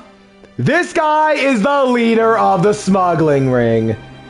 He's really got us. He's turning the entire situation around against us. The proof that Interpol has been after, which points to this man as the ringleader. If we can somehow find the proof now, then we can see to it that justice is finally served. Is there nothing I can use to break this case wide open? Yep, he's the... Exactly. The trump card in the videotape. With those two items, we might be able to finally bring this man down. But the card is evidence from a case that Mr. Faraday hid in secret. And the tape was stolen by Detective Bad from the police. They're both illegal evidence. No matter what, a protector of the law can't be allowed to use such piece of evidence. Needless to say, we Von Karmas are commanded to achieve nothing but victory. By any means necessary. The only way to bring someone like that to justice was to do so outside of the courts. That's what we thought at the time. I no longer follow the path of Manfred von Karma, and I won't follow the path of the Yatagarasu. This leaves me with what? What creed will I believe in? If I want to pursue the truth, then I will sully my hands in illegality. And if I want to pursue justice, then I will lose the truth. What is the law and what is justice? And which path is a prosecutor supposed to follow? That choice is one I must make by my own hand here and now. I'm not using it. I'm a prosecutor. I can't allow myself to use evidence such as these. Mr. Edgeworth, if you don't do something, Ambassador Alba is gonna get away with it. I know, but... What are you holding back for? The only thing a Von Karma should pursue is the perfect proof. If you really do have what it takes to complete our argument, then there's absolutely no reason not to use it. Lang Zi says the reason people judge people is because people are people. People weren't born to be chained to the law. Laws were born to protect the people. You're the only one here right now who can put this guy out to pasture. And that is the only way a second or third generation of Zhengfa's people will be born. Can you really still hesitate knowing the fate of a nation rests in your hands? There's no limit to the law. Any limit that exists was set there by man. When a person goes beyond that limit, then the law too crosses into new territory. For what reason were laws invented? The answer to that is what I must now show. Ambassador Alba, I wonder if you might recognize this. Oh, I wonder what that card is. I've never seen it before in my life. It's a directives card used by the leader of the ring to relay instructions to his subordinates. Oh, is that what it is? This card was sent to the real culprit behind the KG8 incident 10 years ago. A man by the name of Mr. Manny Cochin. Oh, so why do you have such a card in your possession? Because it was hand-delivered to me by a certain great thief, the Yatagarasu. The Yatagarasu gave that to you? Don't talk nonsense, and let's be serious, Mr. Edgeworth. Do you have any proof that the card contains directions from the ringleader? I'll have you know, the card is not the only thing I was given. What? This contains security footage that was shot just before the start of the KG8 incident. The KG8 incident? The card and the video. These two pieces of evidence are what will seal your fate! Ho ho ho. Very interesting. I must admit, I am very curious now. Very curious indeed in these case-deciding pieces of evidence you've presented. The prey the Yadakarasu has been chasing all this time now stands before me. I can't allow this man, who has had free reign for 10 long years, to simply walk away. Now is the time for me to bring fruition the valiant spirit that was given me. Here we go. True endgame. March 15th, 1:34 a.m. Theatrum Neutralis. Lobby. So, what is this interesting thing you wanted to show me? The trump card and the videotape. These two pieces of evidence together make for the ultimate hand. And this is where the real meaning behind Detective Bad's words will be realized. Detective Gumshoe! Yes, sir! What you see here is security footage shot just before the KG-8 murder occurred. From this footage, we know that the card is a directives card from the smuggling ring. This is the section that proves the card was used to relay an order. Hang on.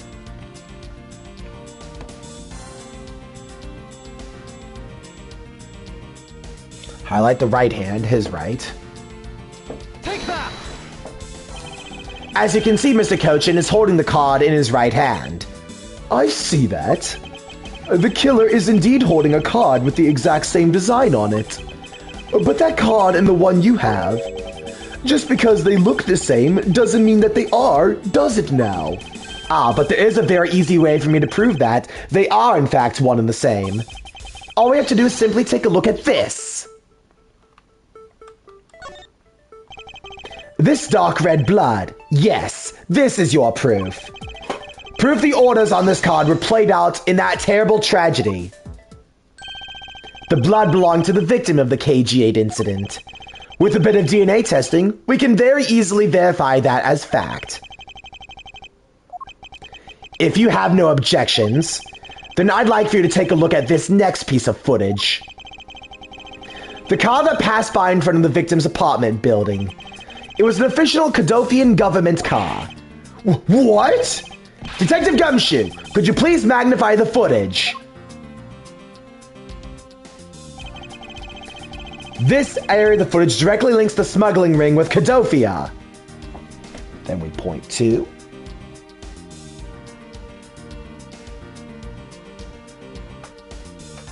Take that! the shape of this pocket and the directives card in it. It tells us that without a doubt, this person in this car is Mr. Kochen. The license plate on this car was also captured by the security camera. And with it, we can easily find out who was sitting in this car on that day 10 years ago.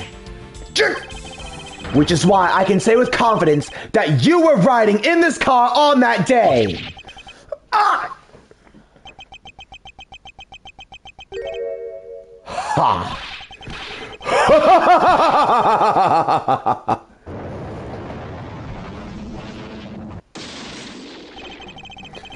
You've done well, boy, to make it this far. However, about your claim that I was riding in the car at that time, that's going to be mighty difficult to prove. How so? The Principality of Kadofia no longer exists. So naturally, all records from that time period are also completely destroyed. That arrogance! What he really means to say is he's already erased the traces of them! Are we finished here, boy? The only weapon I have left now is this piece of footage! There must be something else in here that I can use against him! Baron... Anyways, hang on. Now we highlight the medal. Take that! What the... Ambassador Alba! Yes, what is it?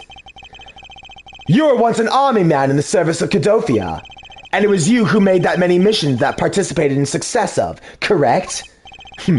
Why the sun did backhanded praises, boy.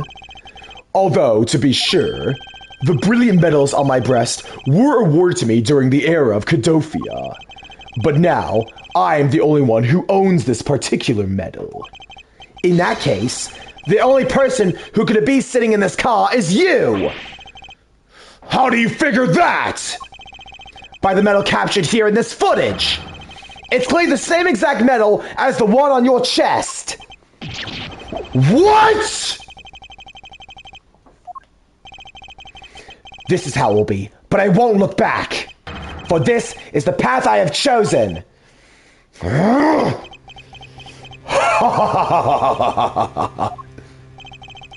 You've moved me with your devotion to this case, Mr. Edgeworth. Why is he taking such an arrogant stance with me? It's almost looking possible, isn't it? For the lot of you to come this far. It looks like I just might lose our little game this time. You might lose the game this time? You don't get another round, Mr. Ambassador! Is that a fact? Very well, I've decided to confess and admit my guilt. You're going to confess? And I will accept whatever punishment that may come as a result. What the? Regarding the Damas' second murder, I mean. I admit it, I did it out of self-defense.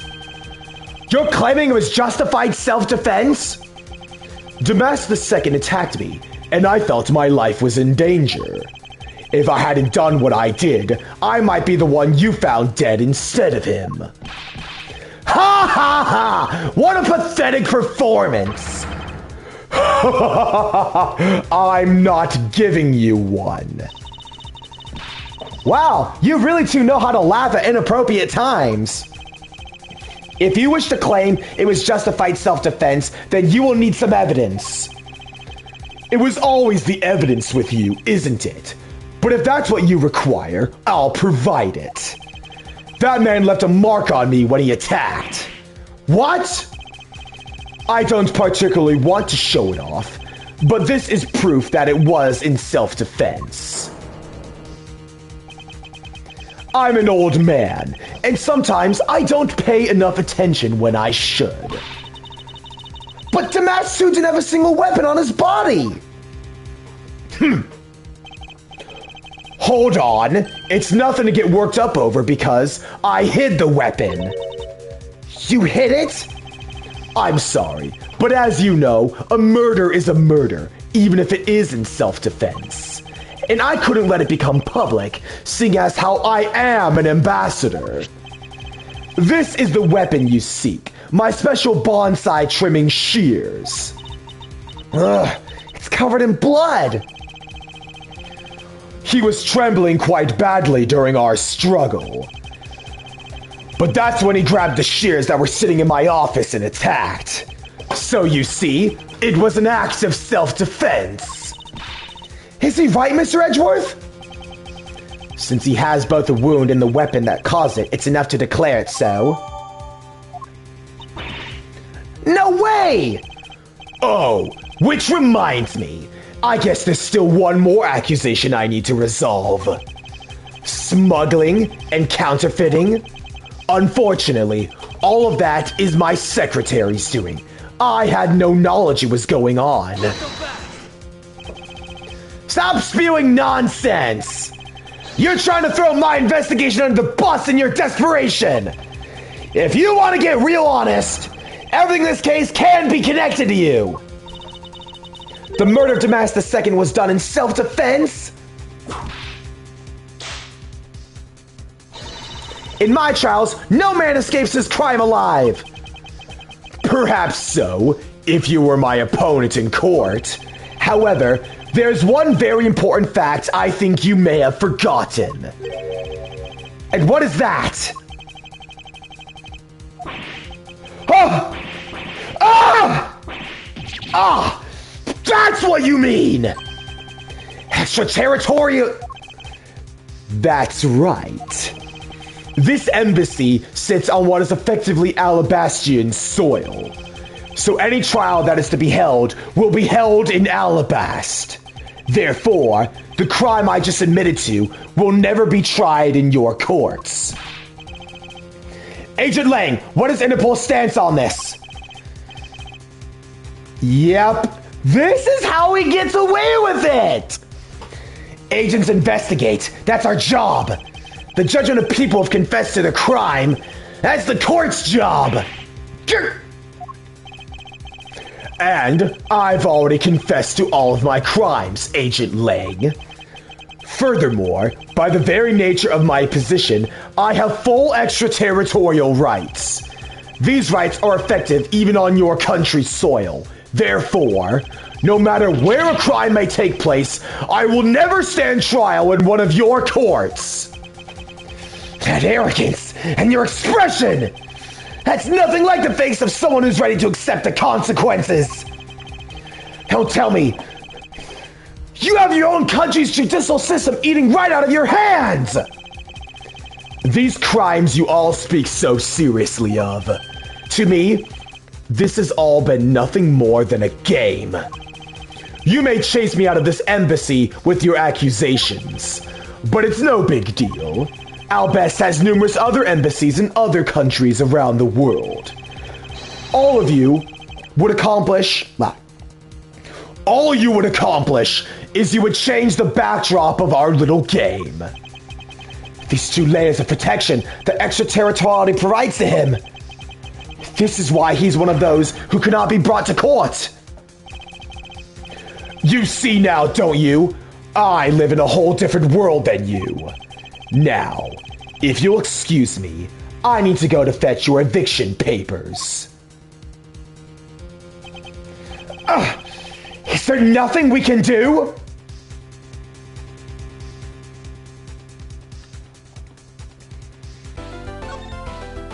Alright guys, we're running into endgame. Let me just get some water because I gotta clear my throat. Bro, doing Alba's voice actually kind of hurts. I have to do this like deep like, enough! You will not pursue me kind of voice. But anyways, water.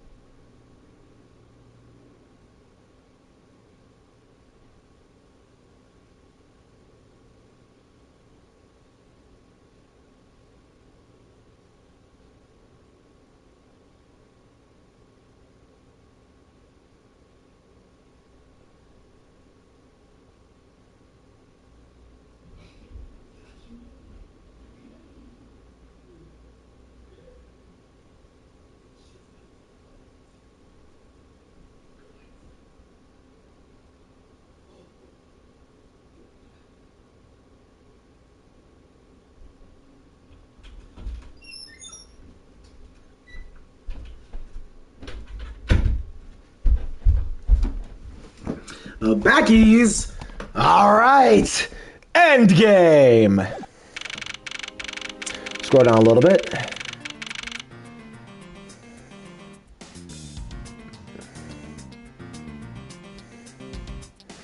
And then I look at this right here.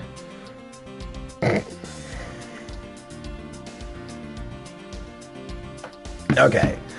March 15th, 2:11 a.m. Theatrum Neutralis, lobby. I can't believe it, sir! Extraterritoriality! Yes, and there's nothing we can really do about that. In the end, we didn't have enough authority to bring him to justice. I can't believe that even though we know he's the boss, we can't lay a finger on him. I know. Hey, Mr. Prosecutor, sorry to skip out on you, but I've got some business I gotta take care of. If we can't even get an evil guy like him a slap on the wrist, then what the heck were laws created for? What good are they? If the law can't help us, then I'll go as the Yatagarasu and take care of this myself. Don't you dare! Mr. Edgeworth. Sorry, that was a bit too harsh. I know how you feel, sir. We're trying to take on an ambassador, after all. And he did tell us earlier to get out of the theater. This is kind of their country, I guess. But I feel like I've been slapped across the face for just doing my job. What am I going to do? Should I retreat for now and formulate a better plan, or attack? Come on, everyone. We can't give up yet. Okay. I want to think about something for a sec. We've never let up even for a second, and as long as we don't stop investigating, we might find the rotten treasure hidden here. Yeah, she's right! Come on, Mr. Edgeworth. You're right, Kay. Very well. Let us reopen the investigation and see what we can find. Come on, Kay. Right behind you. Okay, then I'll go check out Babel a bit more, sir. And I have something I need to investigate further in Alabast.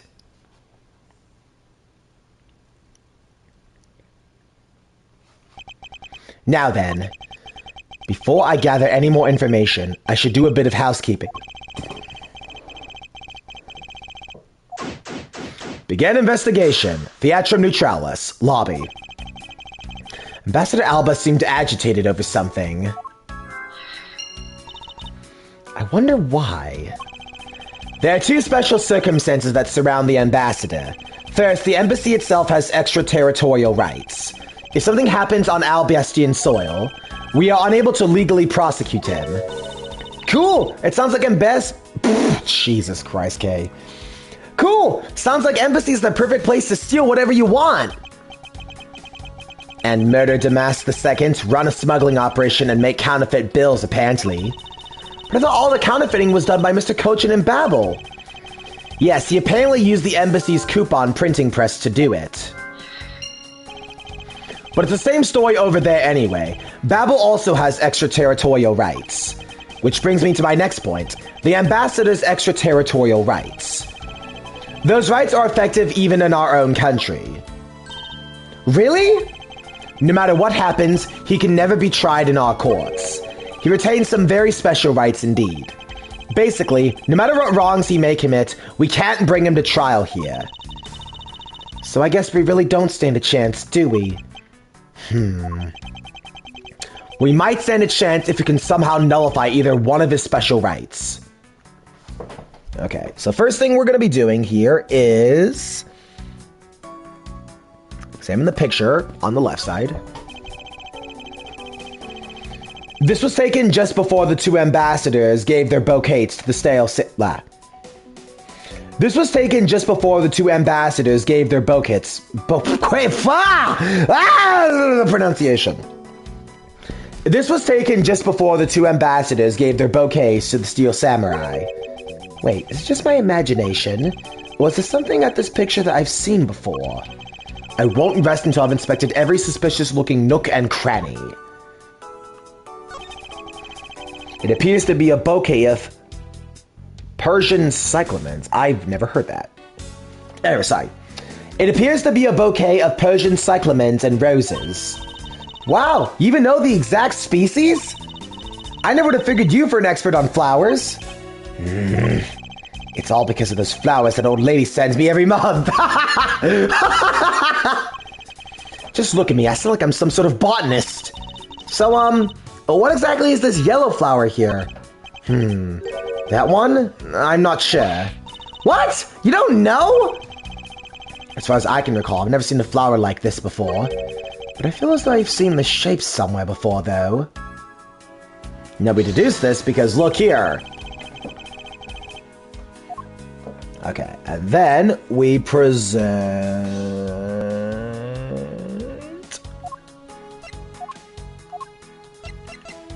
Yep!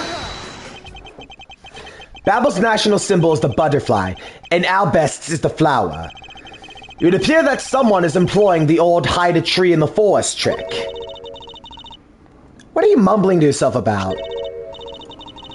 Wait, what? The handle on this knife! Ah! Yes, it's the handle that was supposed to be on the blade that killed Mr. Cochin. The weapon that killed him was carried through the Theatrum Neutralis, in the very bouquet Ambassador Alba was carrying. The flower motif. It looks like one of the flower petals is missing. Ooh, and take a look at the weapon itself. It's missing the exact same petal. Then this knife in the photo is most definitely the same as this murder weapon. Alright, next we... Okay. Cochin's counterfeiting with renovations.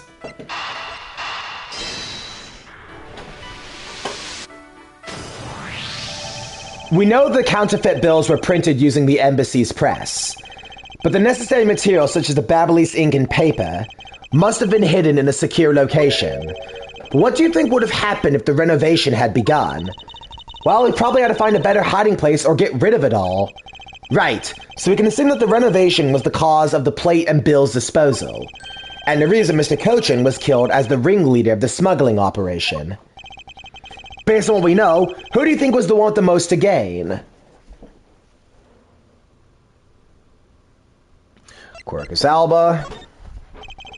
It's the one person who has been erasing all evidence of the smuggling operation. From both embassies, the co-conspirator who is mopping up, Ambassador Alba. Ambassador Alba had a very strong motive to kill Mr. Manny Cochin. And then do we connect these two?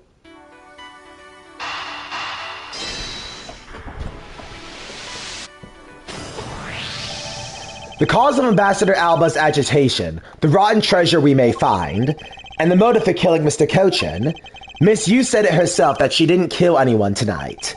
If you were to take her words at face value, then the reason for the ambassador's nervousness can only mean one thing. He didn't want us to discover the real circumstances under which Mr. Cochin was killed. Then you mean Ambassador Alba's the real killer? But I thought the two of them were friends. Maybe they were, but what if Mr. Cochin was one of... What if Mr. Cochin was the one who first betrayed their friendship? Oh, I get it. Wasn't Mr. Cochin pushing really hard for Mr. Poleno to be ambassador after the reunification? Yes, and that was the real reason why he wanted to steal Alabast's Primduck statue. So Mr. Cochin hired Damas II to go steal it for him. But when Ambassador Alba found out he was up to, he killed Mr. Cochin? It is definitely a possibility at this point. Those two really were thinking of no one but themselves. But the question is now, how did he do it? Ambassador Alba was in Alabast, but Mr. Cochin's body was discovered in Babel, right? Right. And that is what we must solve next. I believe we now understand why Ambassador Alba was so nervous and agitated. It must have something to do with where Mr. Cochin was killed. A place where Albastian ambassador was likely to meet the Babelese Mr. Cochin. The place where Ambassador Alba happened to have committed the murder is... in Theatrum Neutralis, which is a neutral zone.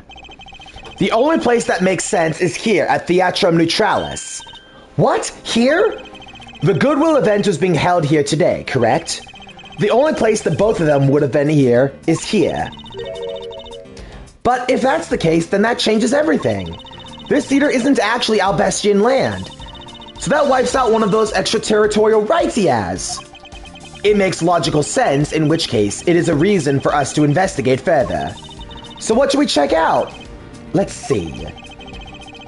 I believe we should check the immigration records for both Alabast and Babel, post-haste.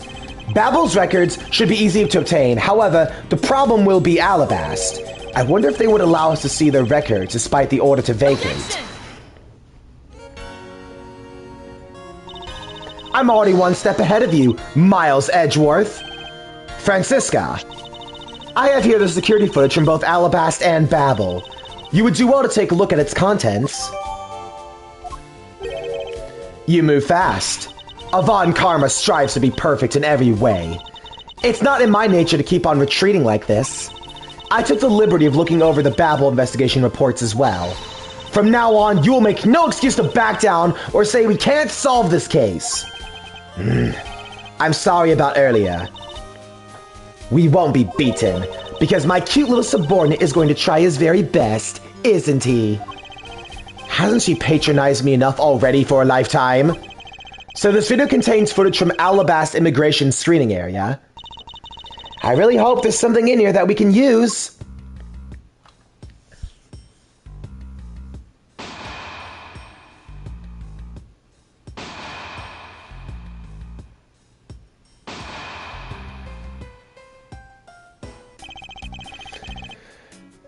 Okay, now we examine 523. Then we examine the pushcart. Doesn't something about this lump shape strike you as odd? Huh? Isn't it supposed to be this shape? No, there's clearly something odd about the bulge. If only with the pushcart itself we can compare and confirm my hunch.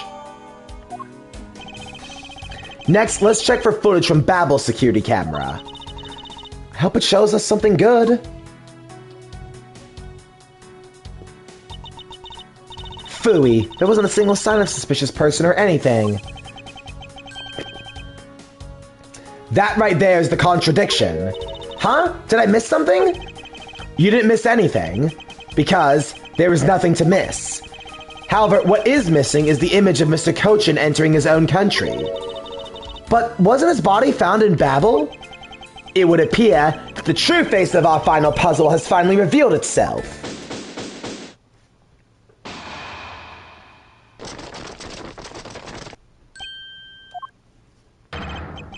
Ambassador Alba!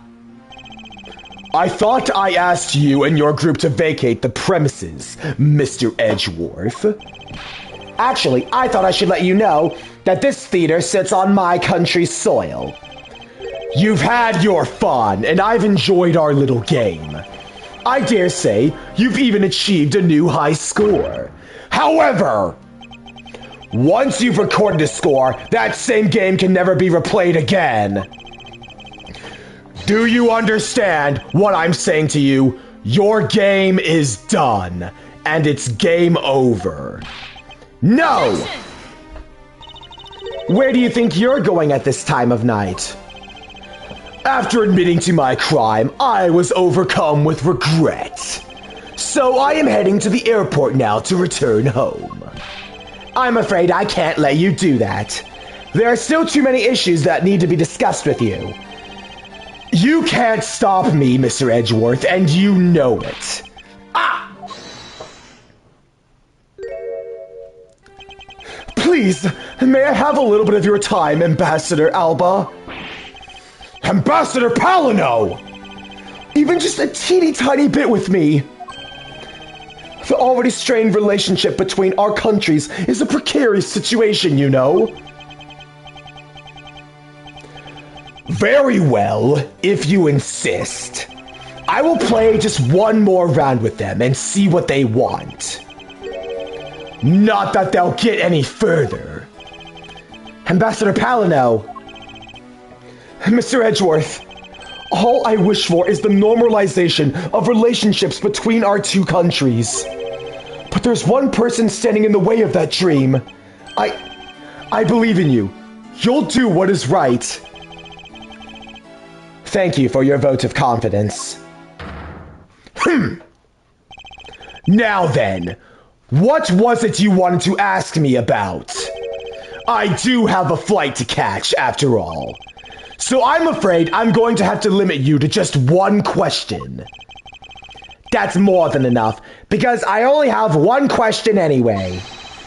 I want to hear your alibi about how you couldn't have killed Mr. Manny-Kochin. Oh, I see. You seem to have a good hand this time around. This should be fun. This really is the very last chance we'll have to bring him down. I won't allow even an atom-sized contradiction to slip by. Ambassador Alba's alibi. Frankly, I still don't understand why I'm being placed under suspicion here. Under your hypothetical scenario, Mr. Kochin and I were fellow smugglers. But, to get to the point, I was an Alabas the whole time. So it's simply not possible for me to have killed him in Babel. That is my alibi. So, that is your alibi? That is correct. It is simply not possible for me to have committed a crime in Babel. Now that we have cleared that up, I'd appreciate it if you would move out of my way. I said hold it! What is it this time? I thought I told you I'd only allow one question. You did. But you still have yet to really answer my one question. What?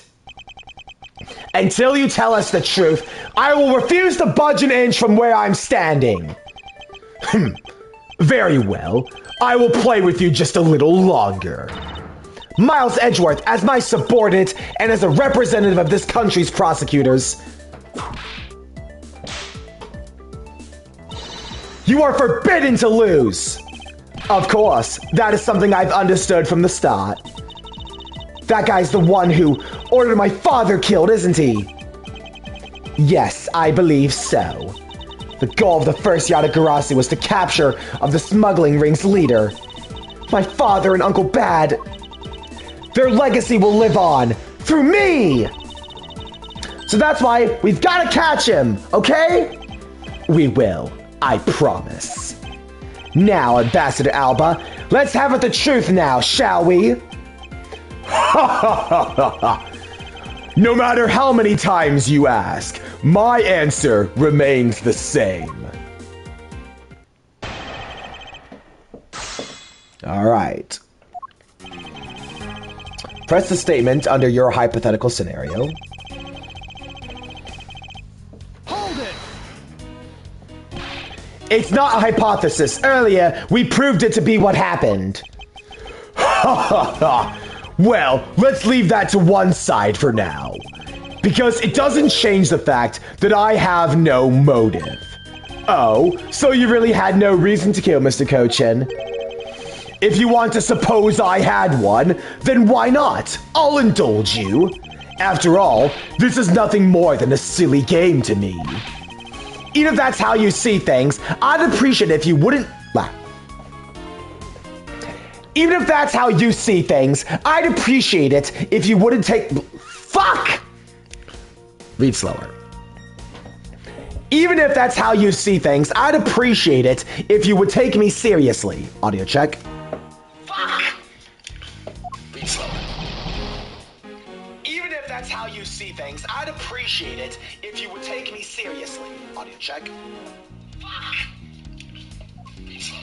Okay, we're still good. I want to make sure it was still in sync. Ahem, I'm sorry. I suppose you're in a bit of a pickle. Very well. A game is no fun if the playing field isn't level. Therefore, I formally claim that I had no motive to kill. Now let's see you disprove it. How can he stand there looking proud when he knows he killed another human being? Well, I'm not going to stand by and just watch him get away with his crimes. Okay, and then we present Damas 2's note at the statement. Objection!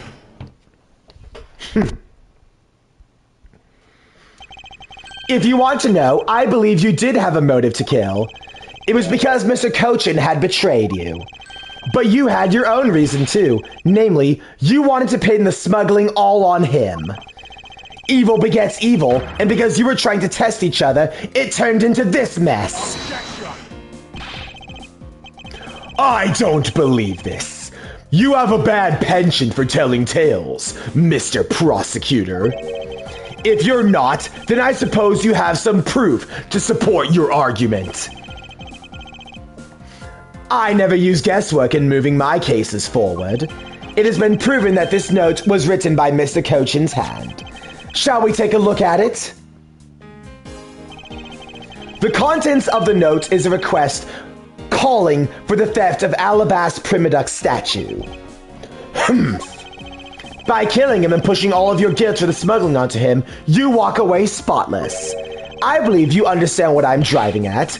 You had more than a few reasons to kill him. Are you finished with your hypothesizing? Excuse me? Let's suppose I did have a motive. Even so, a motive or thought alone cannot kill. Isn't that right? I didn't expect him to resort to playing the semantics game with me. It appears that this is where the real battle will begin. Now then, if you will excuse me. Wait! What? I told you at the very beginning, didn't I? You only get one question. Ugh! Ambassador Alba, please, if you could give us just a little more of your time. It doesn't matter what kind of man Manny was, he was my subordinate. Which is why I would like for us to figure out the real cause of his death. That is something for Babel to find out, and something which I have no relation to. Now he's even turning down a request from Ambassador Palino. I'm very sorry, but it seems like now even my voice falls on deaf ears. There is no need for you to apologize, Ambassador Palino. We must find some way for him to stop... We must find some way to stop him from leaving! It seems there are no further objections. In that case, please allow me to return home. The bro move of the century. Right here! Oh no, never mind. Okay, it's after this. It's after this where we have the biggest bro move of the century. After this. Hold it right there, Ambassador Alba. Okay?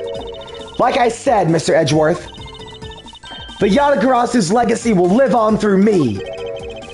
Yes, but how do you suggest we stop him from leaving? You just leave that to me. Ambassador Alba, do you recognize this? No. And why should I recognize that tattered old organizer? Wait, where have I seen that before? That is a clue my father, Bjorn Faraday, left for us. Did you say Bjorn Faraday? Mr. Faraday's organizer. Don't tell me this is the one from the second KJ incident.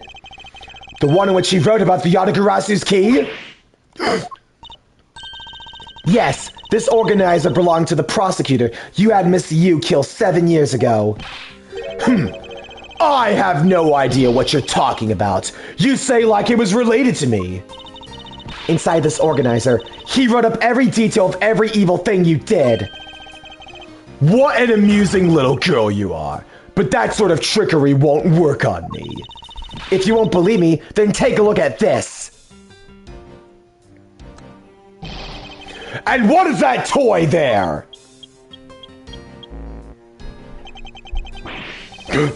Yes! This thievery device was used by the Yatagarasu, or rather, my father. 7 years ago, he used this when he snuck into this embassy. What? These two pieces of evidence hold the information the Yatagarasu dug up on you. If you go home now, I won't hesitate to send it all to Alabas right behind you. Little girl, get to the point. I want you to go up against Mr. Edgeworth one more time. If you win, then I'll hand these 2 pieces of evidence over to you. Yadagarasu! Ever the thorn in my side!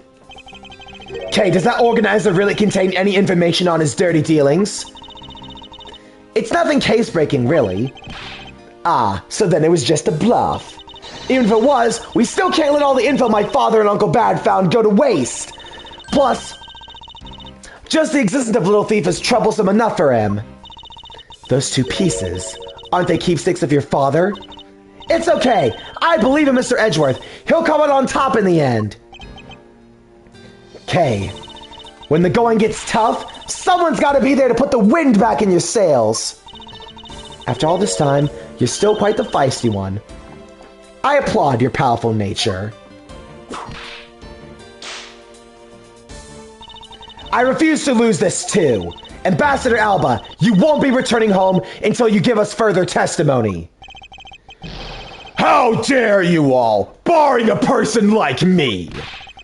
Ambassador Alba, your testimony, if you please. All right, but this is the absolute last. Then even if you use all the power of Ambassador Palino's office, you won't stop me. I can't let this opportunity Kay has created for me go to waste. Let's go! Alba's Alibi, Part 2. The last time I met with Mr. Cochin was here at Theatrum Neutralis. After that, I was in Alabas the rest of the time, as I stated earlier. In any case, I did not see Mr. Cochin again after that. So you see, there is no time span in which I could have killed him. Wouldn't you agree? Now, since you people were practically begging, I'll allow you to question me. What an arrogant old man. Yes, but no matter. We can't allow this chance to escape us. I will warn you, though. You've reached the end of my patience. With my time and inane... Waste my time with any inane questions, and you will be punished. So any needless pressing or presenting will hurt our case? In that case, the only thing you can do is present the correct evidence. Understood? Of course, I don't intend to let him intimidate me. I know Mr. Cochin was killed before he returned to Babel, in which case, there's only one statement in which I need to present the evidence. So yeah, now there's a penalty for pressing. So be very careful with that. Okay, so then we present... The last time Mr. Cochin was in Theatrum. So we present the commemorative photo here.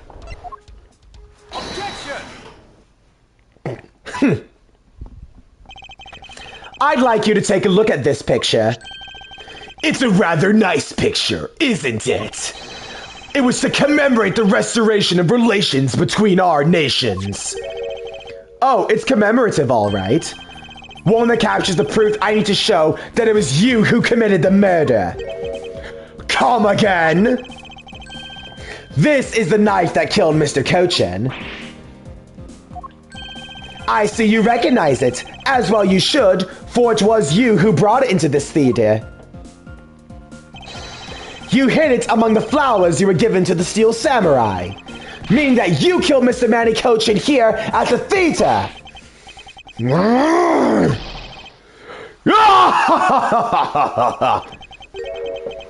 It's time for me to catch my flight. We're not through yet. It's game over for you, Mr. Edgeworth. But I thank you for the entertainment. No matter how passionately orate, the end result will still be the same. I won't be returning to this country ever again. That's right. This man is an ambassador, and he has extraterritorial rights. No matter how hard we chase after him, we won't be able to have him tried in court. Yes, that's exactly the face you should be making. The face of a worthless cur. No! Now then, ladies and gentlemen, I must bid you all farewell. The courts! Is there no one who can lay a finger on this man? Is this really the end? And bro, I'm saying right here is the biggest bro moment in the whole game. Agent Lang? Sorry to keep you waiting, Mr. Prosecutor. Get out of my way! My plane is scheduled to take off soon. Sorry, but you're not going anywhere, Mr. Alba. I'm through playing games with you people. You can't touch me. If you would do... blah. You cannot touch me. If you do, it would spark an international incident, Agent Lang. Sorry, but no, it wouldn't. What? Hey, Mr. Prosecutor. Good job holding down the fort here until I got back. Huh? So, Mr. Alba, your diplomatic immunity has just been revoked! What do you mean revoked? Spare me this nonsense and let me through! Langsy says, before aiming for the throat, chew the neck shield off first. Interpol headquarters in the Imperial household of the Kingdom of Alabast. Took a while to get things rolling, but they finally moved on it. The Imperial household? What have you done? You've been relieved of your duties as ambassador, Mr. Alba! What?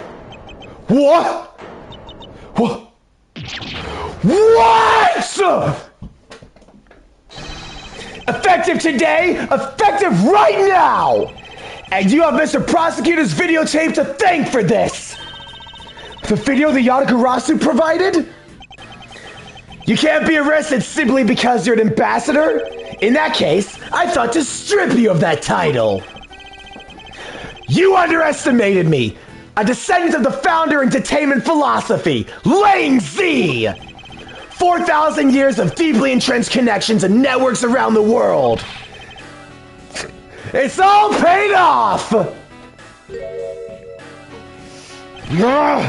It can't be! I don't believe this! My ambassadorship has been revoked? Looks like you're finally coming to grips with your new standing! Woohoo! Looks like he's turned docile again! He's probably in shock from the loss of his shield. What a shame. I'd so wanted to use my whip on him. Why is this happening to me? I'm just a hard-working, honest ambassador! Do you really think you can still pull that on us now? We've already ripped away the mask and seen you for who you really are. Mr. Alba!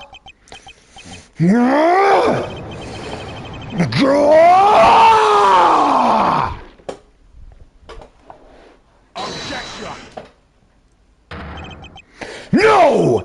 I won't be stopped now! He still intends to fight us? So what if I am no longer ambassador? You still do not have any evidence on me. The fact remains, you cannot arrest me. I expected no less from you, the boss of the smuggling ring. Well, the rest is up to you, Mr. Prosecutor. Understood. Ha ha ha ha ha! You say that I killed Mr. Koshin in the theater. But even if that's true, that there was a knife in my bouquet, I left that bouquet in the theater. So anyone could have taken it out from there and used it, right?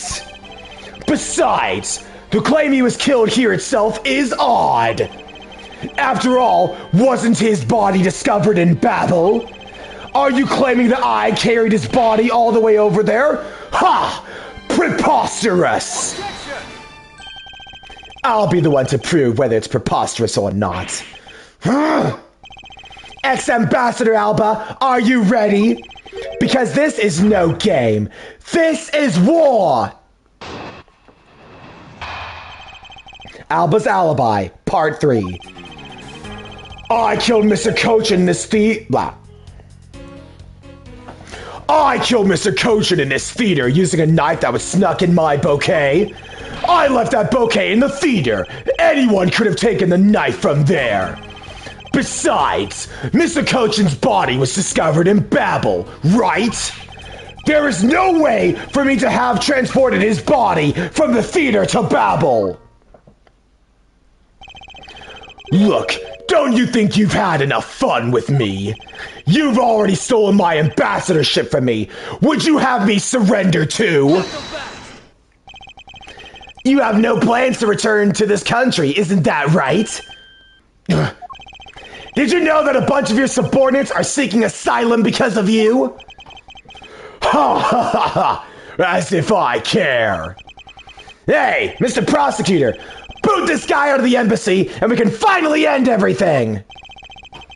I know, and I will give it my all to see that he leaves in handcuffs.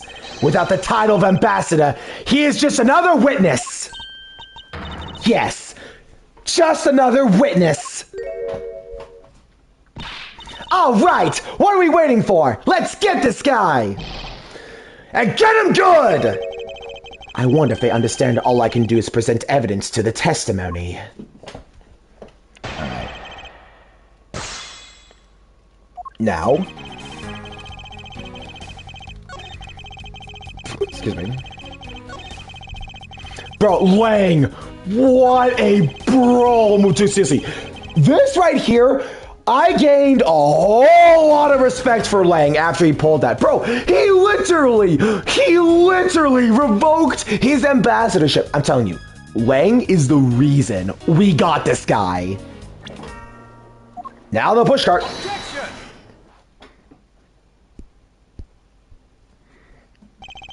Actually, I do believe there is a way to transport the body out of the theater. Perhaps you should give this a look. What is that supposed to be? It's footage from a security camera that captured the state of the immigration area. Should I congratulate you on getting your hands on it? Just letting you know that we're not the only ones watching your every movement. Thank you for the warning. Now, if you could take a good look at this section here. This lump here inside the pushcart. Do you know what's causing it? Should I? Because I do not. In that case, allow me to enlighten you. This is the cause of the unnatural lump under the cloth in the pushcart. And then we present, I think it's the notes, right? Yep. Take that! What is the meaning of showing me that? It's to say the unnatural bulge in the pushcart is Mr. Colchin's body. You have to steal Samurai wheel his body away from the real crime scene. What a guess! But I wonder if you have any evidence to support it. I admit that for now it's a hypothesis, however.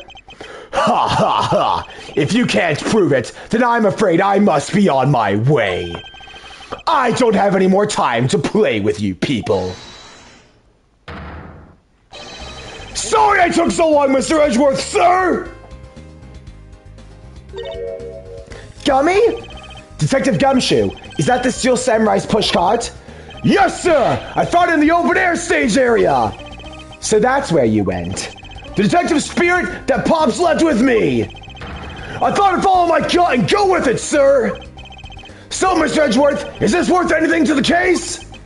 Yes, it just might play a major role in solving this case, Detective. But something isn't right. I thought the entire Samurai family was an Alabast. Where exactly in the open stage area did you find this pushcart? I found it just lying there at the edge of the stage, sir. Oh, well, let's leave that for now and examine the inside, Detective. Yes, sir! The blood. Oh, we got him now. It's blood! This must be Mr. Cochin's blood, which only goes to prove that Mr. Cochin's body was indeed transported by this pushcart. I believe you understand what this means, correct? You killed Mr. Cochin at this theater and then placed his body inside the pushcart. And then you forced the Steel Samurai to unwittingly move the body for you. I forced him to move the body into Alabast? What nonsense! Why would I bother to do such a thing? You were scheduled to make a speech in Alabast, meaning it was difficult for you to make a stop in Babel. However, what if you moved the body to Alabast? Because it was your embassy, you could keep an eye on it and tamper with the evidence. And then you smuggled it out of Alabast. No! If I can show how you moved the body from Alabast to Babel, then I win. But you can't! The security between the two countries is incredibly tight! I'll be the one to judge whether I can or cannot prove it. And so, I ask you to provide us with testimony regarding your movements after you return to Alabast. Excuse me, sorry. Excuse me. Miles Edgeworth, have you figured it out? Do you know how the body was moved? To be honest, I have nothing to support my hypothesis at this time. However, I don't believe I've made a mistake with my logic up until this point. Which means there is no question that can be answered. That can't be answered, right? The Primiduck statue was smuggled successfully through a brief flight through the air duct. So why shouldn't there be an answer as to how the body was moved? Which means that there must be a logic flaw somewhere I can exploit. Movements in Alabast. After I returned to Alabast, I had my pictures taken with the Steel Samurai shaking hands. Then, just as I was about to start my speech, the Yatagarasu appeared. I feared for the national treasures, so I raced back to my office. Is that all? Yes, that is all. Objection! It looks like you left out a few things, such as the murder of Damas II. Furthermore, you left out the part about meeting with me in your office. Ah, those trifling matters. I don't believe I need to speak of those things. I do so hate to waste time. What? You, is not every life precious? Ha ha ha ha! Do you really need me to answer that for you? People like you cannot be allowed to wander freely through society. Then you better try hard, because I doubt you'll find a single contradiction. He's really full of himself, isn't he? Yes, he is. How can he be so confident at a time like this? Ha ha ha ha! Come on! Do not be shy! Go ahead! Ask whatever you'd like! Alright, now we press every statement. Hold it! So, why was it only with the Steel Samurai? I thought the Pink Princess was also around. The Pink Princess was suffering from a bad hip at the time, and the doctors recommended that she rest. Wow, so you do have a soft side after all. The pain of a bad hip. I suppose none of you can really understand how it feels. Oh, so you tend to strain your back as well, huh? But isn't that just because you're normally all hunched over? He did need to keep up an act no matter what, I suppose. The point of this is not to discuss my back problems. For about 15 minutes after our handshake, I was in my office preparing for the speech. Hold it! The Yatagarasu was just a trick you had set up. Ha ha ha ha! A most amusing joke. And how do you propose that I set it up? If you really want to know, I can explain it in detail for you. You arranged the spotlights in the rose garden so that when you were to take stage, the audience would see the Yatagarasu's shadow. Oh, that is an interesting tale. Sadly, it has nothing to do with me. You! Just what's it gonna take for you to fess up to anything? Very well then, let's move on to a different question. After the Yatagarasu appeared, what was the state of the rose garden? Everyone took refuge inside the embassy. I even helped with the effort. And then, once everyone was inside, well... Hold it! Excuse me. And what happened after you returned to your office? I don't want to keep on repeating this, however. Upon my return, I had that stroke of bad luck and bumped into Mask Man. And I don't want to keep on repeating this either. But his name was Damask II. Who cares what he was called? By the time he got the Primitive statue that he was supposed to steal, it had already been swapped for the fake. Talk about an unlucky man, being bludgeoned to death with a fake statue. Ha ha ha ha ha. Miss Von Karma's really letting her whip fly now. Eek! I think the scary part is her silence while she's doing it. She must be at the limit of her patience as well. But physical attacks are meaningless here. Only evidence will suffice. Gah! I can't find a single flaw in his argument.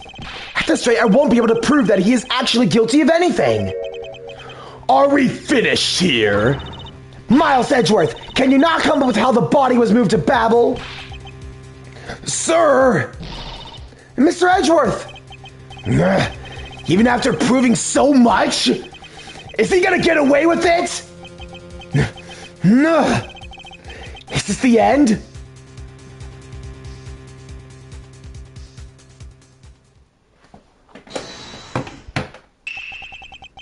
Uh-oh. I think we know who that is. Audio check. Uh-oh. I think we know who that is. Okay, audio's still in sync. Good. I know the stream has been going for a really long time, and I would not put it past it for the audio to get out of sync. It appears we made it just in time. It would be a great honor if you would allow us to be your allies in battle. Evil magistrate, it's time for you to pay. Animatronics during the battle. It's the Steel Samurai! No, you are mistaken, for I am Steel Samurai Daddy, married man of Neo-O Tokyo. And this is Pink Princess Mommy. Edgy Boo! No! The two people I wanted to see the least. Larry! What are you two doing here? Way to show your gratitude, Edgy. We just wanted to help. Yeesh! I want to get the bad guy with a single thrust of my samurai. Go away! How can you be so mean to us, Edgy Poo? All three of us came to lend a hand, and this is how you treat us. Well, isn't that just grand? And I see they managed to find the Iron Infant. Does that really matter right now? Hey! Is this just me or is the Iron Infant completely soaked? Oh yeah. I found him in Babel, but he's in the middle of the pool. Wait a second. Larry, go back to what you just said. Huh? Oh, it appears not that far back. I was thinking about finding the Iron Infant in Babel, and he found it in a pool. I don't recall there being one in Babel. Oh, that! Well, I was in Alabasta the whole time, So I have no idea how the Iron Infant wound up in Babel. So I thought I lost him in the rose garden. But I guess maybe this cute kid swim, huh? Wait, what? Larry, you lost the Iron Infant in the Rose Garden? Are you sure about that? Yeah, I'm sure. But I found him in... Hold it! That's enough, Larry. The Iron Infant that Larry lost managed to move between the two countries. Furthermore, the Iron Infant was found soaked in the middle of a pool. This is what I've been looking for. It's another smuggling route between the countries. The key to the route the Iron Infant took to travel from the Alabast is bilateral symmetry. That's right. The embassy was built with bilateral symmetry in mind. Detective Gumshoe. Yes, sir? There's a location I wish for you to examine, post-haste. It is where I believe the route was used to smuggle Mr. Cochin's body lies. Does something like that really exist, sir? An embassy built on bilateral symmetry, meaning this is where we need to examine. Then we examine. Take that! Yes, sir! I'll be back before you know it! It's too late! It doesn't matter what you do, it's all a waste of time! You will stay here with us and wait!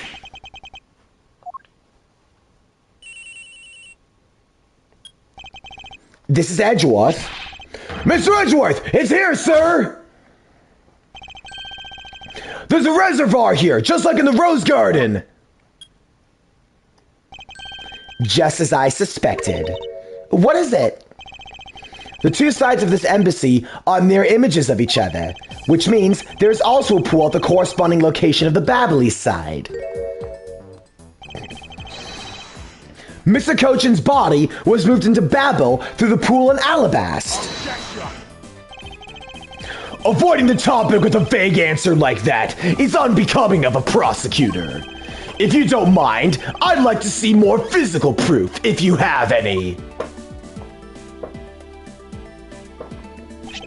The Iron Infant is positively soaked in water. Why do you think that is? It's because he was fished out of a pool, and not just any pool, it was the Babylese one. I think it's pretty obvious at this point what must be true.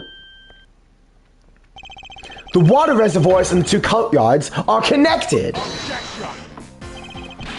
And where is your proof that the two sides are connected? The proof is right there before your eyes. The half-drowned Iron Infant. What? This blasted doll! Mr. Edgeworth, I'm back! Hey, don't tell me you guys figured everything out without me. We did, thanks to this hero of justice's son. Even if he's just a doll, he managed to help foil the villain. Hey, Mr. Prosecutor, look, I don't want to say this, but it's kind of unlikely the body just happened to have passed on through Babel. This guy's a doll and he's small, so I can believe he made it, but... He has a point. Ha ha ha! Yes, that's right. I'm glad someone here understands. Mr. Edgeworth, are you going to next propose that a dead body can swim through a pipe? You see, Mr. Prosecutor, I chased after this man. It's far from over. Agent Lang. Why is he helping Mr. Alba out now? He's not. He realized the flaw in my argument and is helping me make the logic move along. In which case, I should return the favor and find an answer. And another thing! Mr. Cochin's body was found in his office in Babel. So what happened to his body after it was transported to the open air stage? Mr. Alba had an accomplice in Babel, remember? You mean Sheena, right?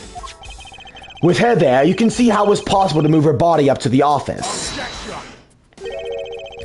Are you seriously claiming that she swam through the connecting pipe with the body? He's right! Miss Sheena would drown if she did that! It's hard to imagine that she swam through the connecting pipe. It looks like your hypothesis about how the body was moved is still only half-baked. In the end, it's all just befuddled musings of an accusatory man.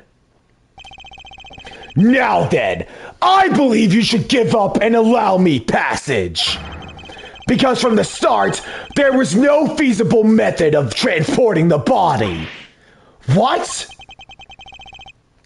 Mr. Prosecutor, recall Sheena's movements. What was happening in the embassy around the time Miss Sheena was in Babel? There's only way to get rid of the water in the pool. Get rid of the water? Aha, that's it! Now, I believe this time we are really done, right? Unfortunately for you, it's far from over, Mr. Alba. Excuse me. You are a most persistent man. Are you saying that you thought of a way to move the body through the water? Move the body through the water? That is completely unrelated to how it was done. Excuse me? The reason I say that is because there wasn't any water there at the time. What do you mean there wasn't any water? Just what it sounds like. Tonight's events made it possible to drain the water, allowing the body to be moved. Because of the fire. Okay, so I go ahead and I present Fires of Babel.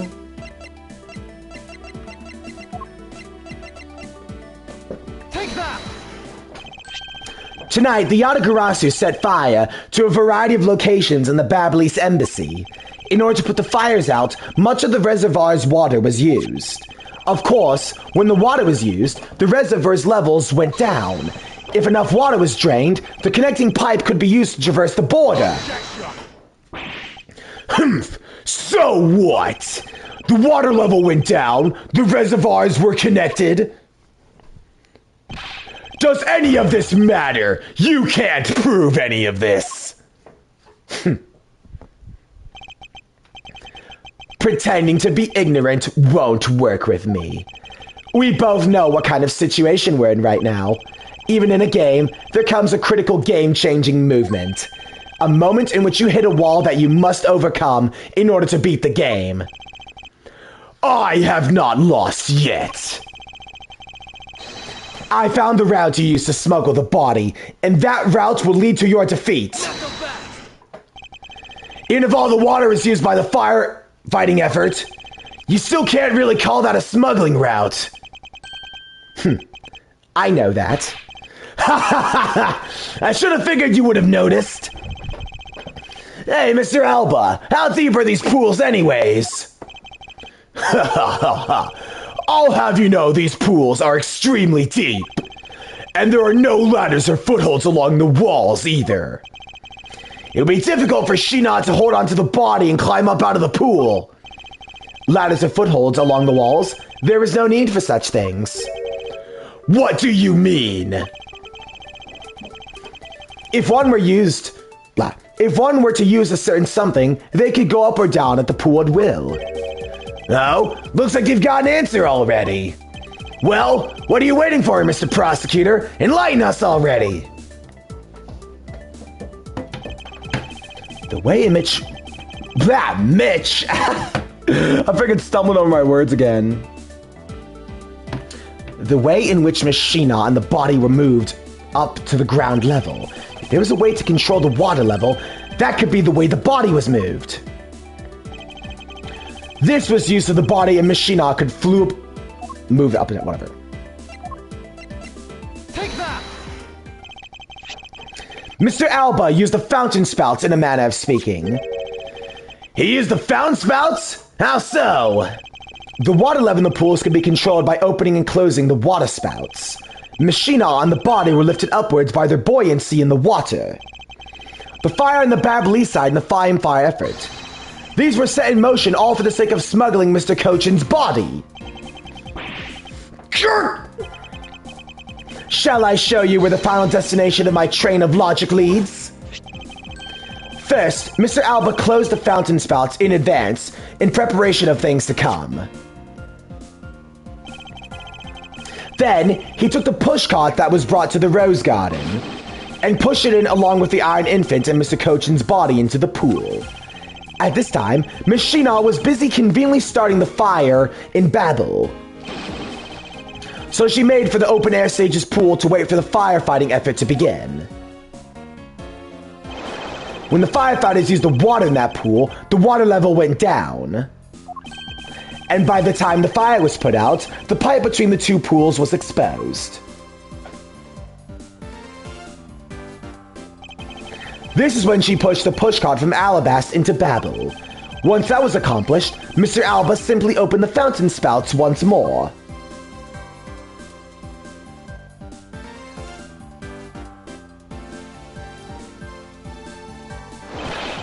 And the water level rose up to its original level, along with Miss Sheena and the body. After that, Miss Sheena used the pushcart to carry the body up to the Secretariat's office. There's an elevator in the embassy after all, so you see, even with her small frame, she could have easily transported Mr. Cochin's body. And that wraps up my thorough explanation of how the body was moved.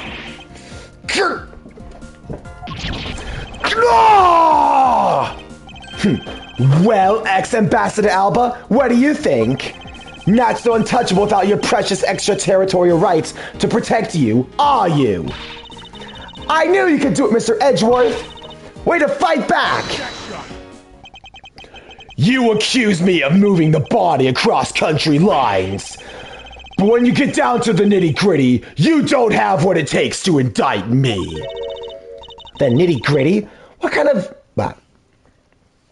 What does the old man want now? Proof, I believe, is what he seeks. Yes, proof. Without any, who is to say whether or not any of what you've said really happened? He wants proof? What are we gonna do, Mr. Edgeworth? There's no need to worry. I have all the proof we need all along. The body wasn't the only thing to go through the pool's connecting pipe tonight. Just as Detective Gumshoe found the pushcart in the open stage area, so too did I find one other item there. And that piece of evidence is what will prove that the pools were the smuggling route. This was another thing that was smuggled over to the Babbley's open-air stage.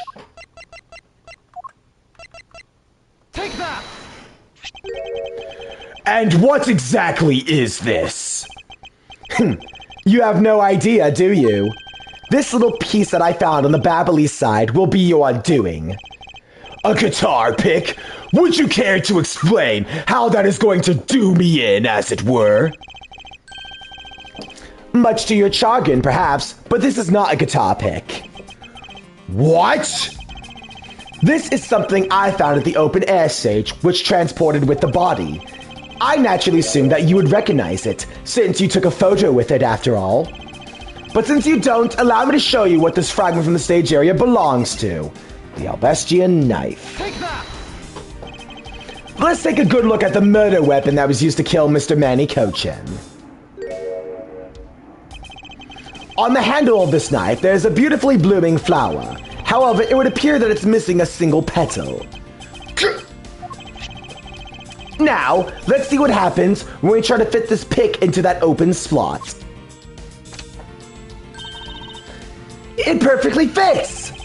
I assume that petal must have fallen off of the flower during Mr. Cochin's murder. And then it was accidentally placed into the pushcart along with Mr. Cochin's body. That's an interesting story. Nothing more. Oh, I assure you, it's more than just a story. Because for some odd reason, this flower petal was wet when I found it. It was wet, you say? Yes, and the only place it could have gone wet from is the open area stage's pool. Now I ask you, how did part of the weapon, which was smuggled into the theater, wind up in the open stage area on the Babbley side of the embassy? I don't think I need to waste any words explaining this, as the petal explains it all for me. It proves that someone went from the Rose Gardens pool through on into Babel. Impossible!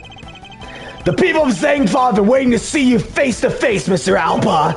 I'll tell her back home. We'll be there soon. You should be happy. Why? Why? It's a little late to be asking that question.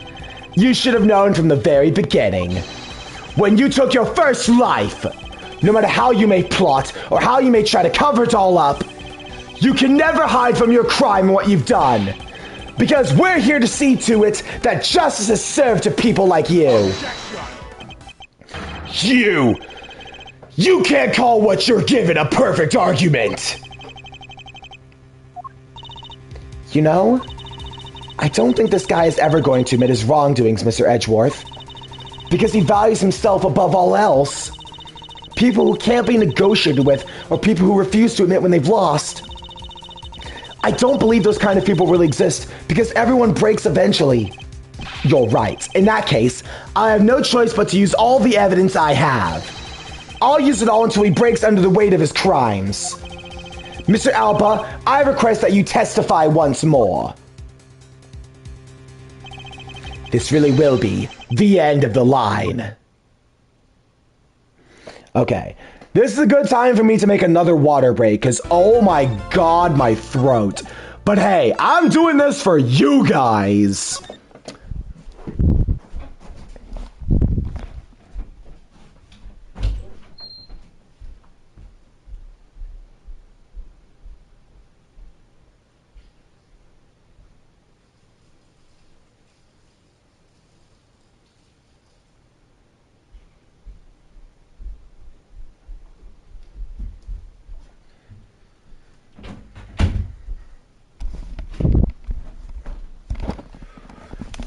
Okay, audio check again.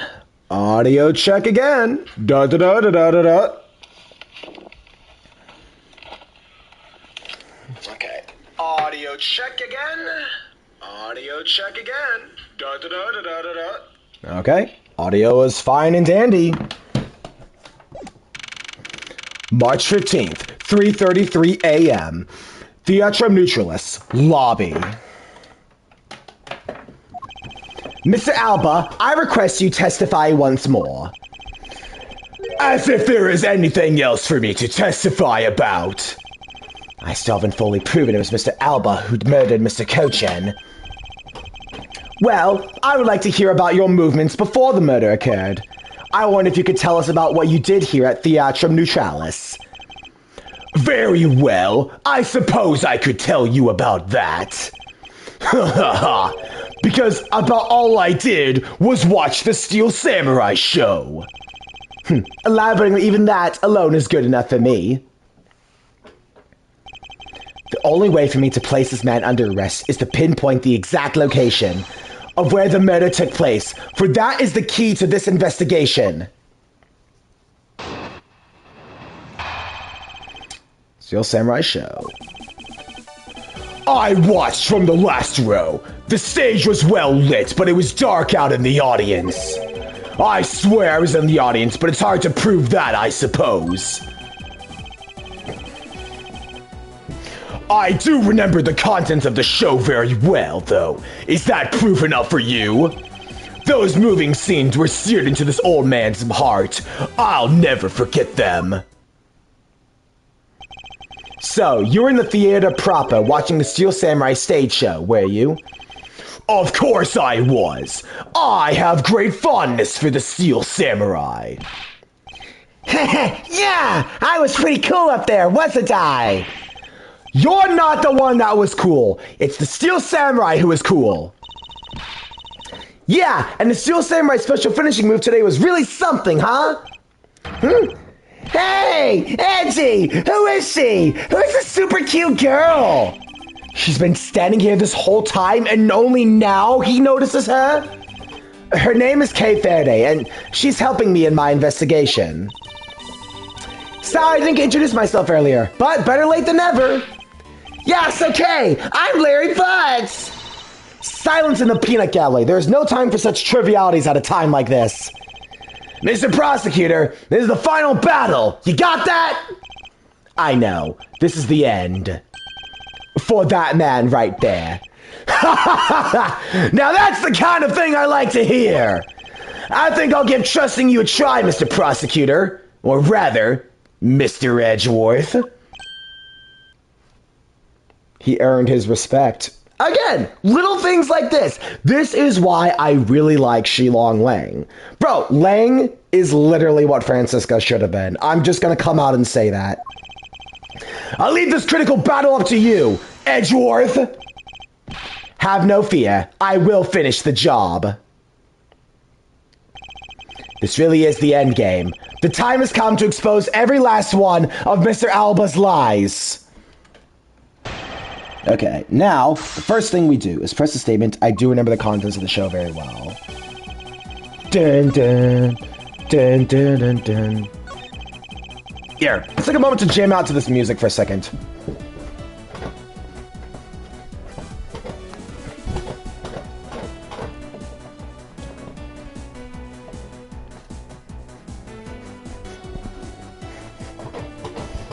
Okay, we'll say we can listen to the soundtrack later. All right. Okay, so press the statement. Well, I remember the contents of the show as well myself. That's nice. That's nice. Miles Edgeworth, don't allow yourself to be riled up by him at this important juncture. I wasn't planning to let him. Well, if you ask me, I think I'm the biggest Steel Samurai expert around here. And didn't you think the climactic scene of today's show was just totally awesome? Yes, I remember that well. And that spectacular special move. The way you delivered the final blow against the evil magistrate. Early summer rain jab. Oh, that scene will live on in my heart forever. Is that how it went? Yeah, I totally forgot about that. How can you forget your own special moves? That's the special attack the Steel Samurai uses when he's using the Samurai Spear. Yes, and today was the first time they showed it off, was it not? I hadn't watched the show, then how could I answer with you the name of the move? I suppose you are correct, but if you could please elaborate on this point for me. Okay, but then we present the spear. Because he didn't use the move! How did he know if he was watching? How did he know?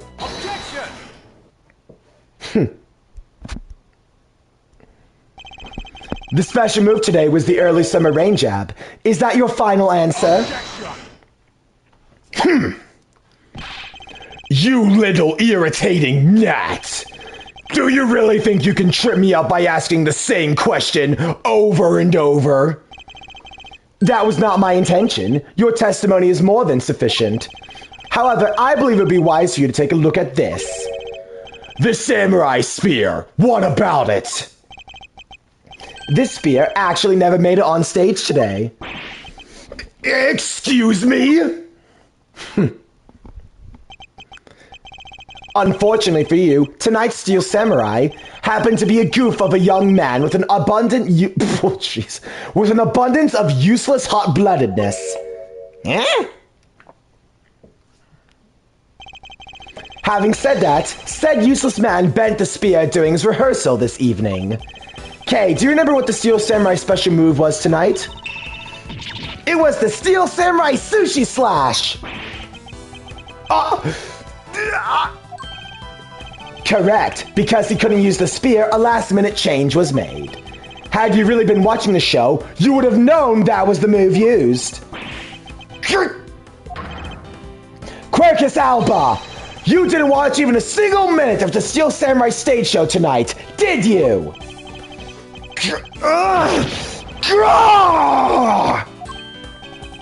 Aha! So if he wasn't watching the show tonight, then it opens up the possibility he was busy killing Mr. Cochin instead. So, where were you during the show? I demand an answer, now!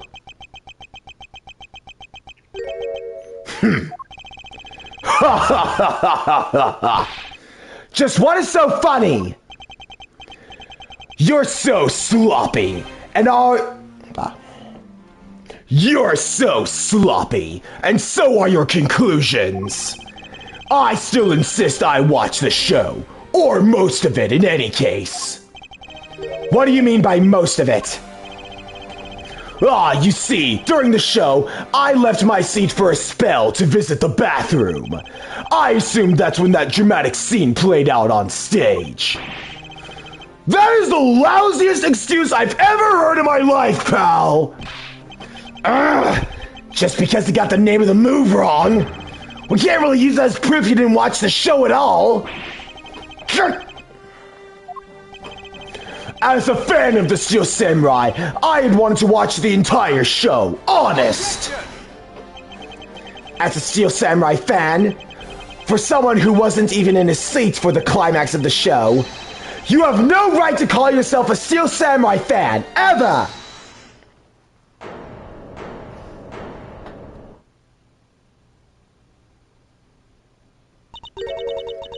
Who was that just now?